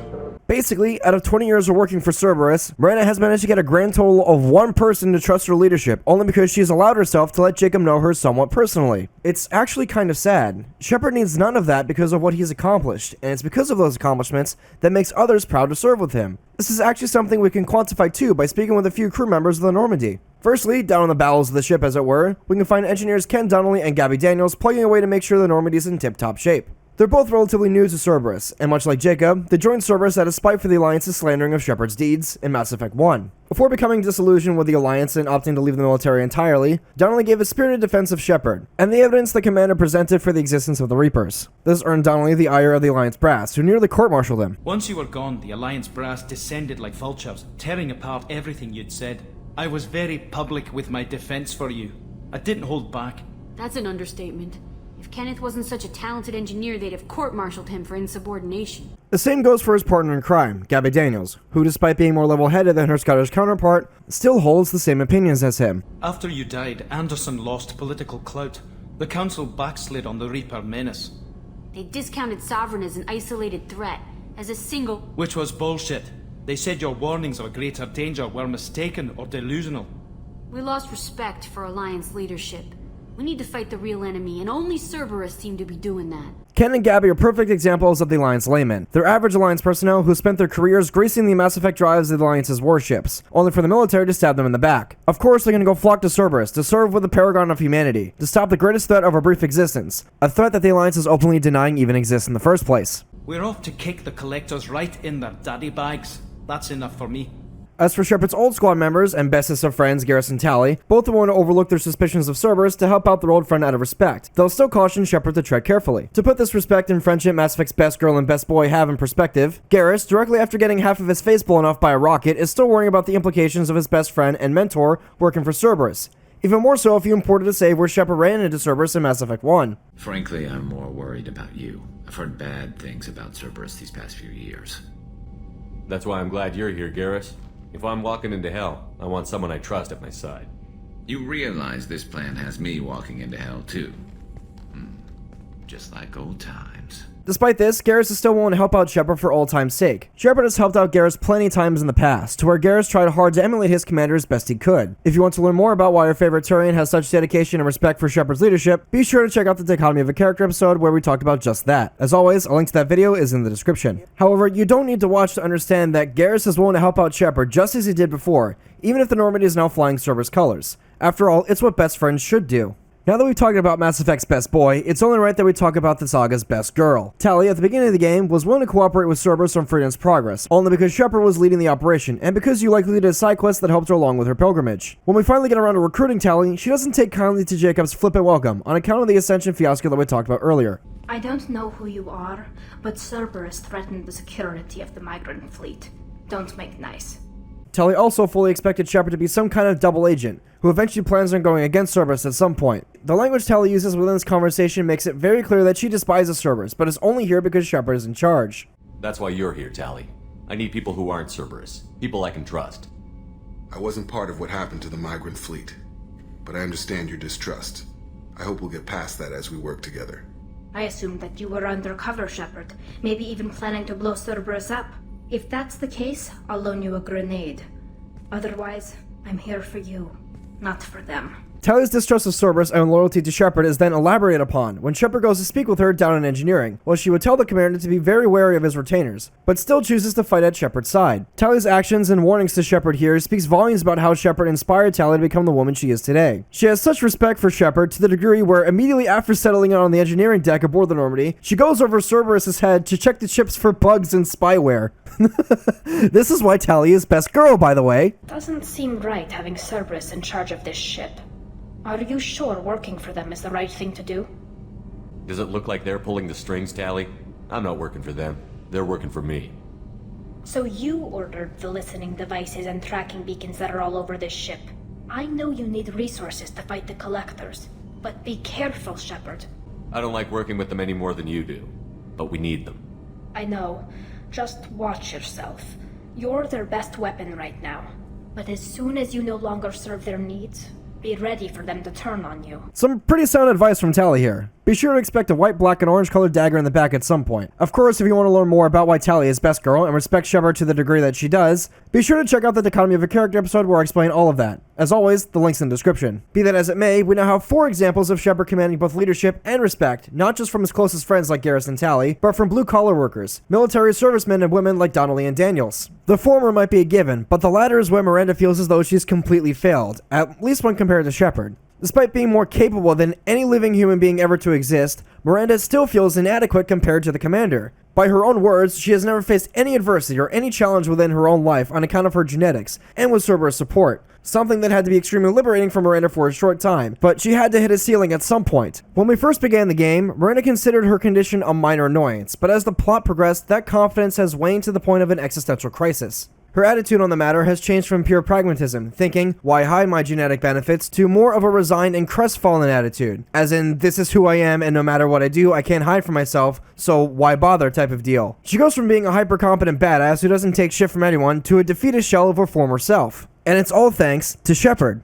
If you contrast this with the Shepard that we're currently playing in this particular instance, this Shepard lost everyone he loved and cared about when he was a kid during a Batarian pirate raid on his home colony of Mindwar. The Batarians killed or enslaved his closest friends, but that didn't stop him from joining up with the Alliance military a few years later when he was old enough. Shepard got a shitty life served to him on a silver platter, and it was through this hardship that Shepard chose to better himself, to ensure that another Mindwar doesn't happen. The commander became a symbol of humanity because he grew into the role, being molded by the experiences and hardship he faced, whereas Miranda was grown to fill an extremely niche role that she ended up refuting, keeping Miranda inside a causal loop. As factual as Miranda's enhancements are, she most of all desires a normal life devoid of super spies and whatever crazy shit the Elusive Man has her doing for Cerberus. And yet, it's all those crazy and absurd challenges that give Miranda a sense of belonging and purpose within her life. With your intelligence, you could have landed any job you wanted.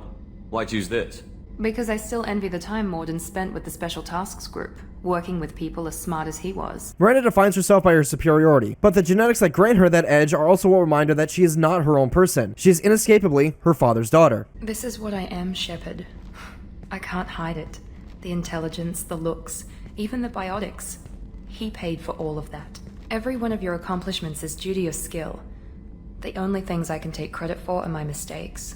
Of course, it all comes back down to Miranda using her genes as an objective way to quantify her self-esteem, with Shepard completely shattering whatever amount Miranda had left through his bulletproof service record with the Alliance. And I suppose now, the track record and notoriety Shepard has obtained through working for Cerberus, something that definitely bothers Miranda. This is the source of Miranda's envy, and the worst part about this is that Miranda isn't necessarily mad at Shepard or disappointed in herself. She's decided to throw in the towel after being defeated by some backwater colony kid who didn't let his past define him or drag him down, something that Miranda so desperately wants herself to do. Shepard's won the elusive man's personal attention, or to borrow a term I used earlier, he's inspired and convinced Cerberus, his dauntless leader, to literally resurrect him so he can fight once more. Where Shepard was an inspiration for humanity as a whole, Miranda still sees herself as a tool or resource when she ironically was created as an example of the best of what humanity can offer on a genetic level. Though Miranda has taken steps to try to assure herself of her autonomy, she still can't quite shake the feeling that any personal trait or quirk that she possesses doesn't truly belong to her on account of her father engineering and optimizing all aspects of her life. Despite being Cerberus' best operative, who was under the impression that she was the best of what humanity can objectively offer, Miranda feels like she lacks the more subjective experiences that made Shepard great. As the commander has done before, he can try his best to give Miranda some amount of confidence, in two different ways of course.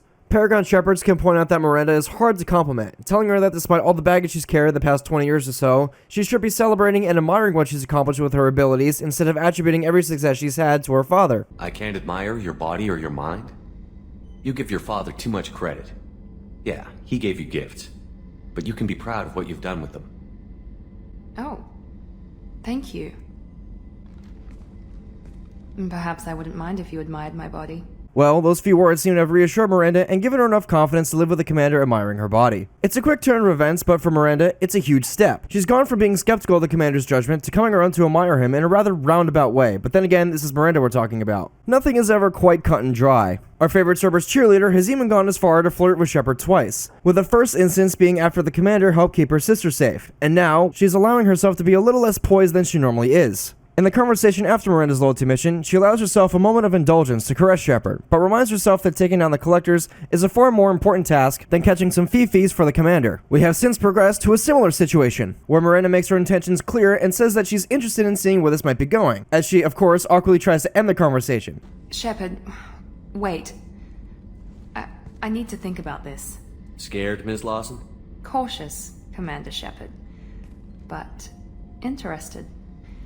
Very interested. That being said, it's also interesting to note how Miranda gets kind of flustered here as she tries to excuse herself to go back to her comfort zone, which of course is her working alone in the XO office plugging away for Cerberus. This means that despite Miranda opening up of her own accord, she's still not completely comfortable with coming on to Shepard. Now, before we continue, I would like to just take a second and say that I think the Renegade option here fits with Miranda's character arc a bit more cohesively, and it's a bit more believable, at least in my eyes. It's a bit more convincing than Miranda and her attitude involving personal relationships literally doing a sudden heel turn. Opting to kiss Miranda has her quickly go through flashes of vanity, infatuation, indulgence, and zeal. Then to Miranda getting immediately confused and flustered as if someone caught Miranda with her hand in the cookie jar. I like this path because it shows Miranda, despite her flaunting her ability to be cool under fire, shows that she has the ability to be rather imperfect and impulsive. I'm also sure that there's some out there who would say that Shepard's kind of acting like a dick for saying that Miranda's jealous of Shepard. I would say maybe, but there's actually a bit of a subtle character growth for Miranda within this very conversation that makes this path a bit more valid than the Paragon option. Take a listen.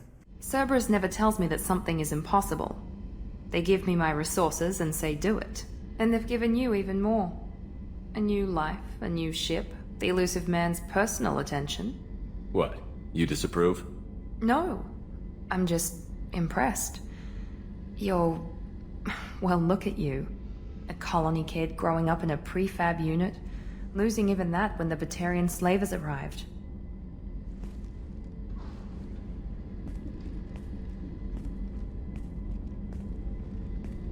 And you've done more than I could.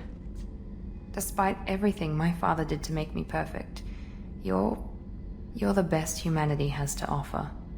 In the past, where Shepard's tried to get a rise out of Miranda by poking fun at her or insulting her, Miranda's always been able to stave off those comments by either leaning on Cerberus or her sense of superiority. Are you naturally this bitchy, or is it just me? I have the utmost respect for your abilities, Shepard. It's your motivations that concern me. I believe in what Cerberus stands for. Only time will tell if you prove to be an asset or a liability to our cause. Tell me a little about yourself. Worried about my qualifications? I can crush a mech with my biotics or shoot its head off at 100 yards.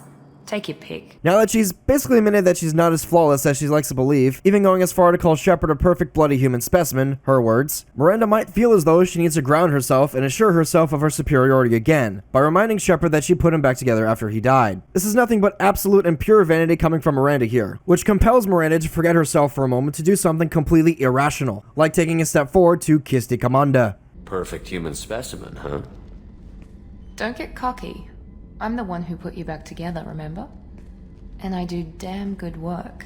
You certainly do.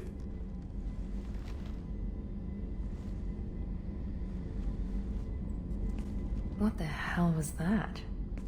I'm also being completely serious about the stepping forward part. That wasn't a metaphor. Despite Mass Effect seemingly placing the ball in Shepard's court to kiss or not kiss Miranda, our favorite Cerberus cheerleader is the one who leans in to kiss Shepard. Just to make sure we're on the same page, I think it's time for an instant replay, for scientific purposes, of course. It's a quiet night here aboard the Normandy SR2 between missions, with the ambiance of the EXO office making for the perfect atmosphere for Miranda to possibly confess to the commander. The question is, will she do it? Will she go for it? And I do damn good work. You certainly do. And? She does go for it! She even leans in for the kiss! Oh my god! Look at that character development! There goes all the preconceived notions of being genetically perfect and completely flawless! Oh my god, the vanity! What the hell was that? Okay, this doesn't mean anything. We just... God, I need to think. I'll talk to you later. And stop smiling, damn it. Yeah. On a slightly more serious note, this also goes hand in hand with the next time Shepard speaks to Miranda, after giving her some space, wherein she's trying to rationalize what was to her a moment of weakness, as she tries to push Shepard away once again. Commander, what can I do for you? You have a minute, Miranda? I wondered when you'd come back.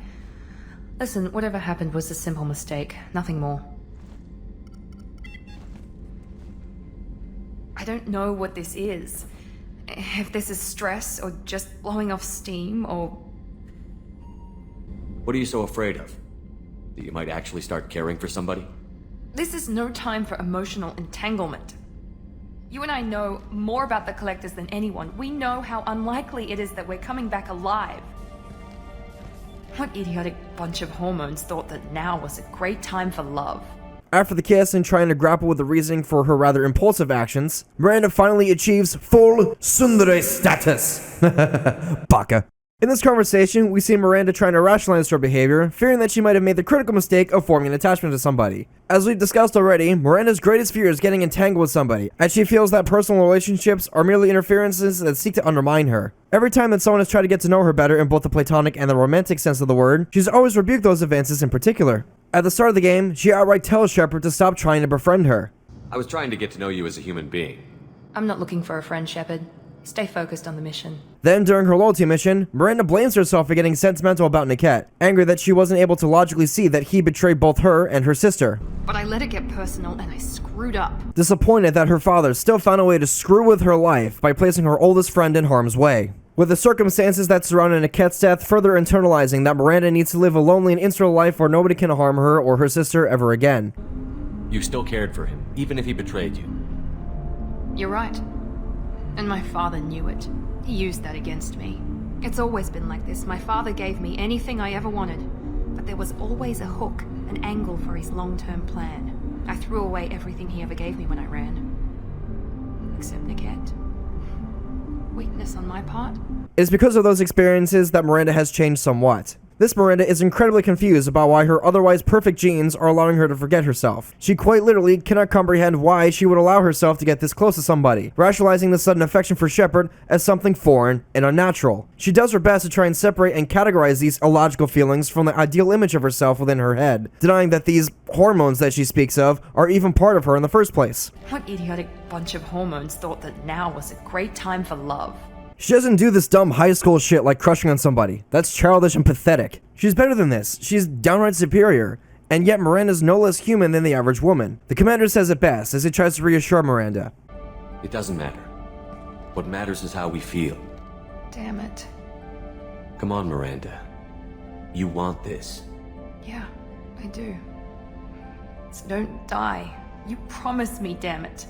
It doesn't work that way. We could all be dead this time tomorrow. So if it's not worth it...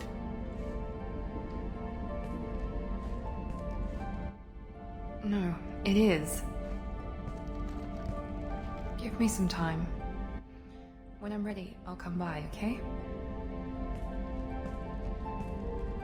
With that final affirmation, Miranda's finally willing to open up to somebody after years of believing and conditioning herself to lead an insular and lonely life. She's accepted a new part of herself, a part that allows her to do something completely crazy, stupid, and downright selfish. She's even ready to take the initiative in regards to being selfish too. When Shepard talks to Miranda after locking in a romance with her, she'll go from being otherwise completely focused on her work with Cerberus to suddenly having an infinite amount of time to talk to Shepard. Commander, what can I do for you? You have a minute, Miranda? Always. I'm dealing with a few loose ends for Cerberus. We haven't had much free time lately. But I haven't forgotten our earlier discussion. I think we're crazy, but I haven't forgotten. Assuming you're still interested.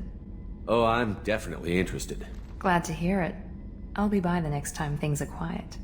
This is a small bit of dialogue that actually carries a lot of narrative weight. It indicates that Cerberus is no longer the first thing on Miranda's mind, and she's finally putting her own wants and desires before everything else. She even has to catch herself and backtrack to make sure the commander is still on the same page as her. Oh, I'm definitely interested. Glad to hear it. I'll be by the next time things are quiet. On that note, we still have a few loose ends to tie up before we can have some free time with Miranda. But first, EDI has to test out the Reaper IFF, and we'll have to take the shuttle to our next destination.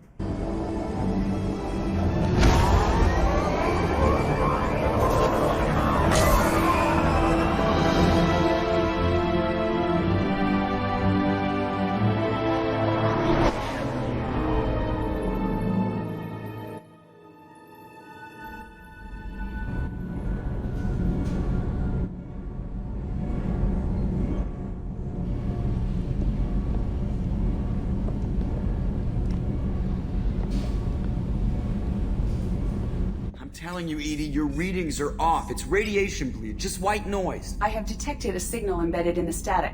We are transmitting the Normandy's location. Transmitting? To who?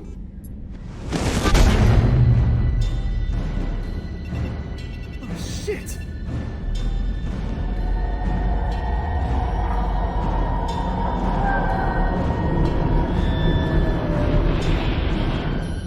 Getting out of here! Propulsion systems are disabled. I'm detecting a virus in the ship's computers.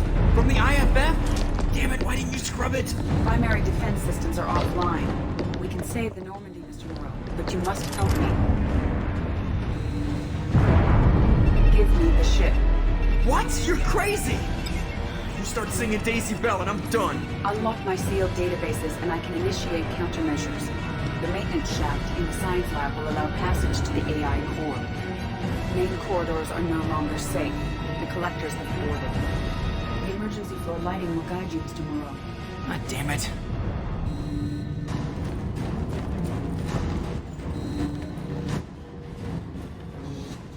Shit.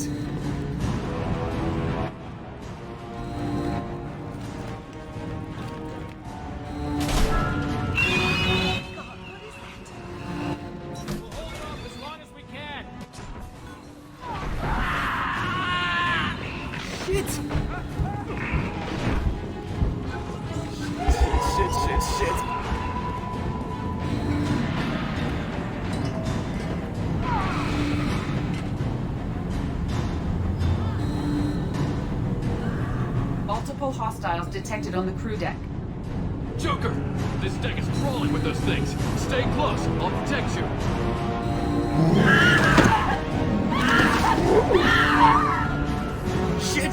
Shit! Main fusion plant offline. Activating emergency H fuel cells. What the shit? Alright, I'm at, you. Connect the core to the Normandy's primary control module. Great. This is where it starts. We're just all organic batteries. Guess who they'll blame? Well, this is all Joker's fault. What a tool he was. I have to spend all day computing pi because he plugged in the Overlord.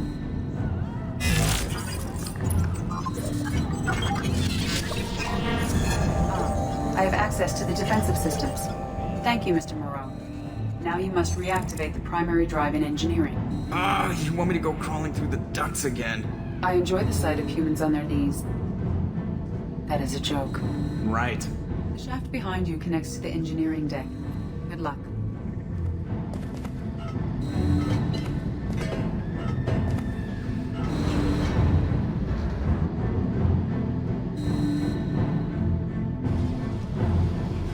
Hostiles are present in engineering. They are heading towards the cargo bay.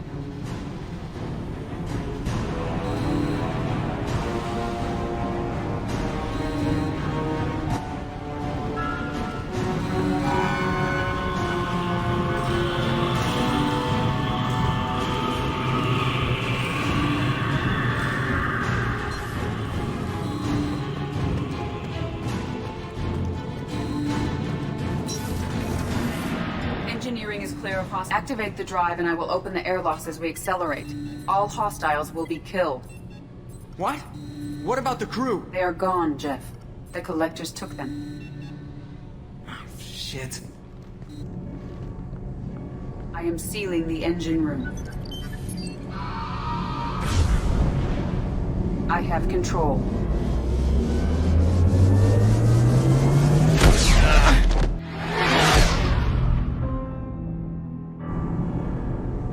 Purge is complete. No other life forms on board. Securing airlocks and cargo bay doors.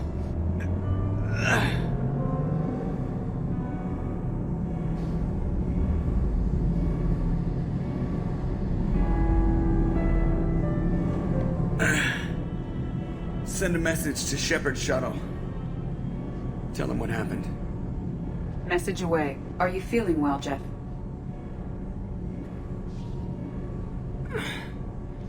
No. But thanks for asking.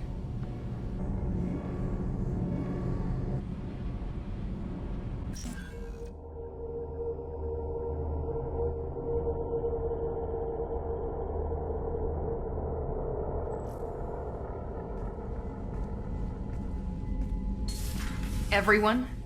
You lost everyone and damn near lost the ship too? I know, alright? I was here. It's not his fault, Miranda. None of us caught it. Mr. Taylor is correct. The harmful data in the collector drive was even more sophisticated than the black box Reaper viruses I was given. I heard it was a rough ride. How are you holding up? There's a lot of empty chairs in here. We did everything we could, Jeff. Yeah. Thanks, Mom. Is the ship clean? We can't risk this happening again. Edie and I purged the systems. The Reaper IFF is online. We can go through the Omega-4 relay whenever you want. Don't even get me started about unshackling a damned AI. Well, what can I do against collectors? Break my arm at them? Edie cleared the ship. She's alright. I assure you, I am still bound by protocols in my programming. Even if I were not, you are my crewmates. Edie has had plenty of opportunity to kill us. We need all the help we can get. Sounds like we have everything we need to rescue the crew. We've done everything we can. It's time to take the fight to the collectors.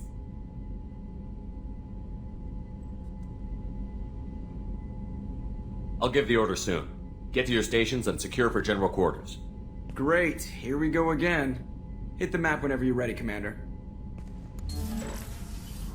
Well, shit. That was quite the harrowing experience. The collectors literally emptied the ship. There were no survivors apart from Joker. As we tore around the Normandy to prepare for general quarters, the echoes of the commander's footsteps seemed to ring out louder and longer as we passed all the empty seats. Everyone on the bridge is gone, including Kelly Chambers. Down the crew deck, the Normandy's chef, Mess Sergeant Gardner, is gone as well, with Dr. Chakwas in the adjacent medbay. Daniels and Donnelly can no longer be heard poking fun at each other down in engineering. Everyone is gone, save for the last remaining 15 squad members of the Normandy's crew. We owe it to everyone who's put the lives on the line to rescue them. There's not much left to say, other than to just jump right into it. The collectors are about to find out what happens when you piss me off. You got it, Commander. Plotting a course for the Omega-4 relay. ETA about 2 hours. I'll let you know when we arrive.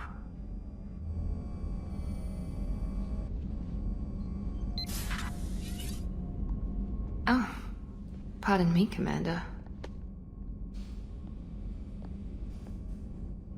I've cleared the engine room. I'll be there in 5 minutes. I should have known you wouldn't settle for the captain's quarters. I settle for nothing but the best.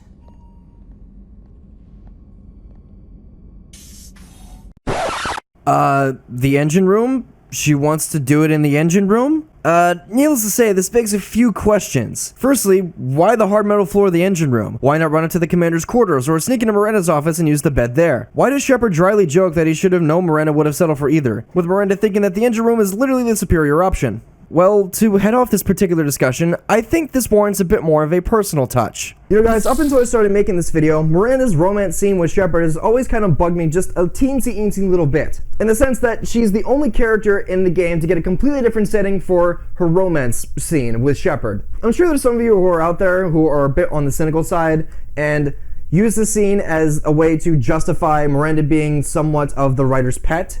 And I would agree with you if Liara didn't exist. So what gives? Why do I think this romance scene is conducive to Miranda's character arc? Generally speaking, every romance scene within Mass Effect 2 is supposed to be the narrative culmination of a particular character's arc involving interpersonal relationships. Whereupon Commander Shepard utters the legendary phrase, "We'll bang, okay?" That simple phrase ends up placating or outright solving some deeply emotional issues that the Normandy's crew has. Shepard solves their issues through a little bit of intimacy. With characters like Jack, it's her willingness to be a little less antisocial, with Jack being somewhat willing to open herself up to be hurt once again. It's a powerful scene to be sure, as Jack takes the initiative here. She comes all the way up from the bottom of the ship to come up to Shepard's cabin. Jack decides to wear her heart on her sleeve, and that's what makes her romance scene so powerful and cool. Jack comes up of her own volition to go see Shepard.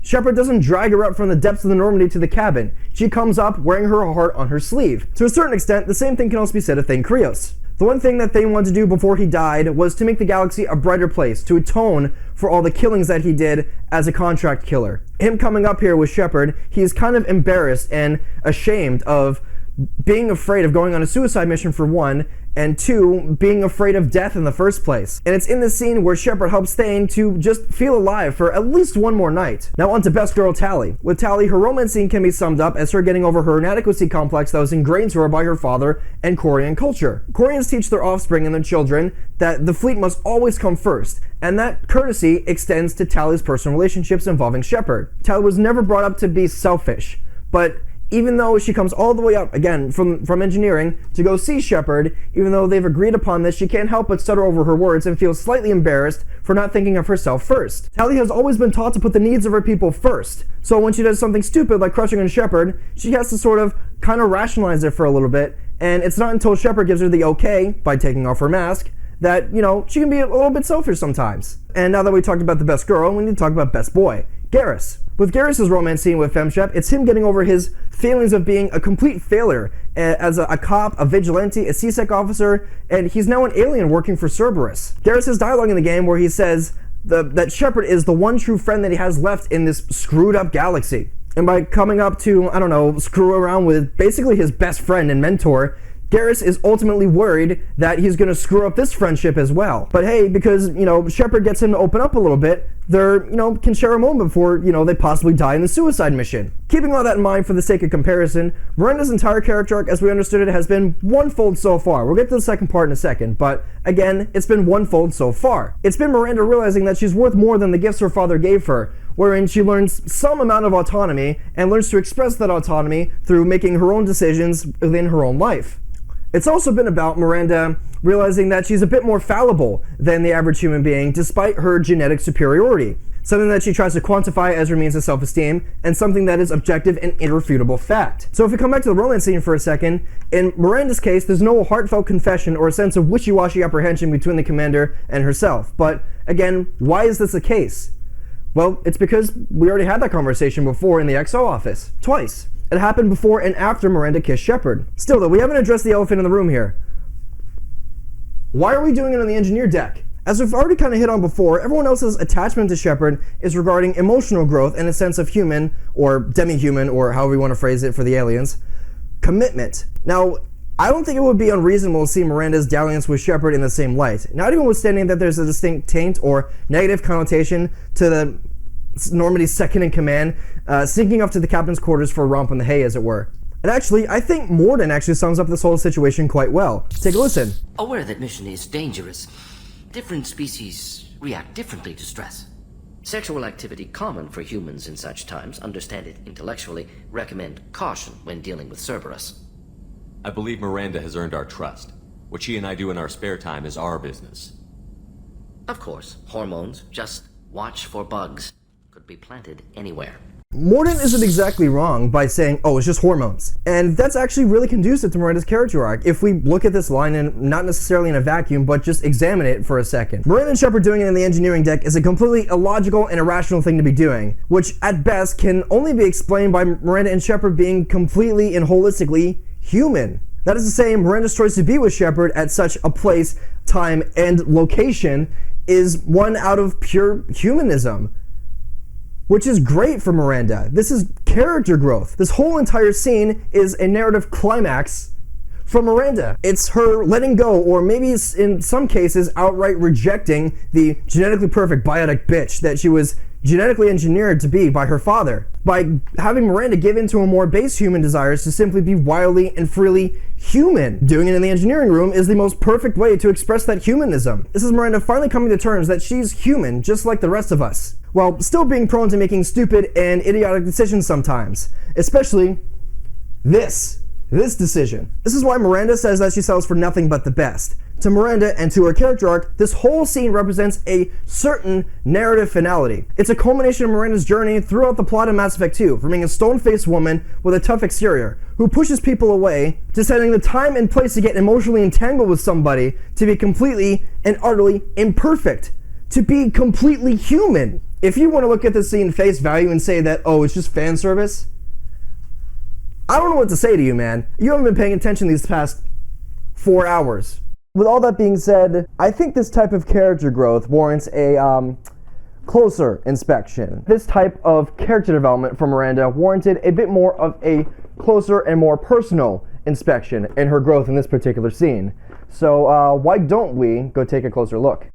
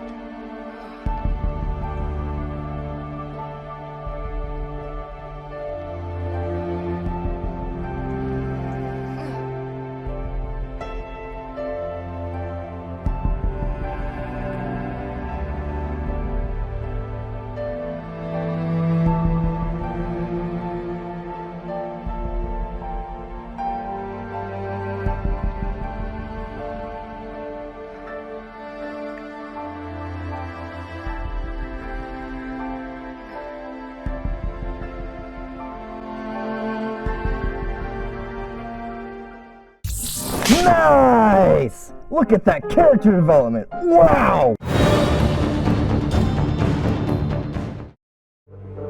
I don't know what we're gonna find in there, but I won't lie to you. It's not gonna be easy. We've lost good people. We may lose more. The Collectors attacked our ship. They took our crew, our friends. They think we're helpless. They're wrong. They started a war, but we're not here to finish it. We're here to make them regret. To show them and everyone else what happens when you go too far. No more running, and no more waiting. Let's hit them where they live.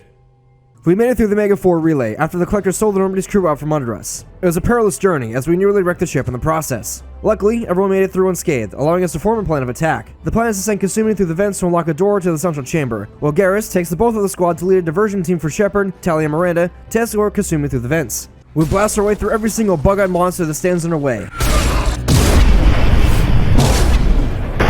making sure Kasumi can advance through the vents as safely and quickly as she can, and make it to the central rendezvous point at the center of the base. We managed to get everyone inside with no casualties, and after taking a quick breather, Miranda tells us that there's something to the rear that's worthy of our attention. Good job, Kasumi. I knew you wouldn't let me down. Shepard, you need to see this.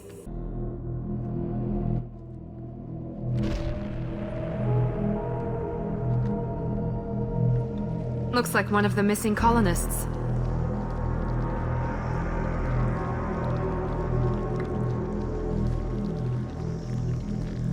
There's more. Over here.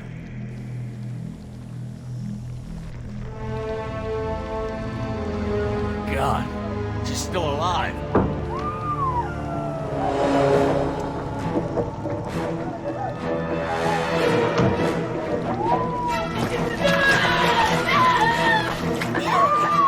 Get them out of there! Hurry!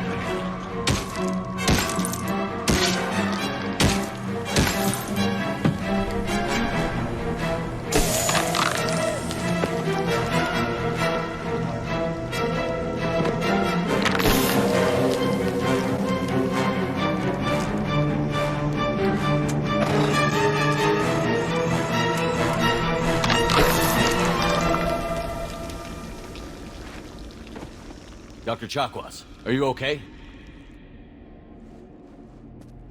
Shepard, you came for us.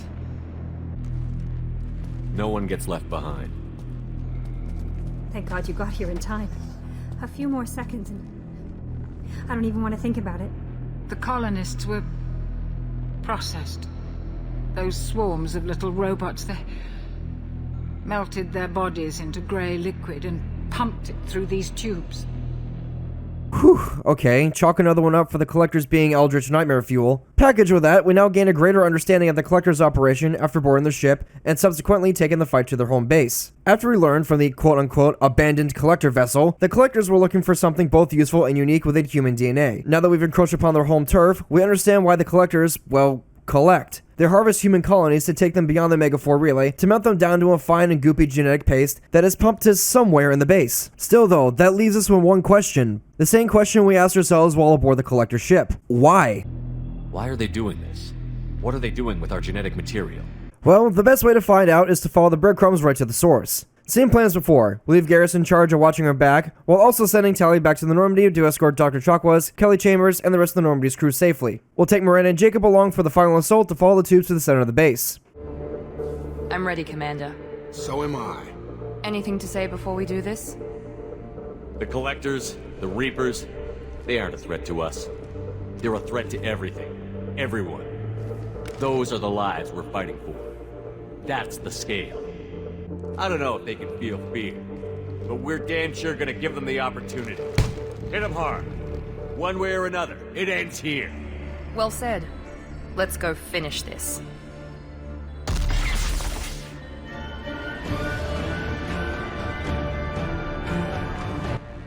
Once again, we blast right through every bug-eyed monster in our path, while one of the best soundtracks in video gaming history blares in the background.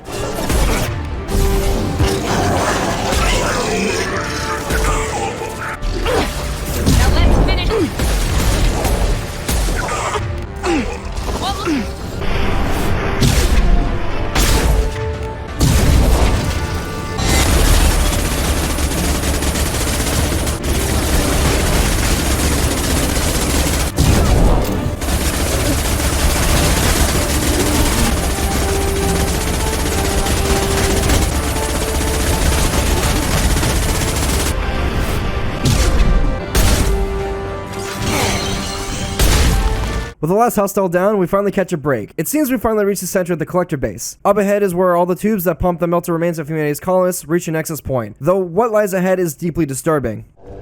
This is it. All the tubes lead to this spot. Edie, what can you tell us? What are they doing? The tubes are feeding into some kind of superstructure. It is emitting both organic and non-organic energy signatures. Given these readings, it must be massive. Shepard, if my calculations are correct, the superstructure is a Reaper. Not just any Reaper.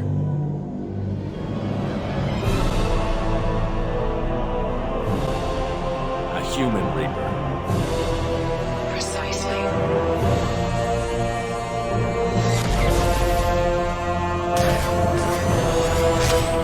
It appears the Collectors have processed tens of thousands of humans. Significantly more will be required to complete the Reaper.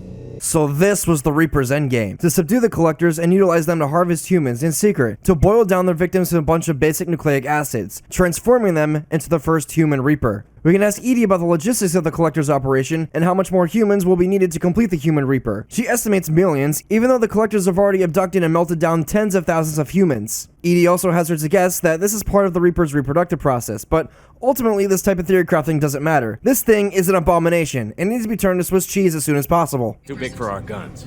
Edie, The find large me a way tubes to... injecting the fluid are a weak structural link.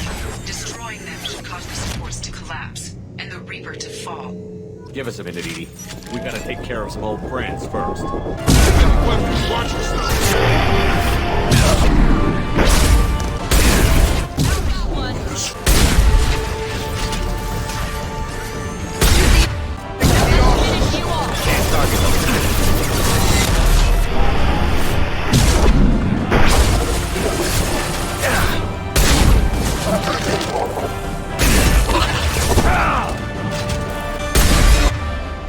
After taking care of the last of the reinforcements from the Collectors, we managed to take down the last set of feeding tubes, spilling the last bit of goopy colonist piss along the bulkheads of the Collector base, but ultimately stopping the creation of the first Human Reaper, causing it to fall like an Eldritchian stack of cards.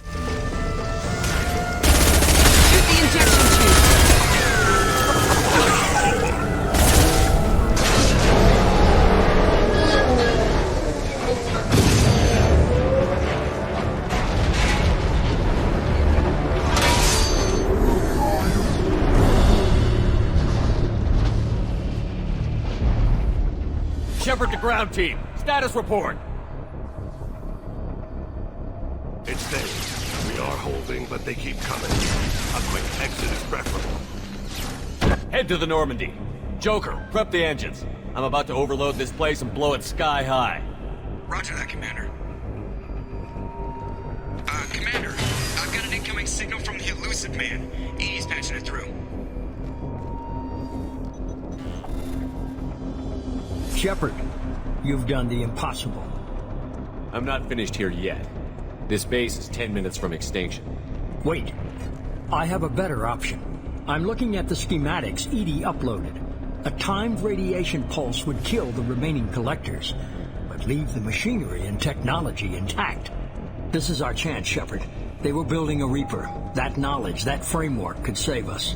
It would seem the Elusive Man's ruthlessness knows no bounds, even beyond the Omega-4 relay. The sheer amount of hubris on display here from Cerberus' callous auteur to preserve the base and all of its monstrosities for study is just insane. As we've observed and gleaned from the derelict Reaper, everything that involves the study of a Reaper is a live wire, making the study of their technology incredibly dangerous and borderline suicidal. If dead gods can indeed dream, then it stands to reason that dead baby gods can dream too. I don't think it needs to be said that the Reaper equivalent of Cathyla would be too pleased by Cerberus' eggheads poking around inside its corpse. That's also not even considering that Cerberus would basically be poking around inside the synthesis of Reaper technology and human colonist goop, a superstructure partly composed of the people that the Elusive Men swore to protect. Preserving the Collector's base and the Reaper technology within it seems hypocritical to the core values of Cerberus. We're not protecting humanity and serving its advancement, we're actively harming humanity in the process. The Elusive Man can certainly accuse Shepard of being short-sighted, but whatever long-term boons the Collector base holds can't possibly be that valuable. Whatever knowledge we can gain from the corpse of a dead Reaper can't be worth it. The very act of wanting to study anything from the space seems like a stab in the back to humanity as a whole. And this right here is something that Miranda completely agrees with. We have to destroy the base. Don't be short-sighted. Our best chance against the Reapers is to turn their own resources against them. I'm not so sure. Seeing it firsthand, using anything from this base seems like a betrayal. If we ignore this opportunity, that would be a betrayal. They were working directly with the Collectors. Who knows what information is buried there? This base is a gift. We can't just destroy it. This moment right here is key for the following action of Miranda's character arc within Mass Effect 2, and I cannot stress that enough. This is the first and only time within the plot of Mass Effect 2 where Miranda outright questions the Elusive Man, someone she's idealized for the better part of 20 years of her life. This is the first time Miranda has suggested that the Elusive Man is out of line, going as far to suggest that keeping the Collector base is a betrayal in of itself. But what caused Miranda to begin doubting the Elusive Man's judgment? Well, as it so happens, Miranda already answered that question. Take a listen. I'm not so sure. Seeing it firsthand, using anything from this base seems like a betrayal. Simply put, Miranda finally got some perspective. Miranda's opinion on the ruthless nature of Cerberus has changed significantly. And to put that in perspective, here's some dialogue from the start of the game. Cerberus isn't as evil as most people believe. If I can help allay any of your concerns, I'd be happy to do so. After witnessing the horrors of the Collector base firsthand, watching the colonists she tried so hard to protect being literally melted down and boiled alive and then flushed away like processed garbage before her own 2 eyes. This had to cause Miranda to double back in the intellectual sense, to think about Horizon and the process the Collectors used to subdue and collect the colonist. The Seeker's ones physically paralyzed their victims but left them completely conscious, meaning that all the colonists on Horizon and Freedom's Progress were completely aware during their transportation through the Omega-4 relay, right up until they were processed into basic nucleic acids. Miranda even goes as far as to use the word betrayal when referring to the Elusive Man's want to preserving the base, and she's not wrong to doubt the Elusive Man's motives here either. Since the supposed disabled Collector vessel, he hasn't exactly inspired her confidence recently either. His need for constant and ruthless progress at the expense of his 2 most senior operatives, being Shepard and Miranda, should tell you how disposable people are to Cerberus' illustrious leader. The next bit of this conversation is where this lack of trust comes in for Shepard and Miranda, wherein the Elusive Man gets desperate, revealing his hand and outright telling Shepard and Miranda how he values his assets no more than investments or statistics. No matter what kind of technology we might find, it's not worth it. Shepard, you died fighting for what you believed. I brought you back so you could keep fighting. Some would say what we did to you was going too far, but look what you've accomplished. I didn't discard you because I knew your value. Don't be so quick to discard this facility. Think of the potential. He didn't order the resurrection of the Commander out of pure human idealism, or because he felt slighted after both the Alliance and the Council backslid on the Reaper threat. The Elusive Man saw Shepard as a thing, an object he can place an objective value upon, something that the Elusive Man knew he couldn't just throw away. At least not initially. The Elusive Man is now attempting to treat the Collector base in the same manner he treated the Commander and everyone else in his employ, as tools to be used and discarded, a means to an end. The Commander won't let this kind of peerless ruthlessness rule him and change him, and to that end, neither will Miranda, not after everything she's seen. I won't let fear compromise who I am. Miranda, do not let Shepard destroy the base. Or what? You'll replace me next? I gave you an order, Miranda. I noticed. Consider this my resignation. Shepard, think about what's at stake, about everything Cerberus has done for you.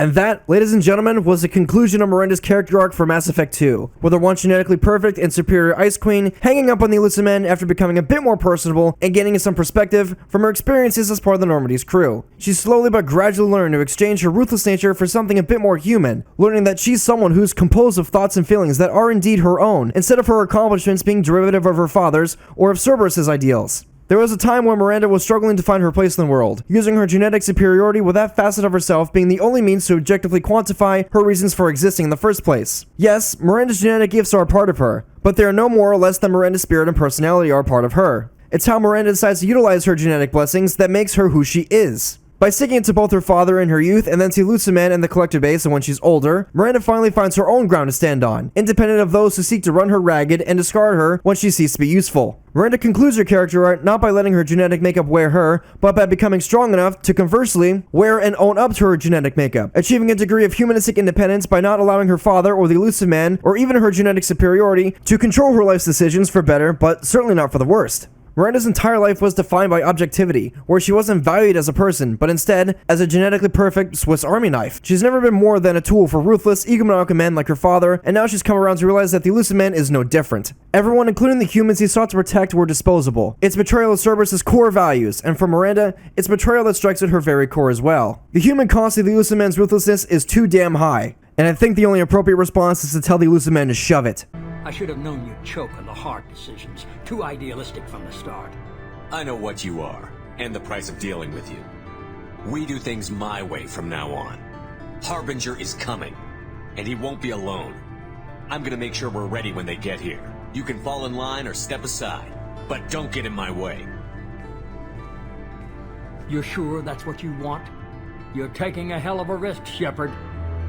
Joker, lose this channel.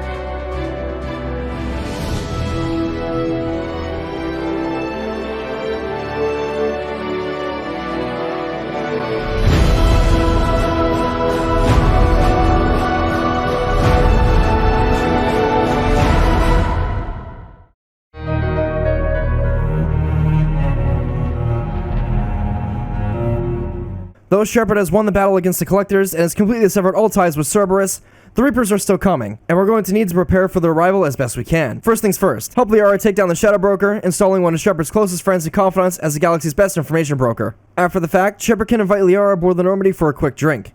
It's here within the privacy of Shepard's cabin, where the commander can finally be brutally honest with one of his closest friends, particularly about his feelings on Cerberus, the suicide mission, the upcoming war with the Reapers, and most importantly, Miranda.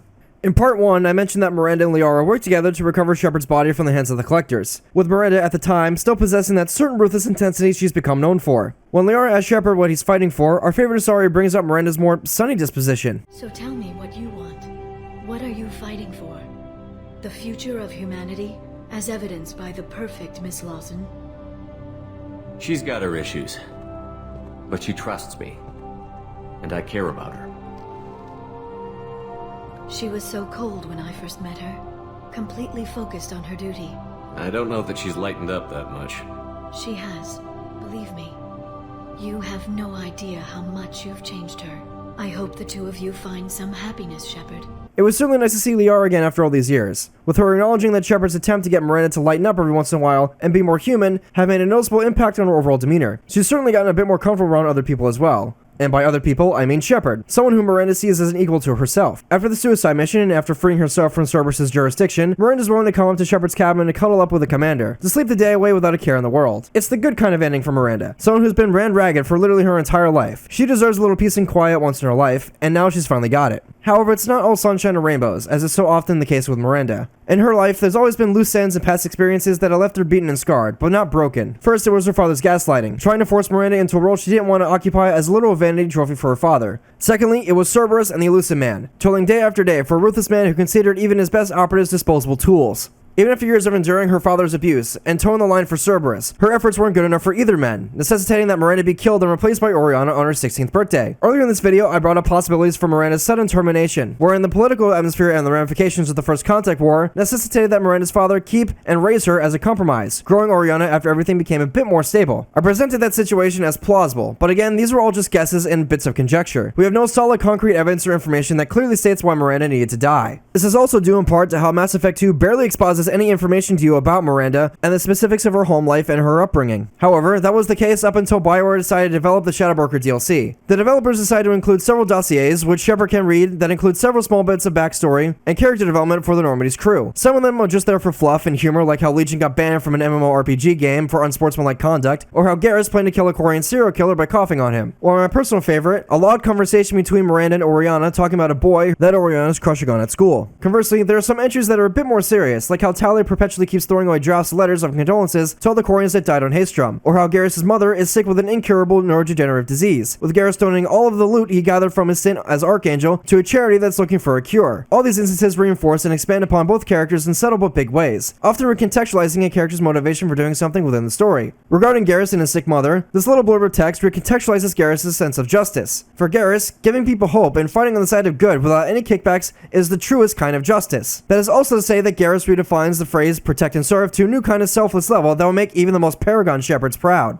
The same kind of recontextualization occurs with Miranda, which changes the implications of why her father thought it best to scrub his experiment. Within these logs, we find a medical report from a prenatal care center on Ilium regarding some test results. What we find within this report is downright astounding. The report details that Miranda suffers from something called benign neoplasm due to the irregularity of her genetic makeup. For those unaware, neoplasms are abnormal masses of tissue that form when cells grow and divide more than they should. In case you haven't picked up on it yet, Miranda has a birth defect that makes her unable to conceive a child. This further makes her father look like an evil scumbag. Not only was Miranda created to be the apex of human perfection, something to be paraded around as a vanity trophy by her father, but was also created to be something to be oogled at and then pulled into the bedroom, and not for character development purposes either. There was nothing quite that wholesome about Miranda's upbringing, as her birth defect would imply that she was conceived and designed by her father to be nothing more than a baby-making machine, a genetically perfect broodmare. Like, oh, dude, what the fuck, man? Like, let me be clear here for a second, guys. Miranda's father created her to be the broodmare of her father's genetically perfect dynasty. Let me say that again. Miranda's father created her to be the broodmare of her father's genetically perfect dynasty.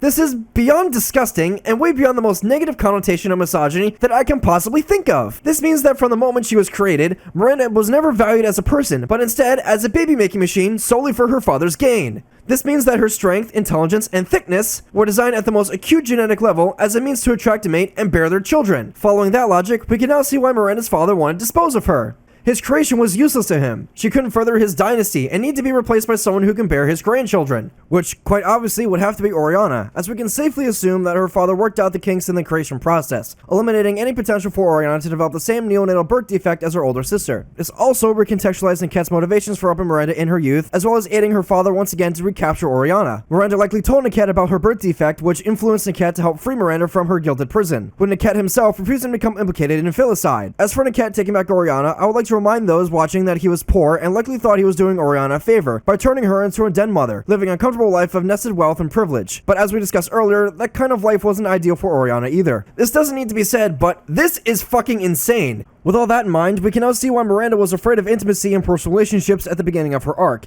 and why she actively hates her own genetic makeup, at least to a certain extent. Additionally, we now have an explanation as to why Miranda is so fiercely protective of Oriana, and why Miranda seems to enjoy living vicariously through her sister's normal and boring life, getting excited when her baby sister talks about something as simple as boys in class. It's a certain level of childlike innocence that Miranda finds both appealing in a melancholic sort of way. She's able to live up to half again as the average human lifespan within the Mass Effect universe, with all these extraordinary abilities, but she's still her father's daughter and is cursed to be forever alone, never being able to make the ultimate independent choice humans have, to be a mother of her own volition. Raising your own child will be the ultimate claim of independence and self-determination, the ultimate "fuck you, I'm my own person" to her father. This little blurb of text recontextualizes everything we know about Miranda thus far, as it makes her final refutation of the Elusive Man's orders in the Collector base, and her decision to snuggle up with Shepard both in the engine room and then in his cabin, even more of a personal victory for her now ex-Cerberus Cheerleader. She's overcome a lifetime spanning inadequacy complex by opening herself up again, finding comfort not in her more objective physical qualities, but within the human condition itself and all the messy baggage that comes packaged with it. This was the climax of Miranda's character arc, and with that being said, it's time to set things in motion for the falling action. After the suicide mission, we get a tip from Admiral Hackett about a deep cover agent by the name of Dr. Kenson going missing in Batarian space. This was right after she reported evidence of an imminent Reaper invasion to the Alliance as well. Hackett obviously wants Shepard to investigate this whole situation, rescue Kenson,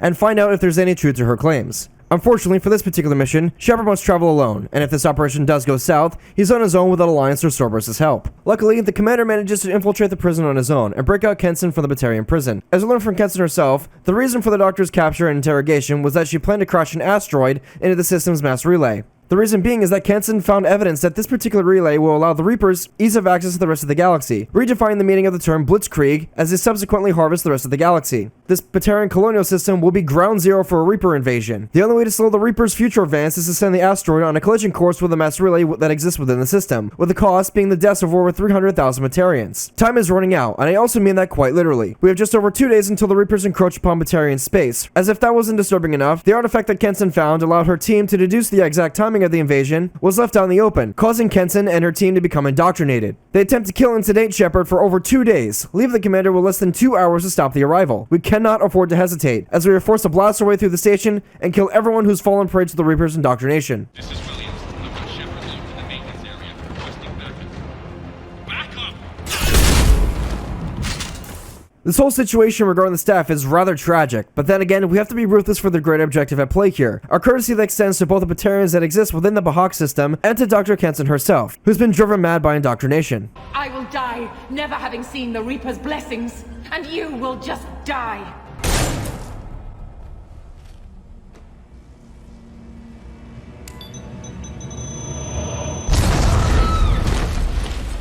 With the asteroid on an unstoppable collision course with the Alpha Relay, it's time to get the hell off this rock, but not before Harbinger decides to give us one last ring to gloat.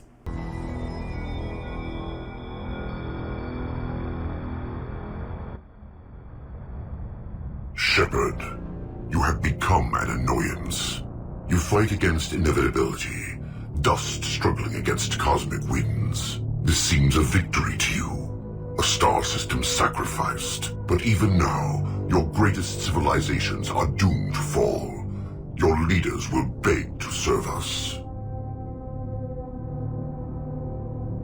Some humans are afraid that the Reapers are too powerful. But when the Alpha Relay breaks, everyone will see that we can fight the Reapers. And win. However insignificant we might be, we will fight, we will sacrifice, and we will find a way. That's what humans do. Know this as you die in vain. Your time will come. Your species will fall. Prepare yourselves for the arrival. And prepare we shall. Hackett comes aboard the Normandy to courteously debrief Shepard in person and to inform the commander about the consequences of his actions. Basically, Shepard will have to be a convenient scapegoat for the sake of keeping the galaxy from becoming a fractured and politically divided mess. We absolutely cannot afford such division. I stop a Reaper invasion and they want to put me up on charges? It's not a matter of preference, Shepard. You'll be a convenient scapegoat for avoiding open war. While Shepard does have a right to be angry at the bureaucrats for being so short-sighted, Hackett is ultimately correct here. The commander will have to face the music and take whatever political BS the Alliance throws at him. And with that being said, I think it's time to do just that. Upon saving the galaxy thrice over now, there's nothing left to do but to don our dress uniform and travel back to the Sol System, saying our goodbyes to the crew of the Normandy SR-2 before dismissing and disbanding the crew. Shepard placated the greatest set of the galaxy's brief existence. He has to hope that the galaxy will be ready for when the time comes. And, most importantly, what role will the very holistically human and emotionally fallible Miranda Lawson play in the upcoming Reaper War of 2186, now that she's freely independent from both Cerberus and her father?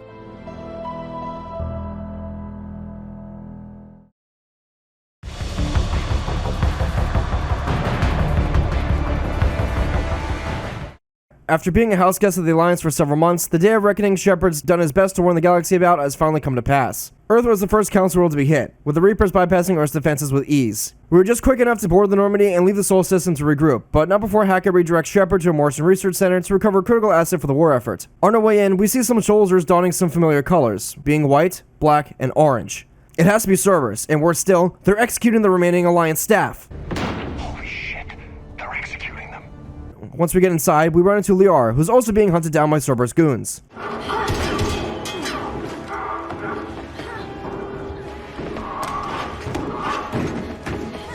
After dispatching them with a quick well-placed singularity, Liar gives us the lowdown. Cerberus is after a Prothean superweapon that was recently discovered in the Mars archives. It's unclear why the Elusive Man would want to undermine the Alliance given recent events, but hey, this kind of complete ruthlessness is something we can expect from Cerberus' illustrious leader. Whatever Cerberus hopes to gain from this weapon must be more important than fighting the Reapers alongside with the Alliance. It's also unclear how these Cerberus grunts managed to seize the facility with such proficiency, with the Alliance barely putting up a fight in the first place.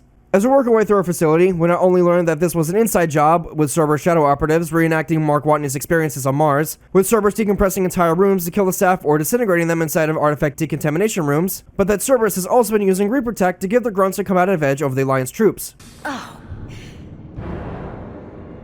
Oh god. He looks like a husk. Yeah, not quite. But they've definitely done something to him. It's pretty clear that Cerberus' leader has gotten too close to the enemy, but we still have to ask, why? As it so happens, we get an answer from the Elusive Man himself when attempting to recover the weapon.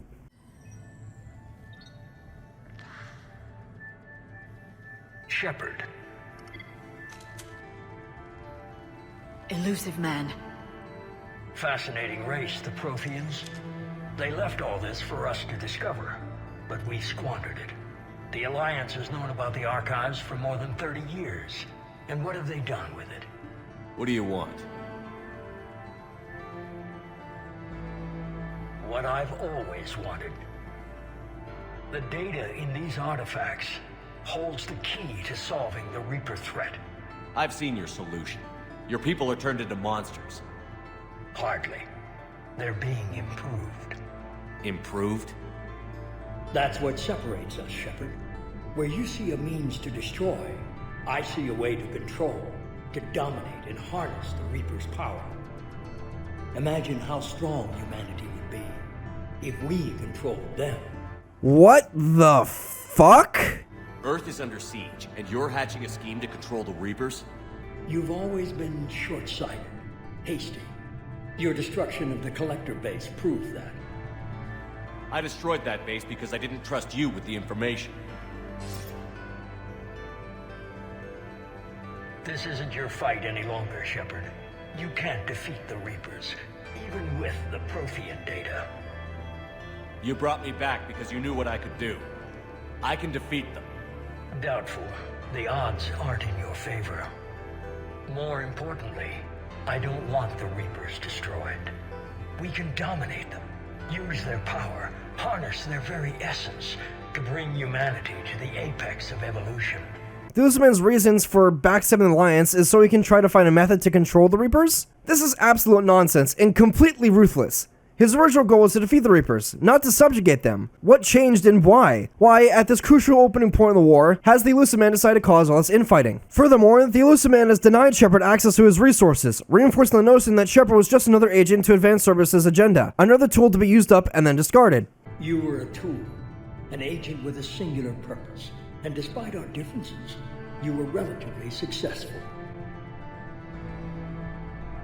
But like the rest of the relics in this place, your time is over. Enough talk.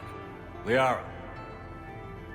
Don't. Cerberus then undercuts this conversation by attempting to steal the weapon out from under us, but thankfully, we stop them from making off with the weapon. We eventually make it to the Citadel to request help for the fight ahead, but of course, the Council says no, offering us a different solution. We're to bypass the Council and appear directly to the leadership, to form a war summit with the Turians, Solarians, Asari, and Krogan. While we're busy running back and forth through the Citadel, wheeling and dealing with politics, we run into a familiar face on Docking Bay D-24.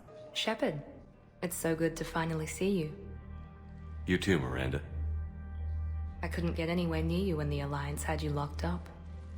Relieved of duty. It was complicated. I'm sure it was. I'm surprised they didn't court-martial you. The Alliance isn't known for its flexibility. Doesn't matter now. Shepard, about Earth. I'm alright. We'll figure out some way to even the odds. We have to. Everybody has a weakness. Even the Reapers. It's certainly good to see Miranda again, and she's certainly glad to see us, showing some small bits of character development within this very conversation. For comparison, Mass Effect 2's Miranda would have been concerned about Earth for sure, but that concern would have hailed from a more pragmatic perspective about the war. Post Mass Effect 2, Miranda's concerns about Earth are a bit different, and while her thoughts are with the homeworld, it appears that she's instead concerned with Shepard's well-being and how the commander's handling his worst nightmares coming true, going as far as to give Shepard some amount of hope and confidence. This also moves the conversation nicely along to where Miranda wants to know what the Alliance's plans for a counterattack are, and more importantly, if she's still going to be part of Shepard's life, despite the Lovecraftian Blitzkriegers currently obliterating the Alliance and Turian fleets. Shepard, am I still part of your plan? It's been so long I wasn't sure where we stood. Miranda, things are never going to be easy for us, but I'll always want you in my life. No second thoughts? This is your chance to back out. No.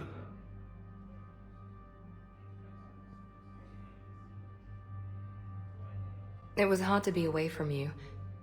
Surprised myself how attached I got. I'm not good at attached. Just stay close from now on, alright? From this conversation, we get two small but incredibly significant bits of character development from Miranda here, where we have Miranda finally showcasing a sense of humor, and a pretty dry one at that. No second thoughts? This is your chance to back out. Following that, Miranda inadvertently admits that she's completely stopped being a stone-faced and passive hardass, feeling some amount of loneliness and anguish due to Shepard's absence. It was hard to be away from you.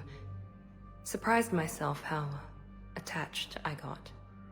I'm not good at attached. Speaking of being absent and attached, there's actually a way to showcase just how inseparable and infatuated Miranda's gotten with Shepard in between Mass Effect 2 and 3. If Shepard decides to break it off here with Miranda, she will not handle that kind of rejection well.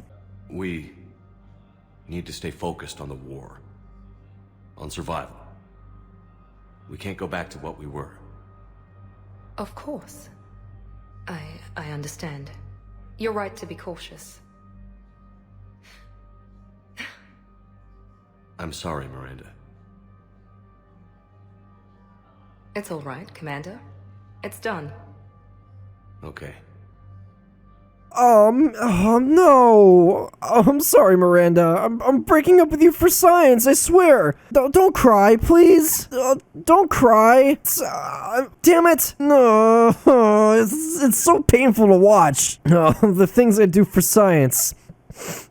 Anyway. In being rejected, Miranda tries to maintain some amount of cold professionalism through her words, but the tears make her true emotions clear. Something else to note here is that how after Shepard basically crushes her heart, she doesn't face him. She turns around so that Shepard can't see her bawling her eyes out. This is something that Miranda has actually done before as well. The act of turning around and turning away from people when Miranda's struggling emotionally, that is. This occurs during the tail end of her loyalty mission within Mass Effect 2, in the elevator scene where she's still lamenting over Niket's death and how she felt as though her feelings for him clouded her judgment. This happens again later in Mass Effect 2, within the conversation after her loyalty mission, where Miranda also laments about her genes being inadequate in comparison to Shepard's impeccable service record. Before dropping the narrative thesis for the entire conversation, Miranda stands and ambles on towards the window, so Shepard can't see her crestfallen face. It's only after Shepard gives Miranda some confidence where she turns back around, ready to bare her heart to the commander. This scene is in total contrast to the rejection scene in Mass Effect 3, as by rejecting Miranda, as by choosing to break it off with Miranda, her growth as a character suffers. By rejecting Miranda, we don't find out what she's been up to while Shepard was the Alliance's houseguest. Instead, Miranda runs off to deal with a personal matter by herself. Now, in order to see those events play out, we have to stray from this doomed timeline and travel backwards. Let's do this.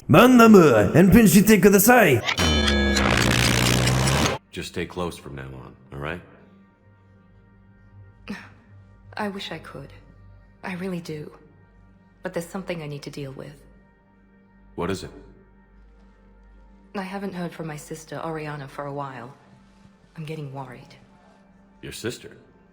Yes. I don't want to overreact, but... well, there's a lot going on. I thought we made sure she was safe. We did. It's probably nothing, but... I just know my father is involved. What happened? I don't know. Everything I had in place to make sure she was safe went dark.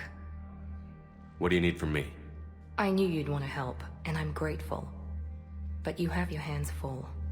If I need a door or two kicked down, I know just who to call. But for now, I'll be fine. Okay. I understand. I have to figure this out. You will. As we affirm our relationship with Miranda, she then tells us that Oriana's gone missing, and that she has a hunch that her father was involved. As we've gotten to know Miranda, anything or anybody that puts her sister in danger is going to wind up one of two ways. So exactly how much information does Miranda have on her father and his involvement in Oriana's disappearance? Why do you think your father was involved in Oriana's disappearance? I kept careful tabs on my sister. I always knew where she was. For her to just vanish, it could only be him. After I hid her away, I still knew he'd stop at nothing to find her. She's all he has left. I have a hunch what happened, but I'll fill you in when I'm certain. Alright, so it's nothing more than a hunch. I guess Miranda's right to try and figure things out first before gunning for her father and for Oriana. But still, it's unclear as to why Miranda's father would go after Oriana again, but given the outbreak of the Reaper War, he likely wants to get the family back together, so to speak. Keeping that in mind, this is Miranda's father we're talking about. I think it's best to assume that there's no positive connotations to that turn of phrase. It also begs the question how Miranda's father discovered where Oriana was being held. Cerberus was keeping the location of Miranda's sister strictly confidential, supplying her sister's adoptive family with housing and jobs, so long as Miranda told the way for Cerberus' causes. Since Miranda's decision to tell the Elusive Men to stuff it in the collector base, it's pretty obvious that the Elusive Men spilled the beans, and would have likely worked to eliminate Miranda for walking away. I think this is also in line with what we know about the Elusive Man so far. He just traded one tool for another, as he likely saw the wealth that Miranda's father was hoarding and desired to use his wealth to further Cerberus' efforts to control the Reapers. I am sure this won't come back to bite him in the ass later. In the spirit of Miranda just being another tool to be used and discarded, she will say the following. Have you had any run-ins with the Elusive Man?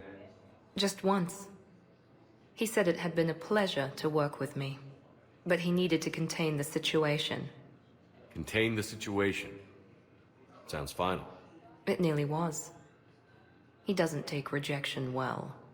No, he doesn't. Well, it looks like Cerberus' ruthless leader failed to contain the situation, as it were, and now he has an extremely capable and pissed-off genetically perfect Diet Asari, ready to tear down everything to protect her sister and her independence. Speaking of Miranda's independence, we can ask her if she tried to get in contact with Shepard now that she was finally free from Cerberus' control, to which Miranda will say the following. You tried to contact me when I was back on Earth? A visit by the former Cerberus second-in-command would have been disastrous. Any kind of secret communication would have looked even worse. I was tempted to break in and see you. That would have been tough to explain. Right. Fun and games till they arrested me or just shot me on sight. I had to play it safe, for both of us.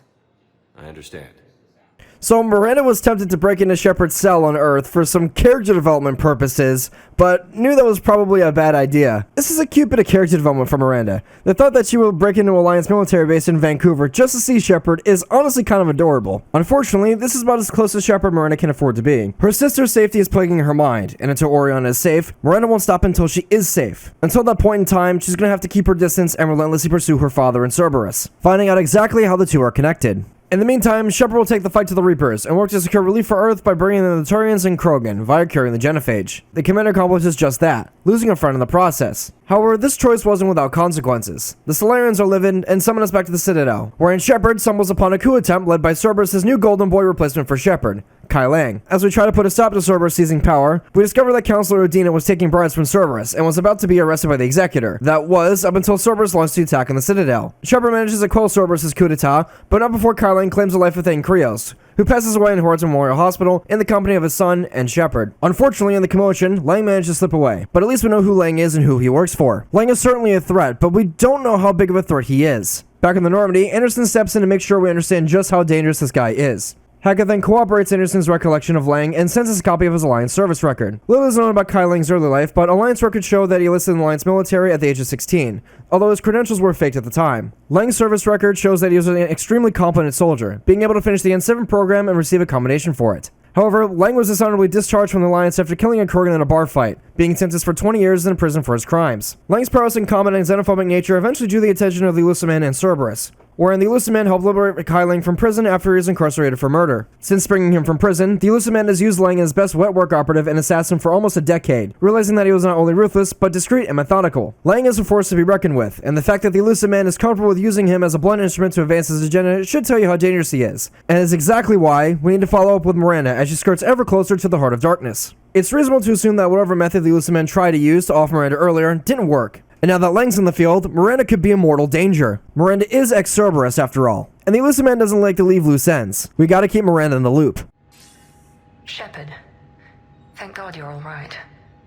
I'm fine. I'm sorry. I wanted to see you in person. It's better this way. The Citadel is a mess right now. It sounds like it. I heard about the attempted coup. Yeah. With Kai Lang's help, Udina nearly seized control. Kai Lang?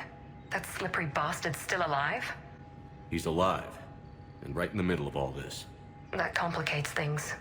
I'll be on my guard. Look, I don't have much time, but I learned what happened to my sister. Where is she? I don't know that yet, but my father was definitely responsible. If he's done anything to her, I'll kill him. Miranda. Shepard, listen. I'm being hunted by Cerberus assassins. A lot of them. I need to stay out of sight. What? Why? I heard a rumor, maybe more, that my father is working on something for the Elusive Man. Something big. I think it's safe to say that Miranda's been sufficiently warned, and by her quick change in tone, she knows to give Cerberus' ex-N7 operative a wide berth, especially since Miranda admits that she's being pursued by numerous Cerberus assassins. With Kai Lang's help, Udina nearly seized control. Kai Lang? That slippery bastard's still alive? On a slightly more lighter and hopeful note, Miranda's confirmed that her father has kidnapped Oriana, and has her to guess that he's working on a big project for the Elusive Man. Why would your father be working with the Elusive Man? Especially now. My father is ruthless about preserving his legacy. Legacy? He has an obsession with making his mark in history, ensuring his dynasty lasts forever. And you think the Elusive Man made him an offer? Exactly. Yikes. So basically we now have two of the most egomaniacal and ruthless human beings in the whole of the Milky Way galaxy working together in some big project for Cerberus that will probably undermine the war effort in some way or another. Keeping that in mind, Shepard asks Miranda once again if he can help in any way, as the latter is the cause for a lot of concern, but Miranda has other plans that's incredibly significant to her growth as a character. Whatever's going on with your father can't be good. We have to figure this out. I agree, but I need to do this myself. It's time I stopped running from him. You're sure? Yes. I can't think straight until I know Ori is safe. There it is, folks, in the following action of Miranda's character arc. She reasons that the only way that this feud between herself, Oriana, and her father ends is for her to finally stop running, to face the monster who's made her life absolutely miserable, and put an end to him permanently all by herself. It's a pretty reckless thing to do, to venture in the Dragon's Nest to slay it armed with only her wits, but yet at the same time, it's the ultimate declaration of independence, wherein Miranda finally feels strong enough to confront her traumatic past and take one last final big step to try and overcome it. Not only that, but she's willing to face her father, fight off Cerberus assassins, just to make sure that her sister is okay and safe. Oriana's future is the only thing that matters to Miranda, and now she's at a point where she's willing to risk it all to give her baby sister a future.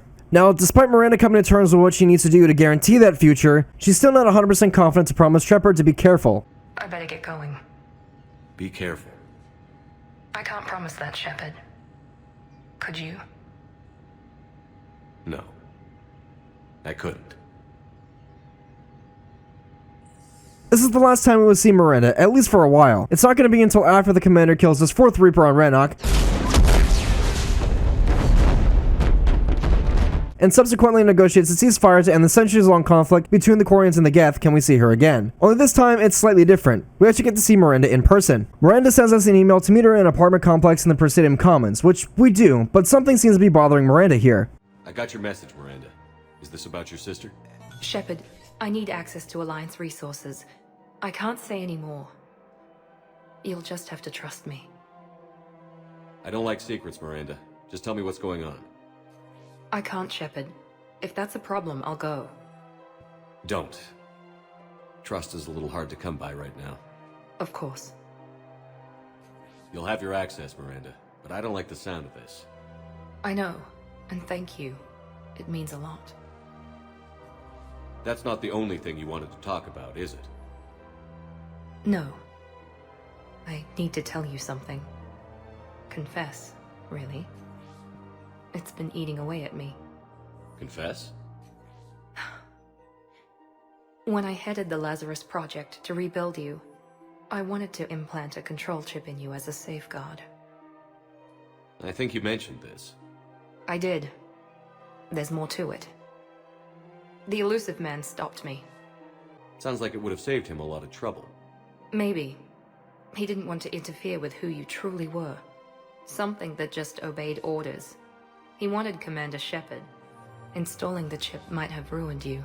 Ah, so that's what's been eating away at Miranda. The irony of the elusive man preventing the installation of a control chip that Miranda wanted to implant within Shepard's mind. That is to say that Cerberus' ruthless leader didn't want a robot that mindlessly obeyed orders, that was resurrected to fit a singular role. He wanted the same person with the same idealistic morals, the same Commander Shepard. Well, we can certainly see where this conversation is going. Let's have Miranda elaborate for a little while longer.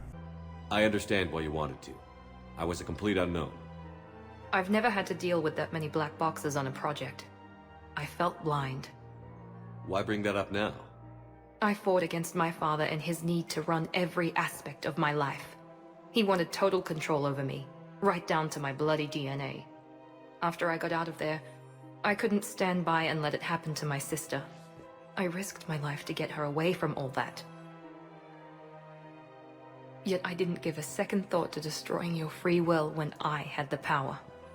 And therein lies the cause of Miranda's crestfallen outlook. She feels like a massive hypocrite for acting like a conceited asshole to Shepard in Mass Effect 2, where at one point, she sought to rob Shepard of his free thought and independence. After fighting her entire life to achieve some degree of independence for both herself and her sister, doing her best to distance both of them from her father and from Cerberus, Miranda can't help but feel a little frustrated with the irony here. If Miranda was allowed to put that control chip in Shepard, then her lifelong crusade against her father and then against Cerberus would be meaningless. If we were to invoke Mass Effect 2 for a second, Miranda in this sense would be no better than the Reapers, with respect to how they subdued and then enslaved the Collectors. Which, if you recall, is a decision that Miranda isn't exactly a fan of. They're not doing to us what they did to the Protheans. However, unlike Mass Effect 2's initial depiction of Miranda, she's grown as a person since then, as one to admit that she was wrong. There's also Shepard, who's willing to shore up Miranda's doubts and frame her decision to bring back the Commander as a positive one, no matter what baggage she deems as problematic. This is what's been bothering you? I told you, it's crazy. It's not crazy. Well, maybe a little crazy. Shepard. Miranda, I lost 2 years of my life. You gave me back the rest of it. You could have changed me in 1,000 different ways, but you didn't. I don't know how, but you brought me back. Thanks. But with so much being uncertain, I just wanted you to know I always regretted wanting that chip. In this final bit of character growth for Miranda, she affirms that she ultimately regrets being as ruthless as she once was. The desire to plant a control chip was not only unnecessary, but morbidly ironic, something that Miranda cringes over when she thinks back to that moment of hypocrisy. As was before, Miranda still beats herself up over past events, and while her arc in Mass Effect 2 placates those feelings, it's not until this very conversation within Mass Effect 3 where Miranda takes one more step into becoming less perfect and more so a flawed individual. She's still trying to maintain some amount of control given the stakes, which isn't necessarily a bad thing to do, but for Miranda, she still has some room to grow in this regard. Miranda, we're both under so much pressure to be perfect. We never give ourselves a break.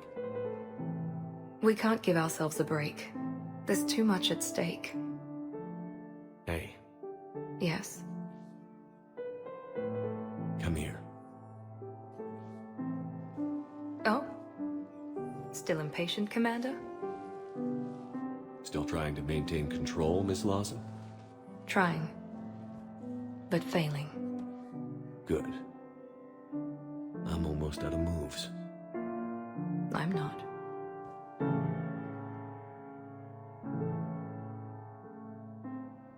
Well, Luis wasn't in the engine room this time. All jokes aside, this is the second to last time that we see Miranda for the time being, as we're back on the clock. The Asari have finally decided to throw their hat in the ring and give Shepard some intel that could mean the war. The Asari Council directs Shepard to the Temple of Esteem on the Asari homeworld of Thessia, which is currently in the process of being harvested by the Reapers, with the Asari rapidly losing control of the situation. Despite this, Shepard must ask the remaining Asari to carve a path to the temple, to get the information they need to win the war. We spring from position to position, fighting all manner of Reaper monstrosities, but none as disturbing as the Banshee.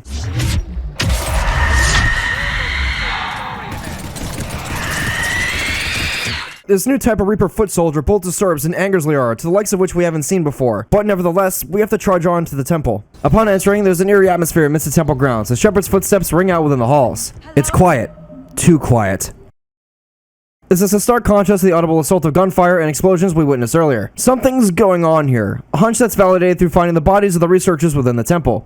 The way that they died was consistent with the butchery the Reapers are known for. Their deaths were rather surgical. Take a look at their throats. What happened to them? They've been slit. The Reapers didn't do this. We're going to have to figure this out on our own. Who's that supposed to be? The goddess Esteem herself. It's a relic of the old faith. Awful lot of trouble for a dead religion. I admit this does seem rather elaborate, even by our standards. Though Esteem does have great historical significance, we once believed our gods were separate from the world, looking down on us.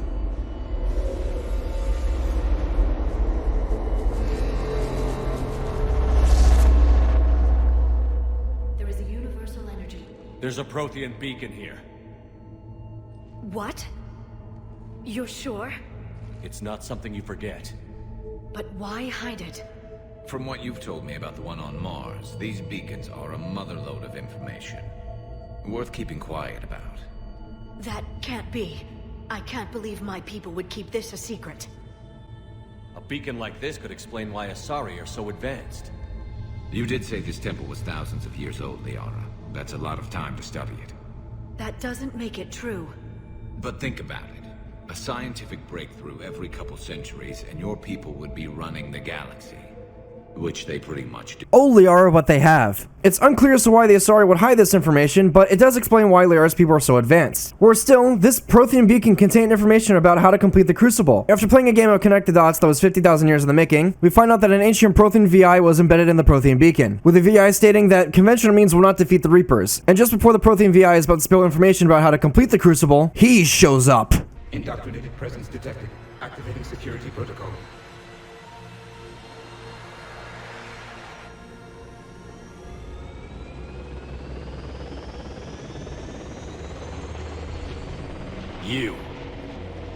You killed the scientists. What do you want? Your attention. Someone would like to talk with you.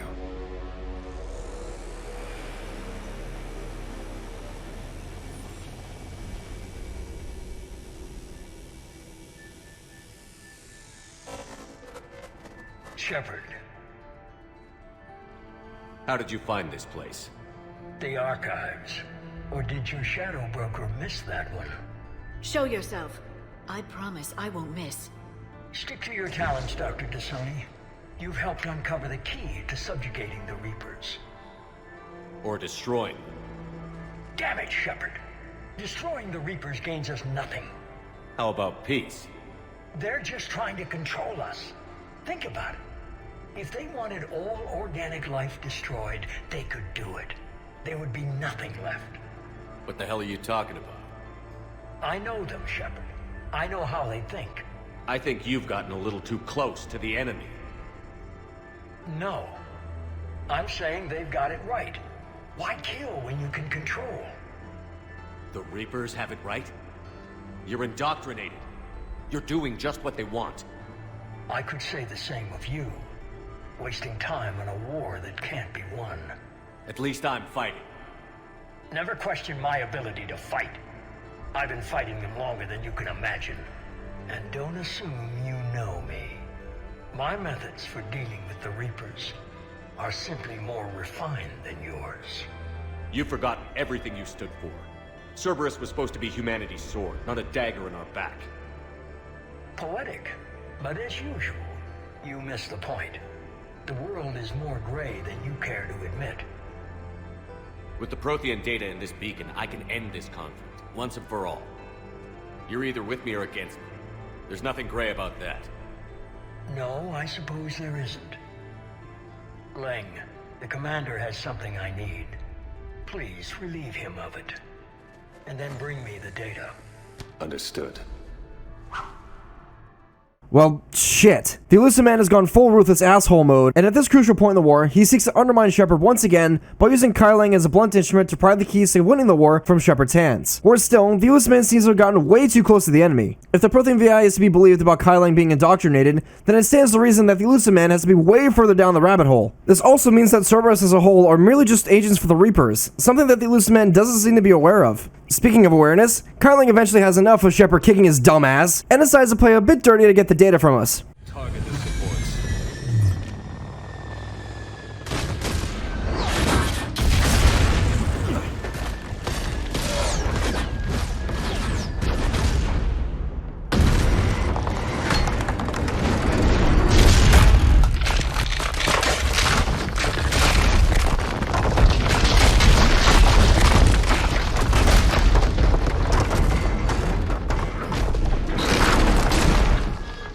Cerberus thanks you for all your hard work.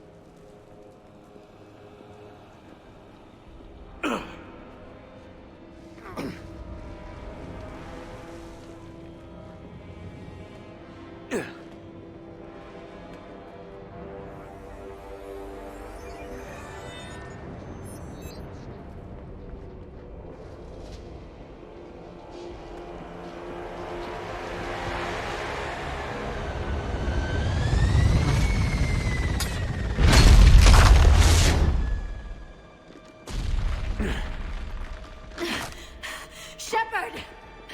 Hang on!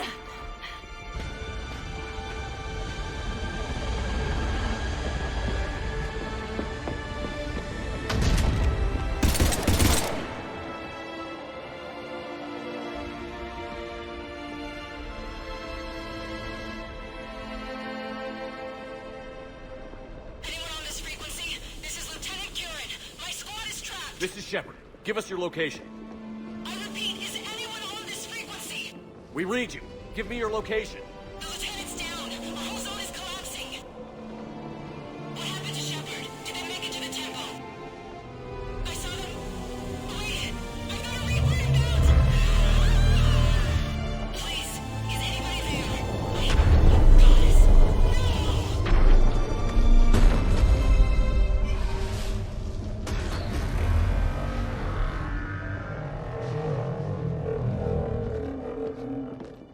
This was the worst possible outcome for the war, and Shepard has to be the bearer of bad news. This is the second time Cerberus has jeopardized the war effort for their own personal gains and lofty goals of controlling the Reapers. Maybe, just maybe, it's finally time to show Cerberus what we're made of, but where do we begin? I'm sick of Cerberus beating us to the punch. Let's kick them in the balls first for a change. I'm with James. Anyone know where they're hiding? Anyone?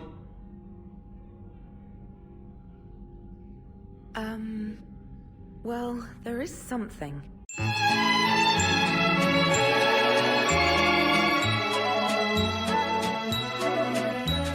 Thanks to Trainer's efforts, all is not lost, at least not yet. She was able to track Kai Lang's shuttle to the Lyra system, which is curiously where Horizon is located, the very same system that the Collectors raided in Mass Effect 2. What Cerberus is doing there is unclear, but maybe the Luciman's feeling a bit sentimental. That, or Cerberus has something to do with the refugee center called Sanctuary that we've been hearing about throughout the entirety of the game. Regardless, it's best to follow Kai Lang's interstellar breadcrumbs to Horizon to attempt to recover the data and see what Cerberus is actually up to. As we approach the facility, we hear an almost familiar voice. Sir, I'm picking up a signal from the facility. It's weak. I'll try to boost it. This is Miranda Lawson. Stay away from Sanctuary. It's not what it seems. Please, you must listen to me. They're using... Oriana? That's Miranda's sister. If she's here, Miranda can't be far away. That's our link to Cerberus. Edie's right. We finally found our clue to Cerberus, and we finally find out what kind of Cerberus conspiracy Miranda spent the entire game attempting to uncover. Also, if everyone is close, and Miranda's in hot pursuit, then her father cannot be far away either. This raises more questions as we continue on, as we see Cerberus both fleeing the facility and fighting with Reaper forces. Ever since Thessia, it seems Cerberus and the Reapers have gotten along, so what changed? It stands to reason that Cerberus either has something here that the Reapers want, or something that the Reapers perceive as a threat to their power. Regardless, as we enter the facility, it's eerily empty, with no signs of the refugees that were apparently coming here in droves. The only casualties we find are Cerberus and Reaper forces, so where the hell are the refugees? As we continue to explore, we hear a familiar voice coming from a terminal. Shepard. That's Miranda. This is Miranda Lawson. If you've managed to get this far, you must be desperate or stupid. Listen to me. This is not a refugee camp. This is a Cerberus facility run by my father, Henry Lawson. Turn back now. There is no help to be found here. All communication is being blocked from the central tower. Sanctuary is a lie. Stay away. Okay, so we've got Cerberus, Reapers, and Miranda's crazy father. Any ideas how this all fits? From the sounds of it, Miranda has uncovered something big. A wide-spanning conspiracy that involves Cerberus and Miranda's father doing something to the human refugees here. Something horrific that invoked the ire of the Reapers. Progressing further, we find a submerged secret back door to the rest of the facility, and once inside, we find out the disturbing truth about what Cerberus was actually doing here with the refugees. There. What is this? Those are the refugees, right? They're just rounding them up and killing them. Worse. They're being turned into husks.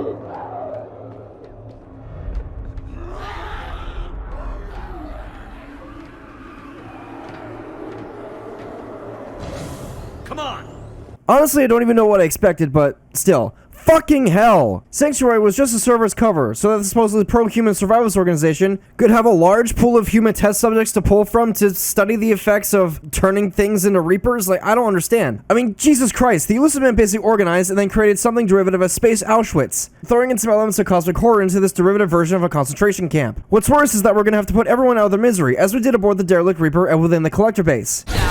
Making contact. Every house that we encounter and subsequently gunned down had to be a human refugee that was turned into a Reaper foot soldier. That courtesy might also extend to the cannibals, marauders, and banshees we find in the facility too. They're all mutated Turians, Asari, and Batarians. However, as we soon find out, Cerberus adding many unsuspecting victims to the ranks of the Reapers is arguably the least of Shepard and Miranda's concerns. Kai Lang. Shepard, she doesn't know he's here. Miranda Lawson has arrived sooner than expected. You want me to deal with her? Only if she gets in your way. Stay focused on the research data. Find it and get out. Yes, sir. Damn it. Let's move. Kai Lang is here for a smash and grab operation, with one of his secondary objectives being to assassinate Miranda. Worse still, she doesn't know Mr. Mall Ninja plot armor bullshit is even here on Horizon in the first place, so we better pick up the pace. Biotically charging our way further into the facility, we find several more terminals which give us more insight into exactly what Cerberus was trying to do here. We also get our first canonical physical appearance of Miranda's father, who is both in charge of the research facility on Sanctuary and is in cahoots with the Elusive, but that's not all. As we move on, we finally learn the reasoning behind Cerberus' entrapping of the refugees here. It was to understand how Reaper indoctrination works, and if or how Cerberus could subvert and co-opt the Reaper's control of their forces for their own gain. And you know what?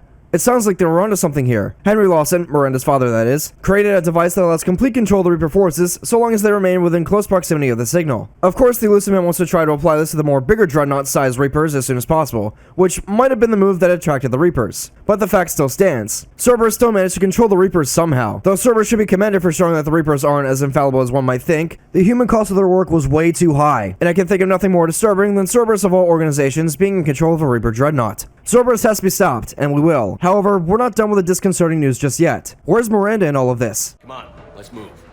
Hold on, Shepard. There's more.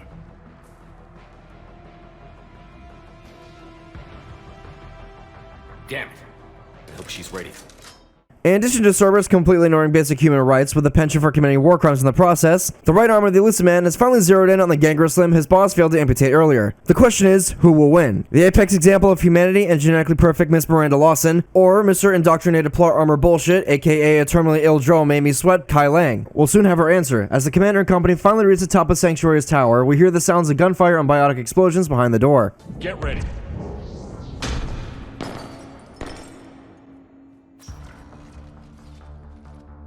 Shepard.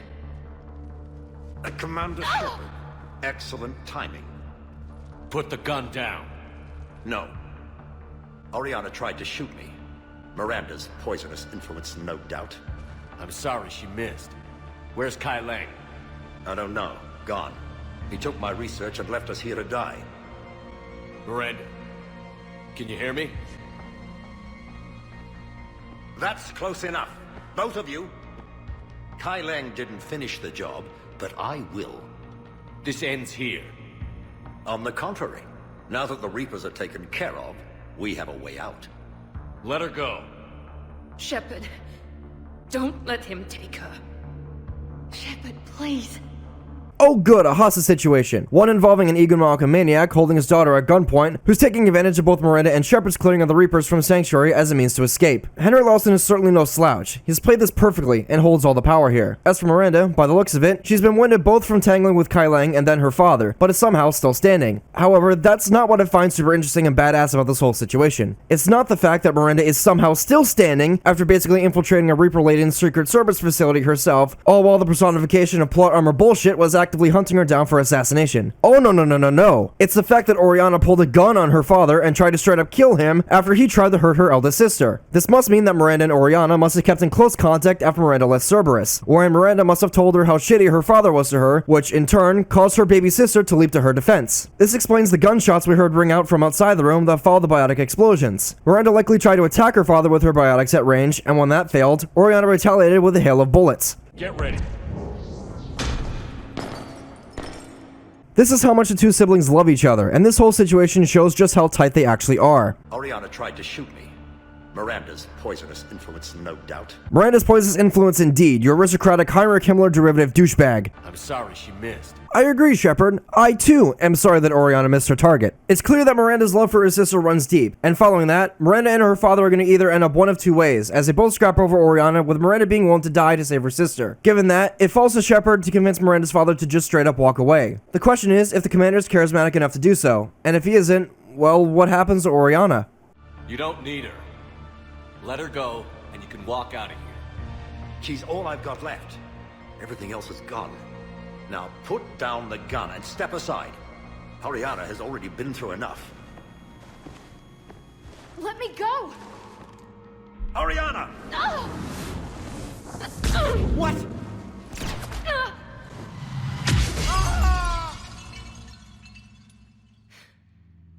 Miranda! Oh my god. Miranda, can you hear me? Shepard, you can finish this.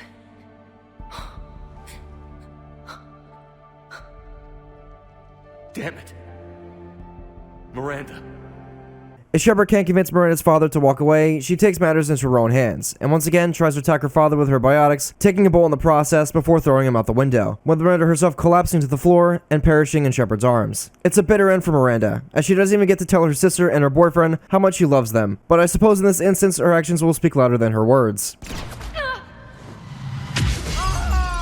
Speaking of instances, there are several ways the situation plays out depending on how Shepard has chosen to interact with Miranda over the course of the game. For example, if Shepard doesn't warn Miranda about Kai Lang seeking to assassinate her, she'll die here as well, even if Shepard convinces Miranda's father to ditch Oriana. This scene is also made all the more tragic if Shepard didn't push Oriana to talk to Miranda at the end of her loyalty mission in Mass Effect 2. Effectively, in this timeline, this is the first and last interaction Miranda has with her baby sister, and as such, Miranda will have a longer, more impactful death scene that reflects this new timeline. Stay to yourselves and take a listen. You tried to leave with her. You die. Let her go, and maybe you walk. I've done nothing to you. This isn't about you and me. Let her go and walk away. I won't say it again. All right. Take her. But I want out alive. Deal?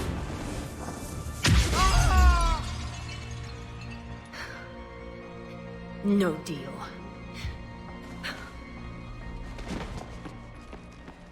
Miranda? Miranda, I'm sorry. Listen to me. Listen. I wanted you to have a normal life. Marriage. Children. Things I could never have. He told me all about you. Thank you for saving me. You deserve a life, Oriana. Be good.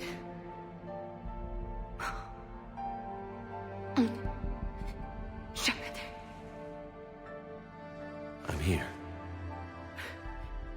Before Kai Lang left, I planted a trace on him. A trace? You thought of everything. Not everything. Nobody's perfect. But at least Ori is safe.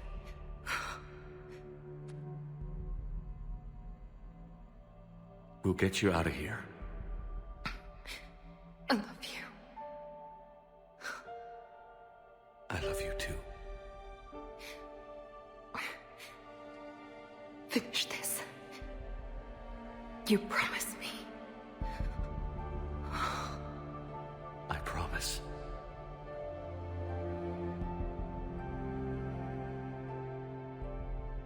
Miranda? Miranda? Ah, fuck, man. Ugh. In this gut-wrenching scene, it seems that scrapping with Kai Lang and then her father was too much for Miranda to handle. Even as her time runs short, her thoughts are still with her baby sister, as she does her best to try and calm Oriana down and give her some amount of comfort and confidence. Miranda? Miranda, I'm sorry. Listen to me.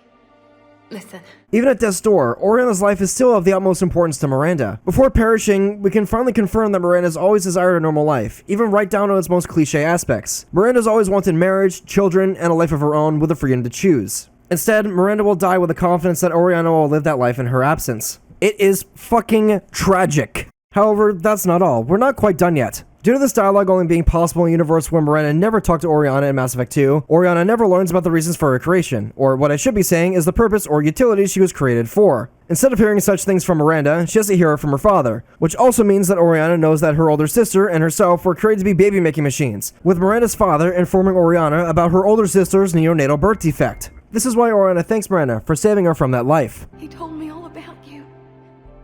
Thank you for saving me. You deserve a life, Oriana. Be good. Miranda's death represents a fair victory for everyone involved. She gave both Oriana the independence, the life, and the freedom to make her own decisions. A life that her older sister wanted for herself, but never achieved. However, something that Miranda did achieve was give us the means to win the war. While trying to escape the clutches of Kai Lang, she managed to plant a tracking device on him. It's in this final action from Miranda, where she takes a certain amount of morbid and macabre comfort in her death by dryly remarking that she's not perfect.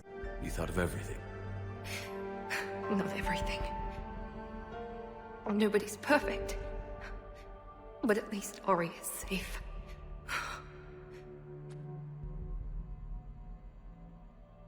We'll get you out of here. I love you. I love you too. Finish this. You promise me. I promise. Miranda is clearly the best sibling and girlfriend someone can ask for. Now, with that being said, if you'd allow me to indulge myself for just a second as we skip ahead just a little bit. Alright, Badger, one last time for Season 1 of Dichotomy of a Character.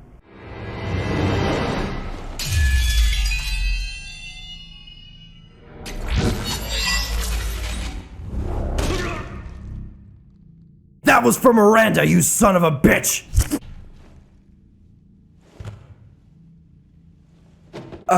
Now that everything is once again right in the universe, we can return to the ideal timeline in which Miranda will both live another day and live to see her sister grow and prosper, with Miranda still dryly taking strength within her own humanity, with the following bit of dialogue being the resolution for Miranda's character arc within the vanilla game. Shepard, I can't believe it's you. We caught a break. I'm just glad we got here in time. As am I. Never saw myself as a damsel in distress. How did you do all this? Finding my father didn't take long once I confirmed he worked for the elusive man. Just had to follow the lies. Once I saw what this place really was, I couldn't just walk away. That last line from Miranda is both an excellent bit of simultaneous character continuity and development for Miranda, as it harkens back to her experiences and disillusionment with Cerberus within Mass Effect 2. Much like her father, and then subsequently the Elusive Man, saw Miranda as nothing more than a tool, resource, or even a statistic to be used and then discarded. Miranda saw certain parallels that she felt as though she needed to stop. Given the downright uncanny resemblance between what Cerberus has become and the enemy they spent money and resources combating within Mass Effect 2, Miranda was right to object to what was happening on Sanctuary. Much like the Collectors did on Horizon and Mass Effect 2, Cerberus employed deception and ruthless tools of calculus to round up and then process their victims into the form of a Reaper, or something derivative of the Reapers anyway. This is exactly why when Shepard and company managed to infiltrate Cerberus' headquarters, the track Infiltration plays as the commander blasts through all the indoctrinated Cerberus forces.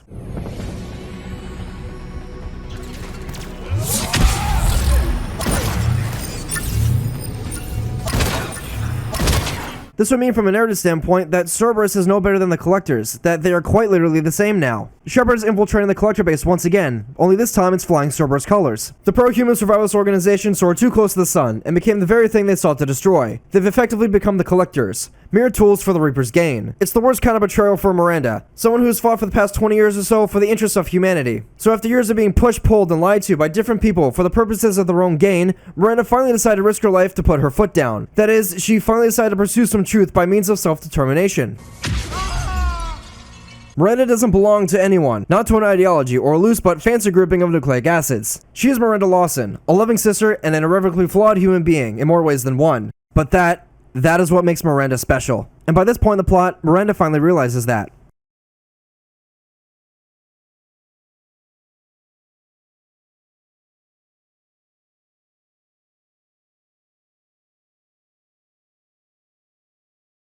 So now that she's finally secured peace for her sister and herself, what does the holistically human Miranda Lawson do with this newfound independence and normalcy? Well, as it so happens, before we take the fight to the Reapers, the Normandy is in need of a space tire rotation, which gives its crew a little time for shore leave. Most importantly, it gives Shepard and his long-distance girlfriend time to reconnect in person, so that they can waste time together. Hopefully with less explosions this time. To start, Shepard throws a massive party at the apartment he's watching for Anderson. It's here where Miranda has a small bit of character development involving our favorite psychotic Biotic, where, get this, she apologizes to Jack for thinking ill of her, with Miranda even going as far to say that she admires Jack, though she still manages to throw in an insult here and there.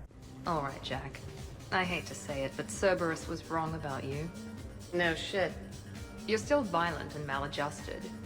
But the elusive man never would have predicted you'd bond with the Grissom Academy kids. You are growing, despite everything Cerberus did to you. I find that extremely admirable. Wow. Thanks. I still really hate you, but you have fantastic tits. Alright, I can live with that.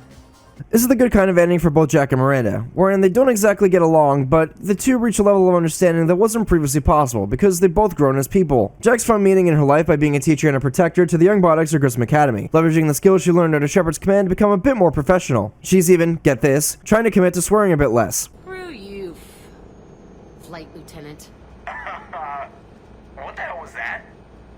Jack promised to watch your language in order to maintain the necessary professionalism we need from our teachers. What, does she have a swear jar or something? Because I bet if we empty that thing, we can afford another cruiser. Hey, Joker.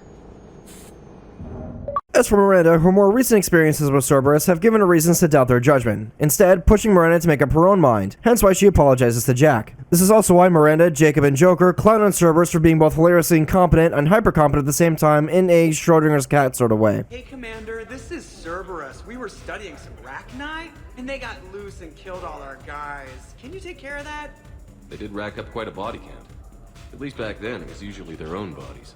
Miranda also ties up loose ends for her other narrative foil, being Jacob Taylor. Miranda's heard that Jacob's going to be a father, and while she's happy for him, she nearly lectures Jacob about how being a parent is one of the most important jobs in the world. But isn't worried, as Jacob, like Miranda, has been a protector all his life. It was certainly nice to see everyone here together at last. And after several instances of some drunken shenanigans and examples of wholesomely bad human behavior, perhaps it's time for some alone time and an evening out with Miranda. What a night. But look who's here. Hey. Good morning. I love watching you wake up. Let's make that a habit. As you wish, Miss Lawson. After chasing everyone out from the Lawson Shepard love nest, Shepard can invite Miranda back over for a quick drink in the quiet and peaceful atmosphere of Anderson's apartment, where Miranda pokes fun at Shepard having to take out his clone, all the while teasing him about being the real Shepard.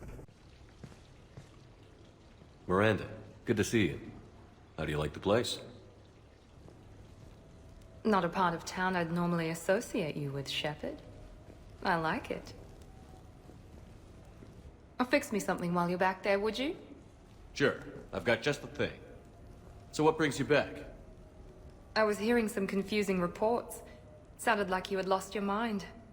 No doubt. My communications were hacked, among other things. I'm sure the news had a field day. It did. So, a clone? Yeah. Saw it myself. Did you know anything about this? Just rumors. Nothing really caught my attention.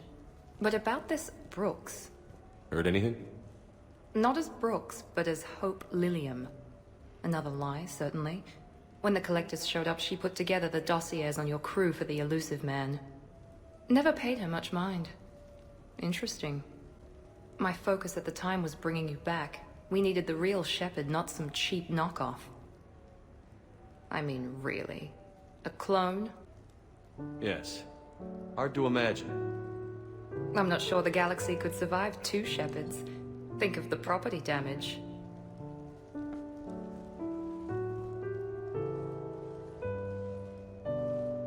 Oh, they shut down my favorite sushi place. That's a shame. Shepard, you didn't. I did. Fell right through the fish tank. How did you manage that? It exploded. Hey, it was the clone's plan, not mine. Blowing up a fish tank shouldn't be part of anyone's plan. Although executing marine life seems to be some sort of hobby with you. No wonder your clone couldn't resist. It was the first step in taking over my whole life. We stopped it. Good thing, but why did it want your life? Why would anyone? All that running, jumping, gunfire. It's crazy. I try not to think about it. Probably for the best. Trust me, I know all this isn't normal. Speaking of trust, with all this clone business, how do I know you're the real Shepard? I don't know. You just do. I'm afraid you'll need to convince me.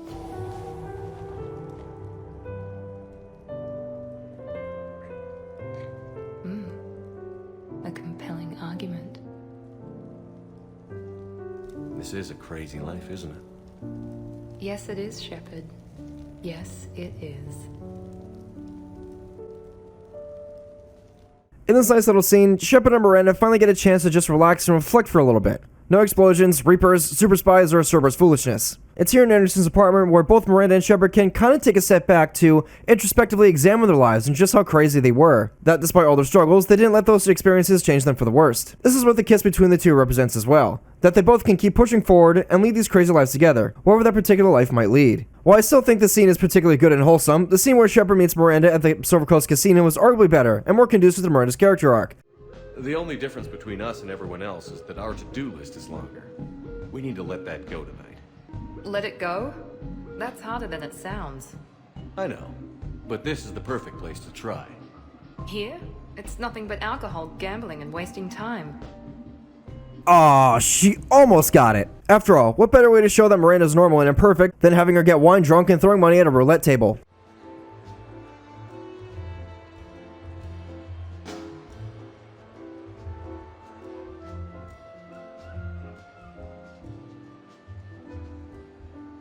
Miranda? You clean up well, Shepard. Thought we might try an evening out.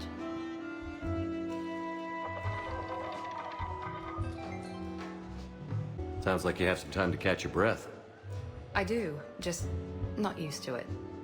Feeling a bit lost. It's kind of sad, really. I got to thinking we needed a break.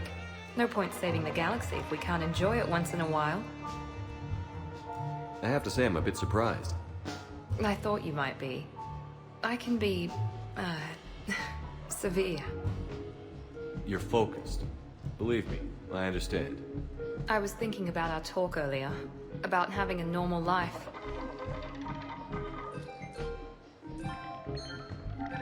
Damn, I'm not very good at this. Truth is, Shepard, I'm not very good at being normal either. Bit of a disaster, really. I get it. We just need a little practice. Any ideas? Oh, I've got some ideas. Miranda, you're here, you're beautiful, and I have you to myself. So tonight, I'm just gonna be a regular guy taking his best girl out on the town. No space heroes or super spies? Nope. Just bright lights, a few games, and some very foolish choices. Agreed? Agreed. I'm gonna need more wine. Get this woman more wine. You're pretty sexy when you're pushy. What now? Let's spin the wheel, see what happens.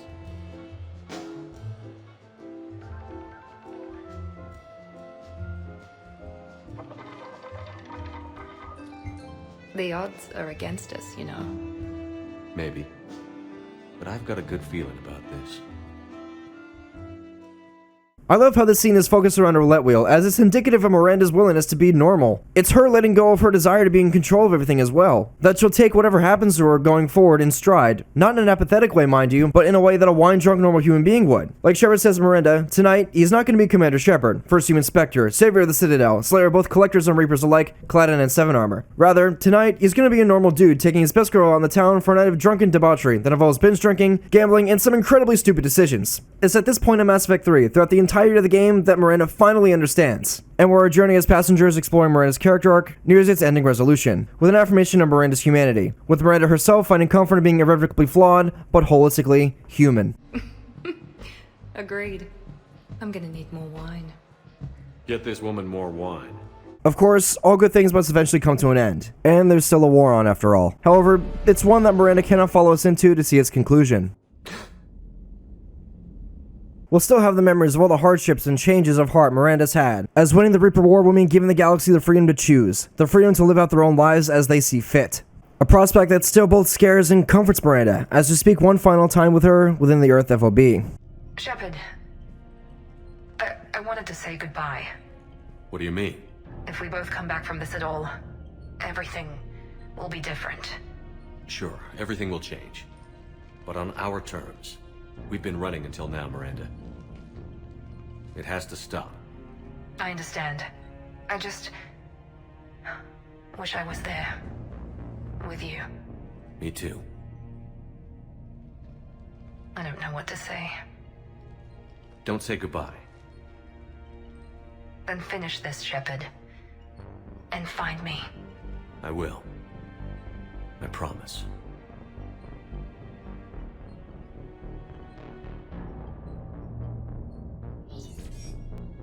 We'll have to finish the fight alone, but not apart either, as we bid each other farewell and venture into the inevitable.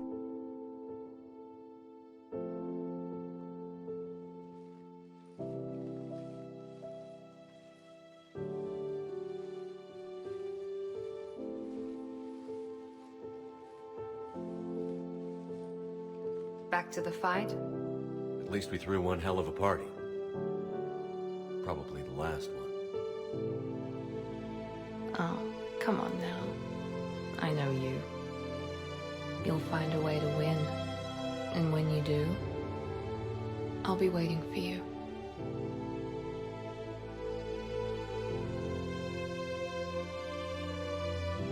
I won't say it's been easy, but we've had a good run.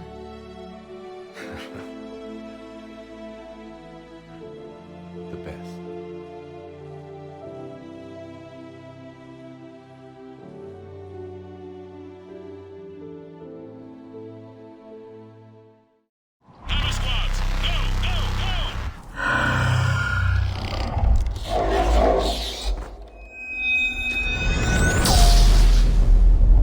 Our time is at an end, one final time, and we must decide. 4 paths lay before us, but which choice yields the galaxy and Miranda Lawson the means of self-determination? As per usual, the refusal ending is thrown right out the window for obvious reasons, closely followed by control and synthesis. Shepard seizing power and effectively becoming an eldritch god isn't what we signed up for, as the commander will be no different than Miranda's father or the elusive man. The same logic would apply to the synthesis ending too. In picking this option, Shepard forces every synthetic and organic being into a singular hive mind of understanding, leaving the galaxy to stagnate, robbing all the denizens of the Milky Way galaxy of the freedom to choose, ultimately leading to stagnation. This is literally a cosmic horror ending, with Shepard forcing a dubious life upon the galaxy, where the commander's ambivalence would lead to further suffering. Since we started this war, our goal has never wavered. We sought to stop the Reapers at all costs, so that everyone has the freedom to make their own future, for better and for worse, without the shadowy specter of the Reaper's harvest looming over their heads. We've never strived to control or subdue the Reapers, and in doing so would be the ultimate mistake. Dead Reapers are how we secure a future for every man, woman, and unborn child within the Milky Way. In taking the destroy ending, the Reapers will never harm nor harvest a single living being ever again, as we endeavor to pursue our own futures through the ultimate choice of self-determination, as we end this conflict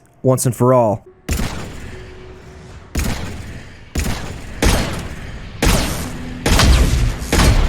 let it get personal and I screwed up. What idiotic bunch of hormones thought that now was a great time for love? I gave you an order, Miranda. Or what? You'll replace me next? Not quite, but nobody's perfect.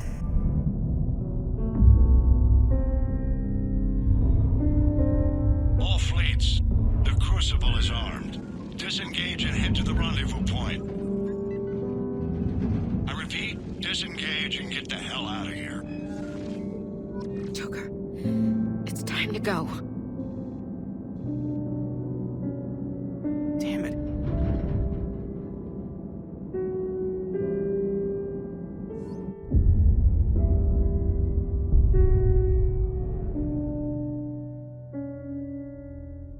So now, as our time together comes to an end one final time in this series of videos, only 3 questions remain. Who is Miranda Lawson in the Mass Effect universe? Why do I consider Miranda herself to be a well-written and compelling character in fiction? And finally, what lessons have we gleaned from the life, times, and struggles of Mass Effect's Miranda Lawson? When we first meet Miranda, she's presented to us as a ruthless, unfeeling, and uncaring ice queen with trust issues who maintains a wall of stone-cold professionalism as a means to mask her own insecurities from others. This naturally makes Miranda extremely unlikable from the get-go, but she slowly opens up to the commander, to the point of telling us about her genetic tailoring. Though Miranda's fancy genetics make her extremely capable, she never feels like she can attribute her accomplishments to her own efforts, instead choosing to attribute them to her genetic makeup that her egomaniacal, misogynistic father created for her. Ever since she was little, Miranda never felt like a person, rather a tool to be used and then discarded by her father, even going as far as to make her a genetically perfect broodmare to start some kind of dynasty, a life that she didn't want for herself and her sister. Through Miranda's loyalty mission, we learn that she's an incredibly protective and loving person under the surface, willing to stick her neck out for those she cares about. In the same mission, Miranda learns that her personal relationships, both to her sister and to Shepard, are an integral part of the human experience, which is both something inherently complex and something to be celebrated too. Throughout Mass Effect 2 and then Mass Effect 3, we see how Miranda learns to strive towards independence and self-determination, through repurposing her fancy genetics as a means to protect her sister, instead of being paraded around like a vanity trophy or some kind of investment or tool. It's here where we learn that Miranda's character arc is all about Miranda discovering that she belongs not to a single man or some kind of sketchy ideology, but rather to herself. That Miranda Lawson is unapologetically Miranda Lawson, with all her humanistic flaws. Something that Miranda should, and eventually does, rejoice in. And that, ladies and gentlemen, is the ultimate lesson of Mass Effect's Miranda Lawson. A character whose incredible trilogy-wide struggle with self-identity and self-determination is what makes Mass Effect's Miranda Lawson both a compelling and well-written character in fiction. One that certainly should be celebrated and remembered for all time as such.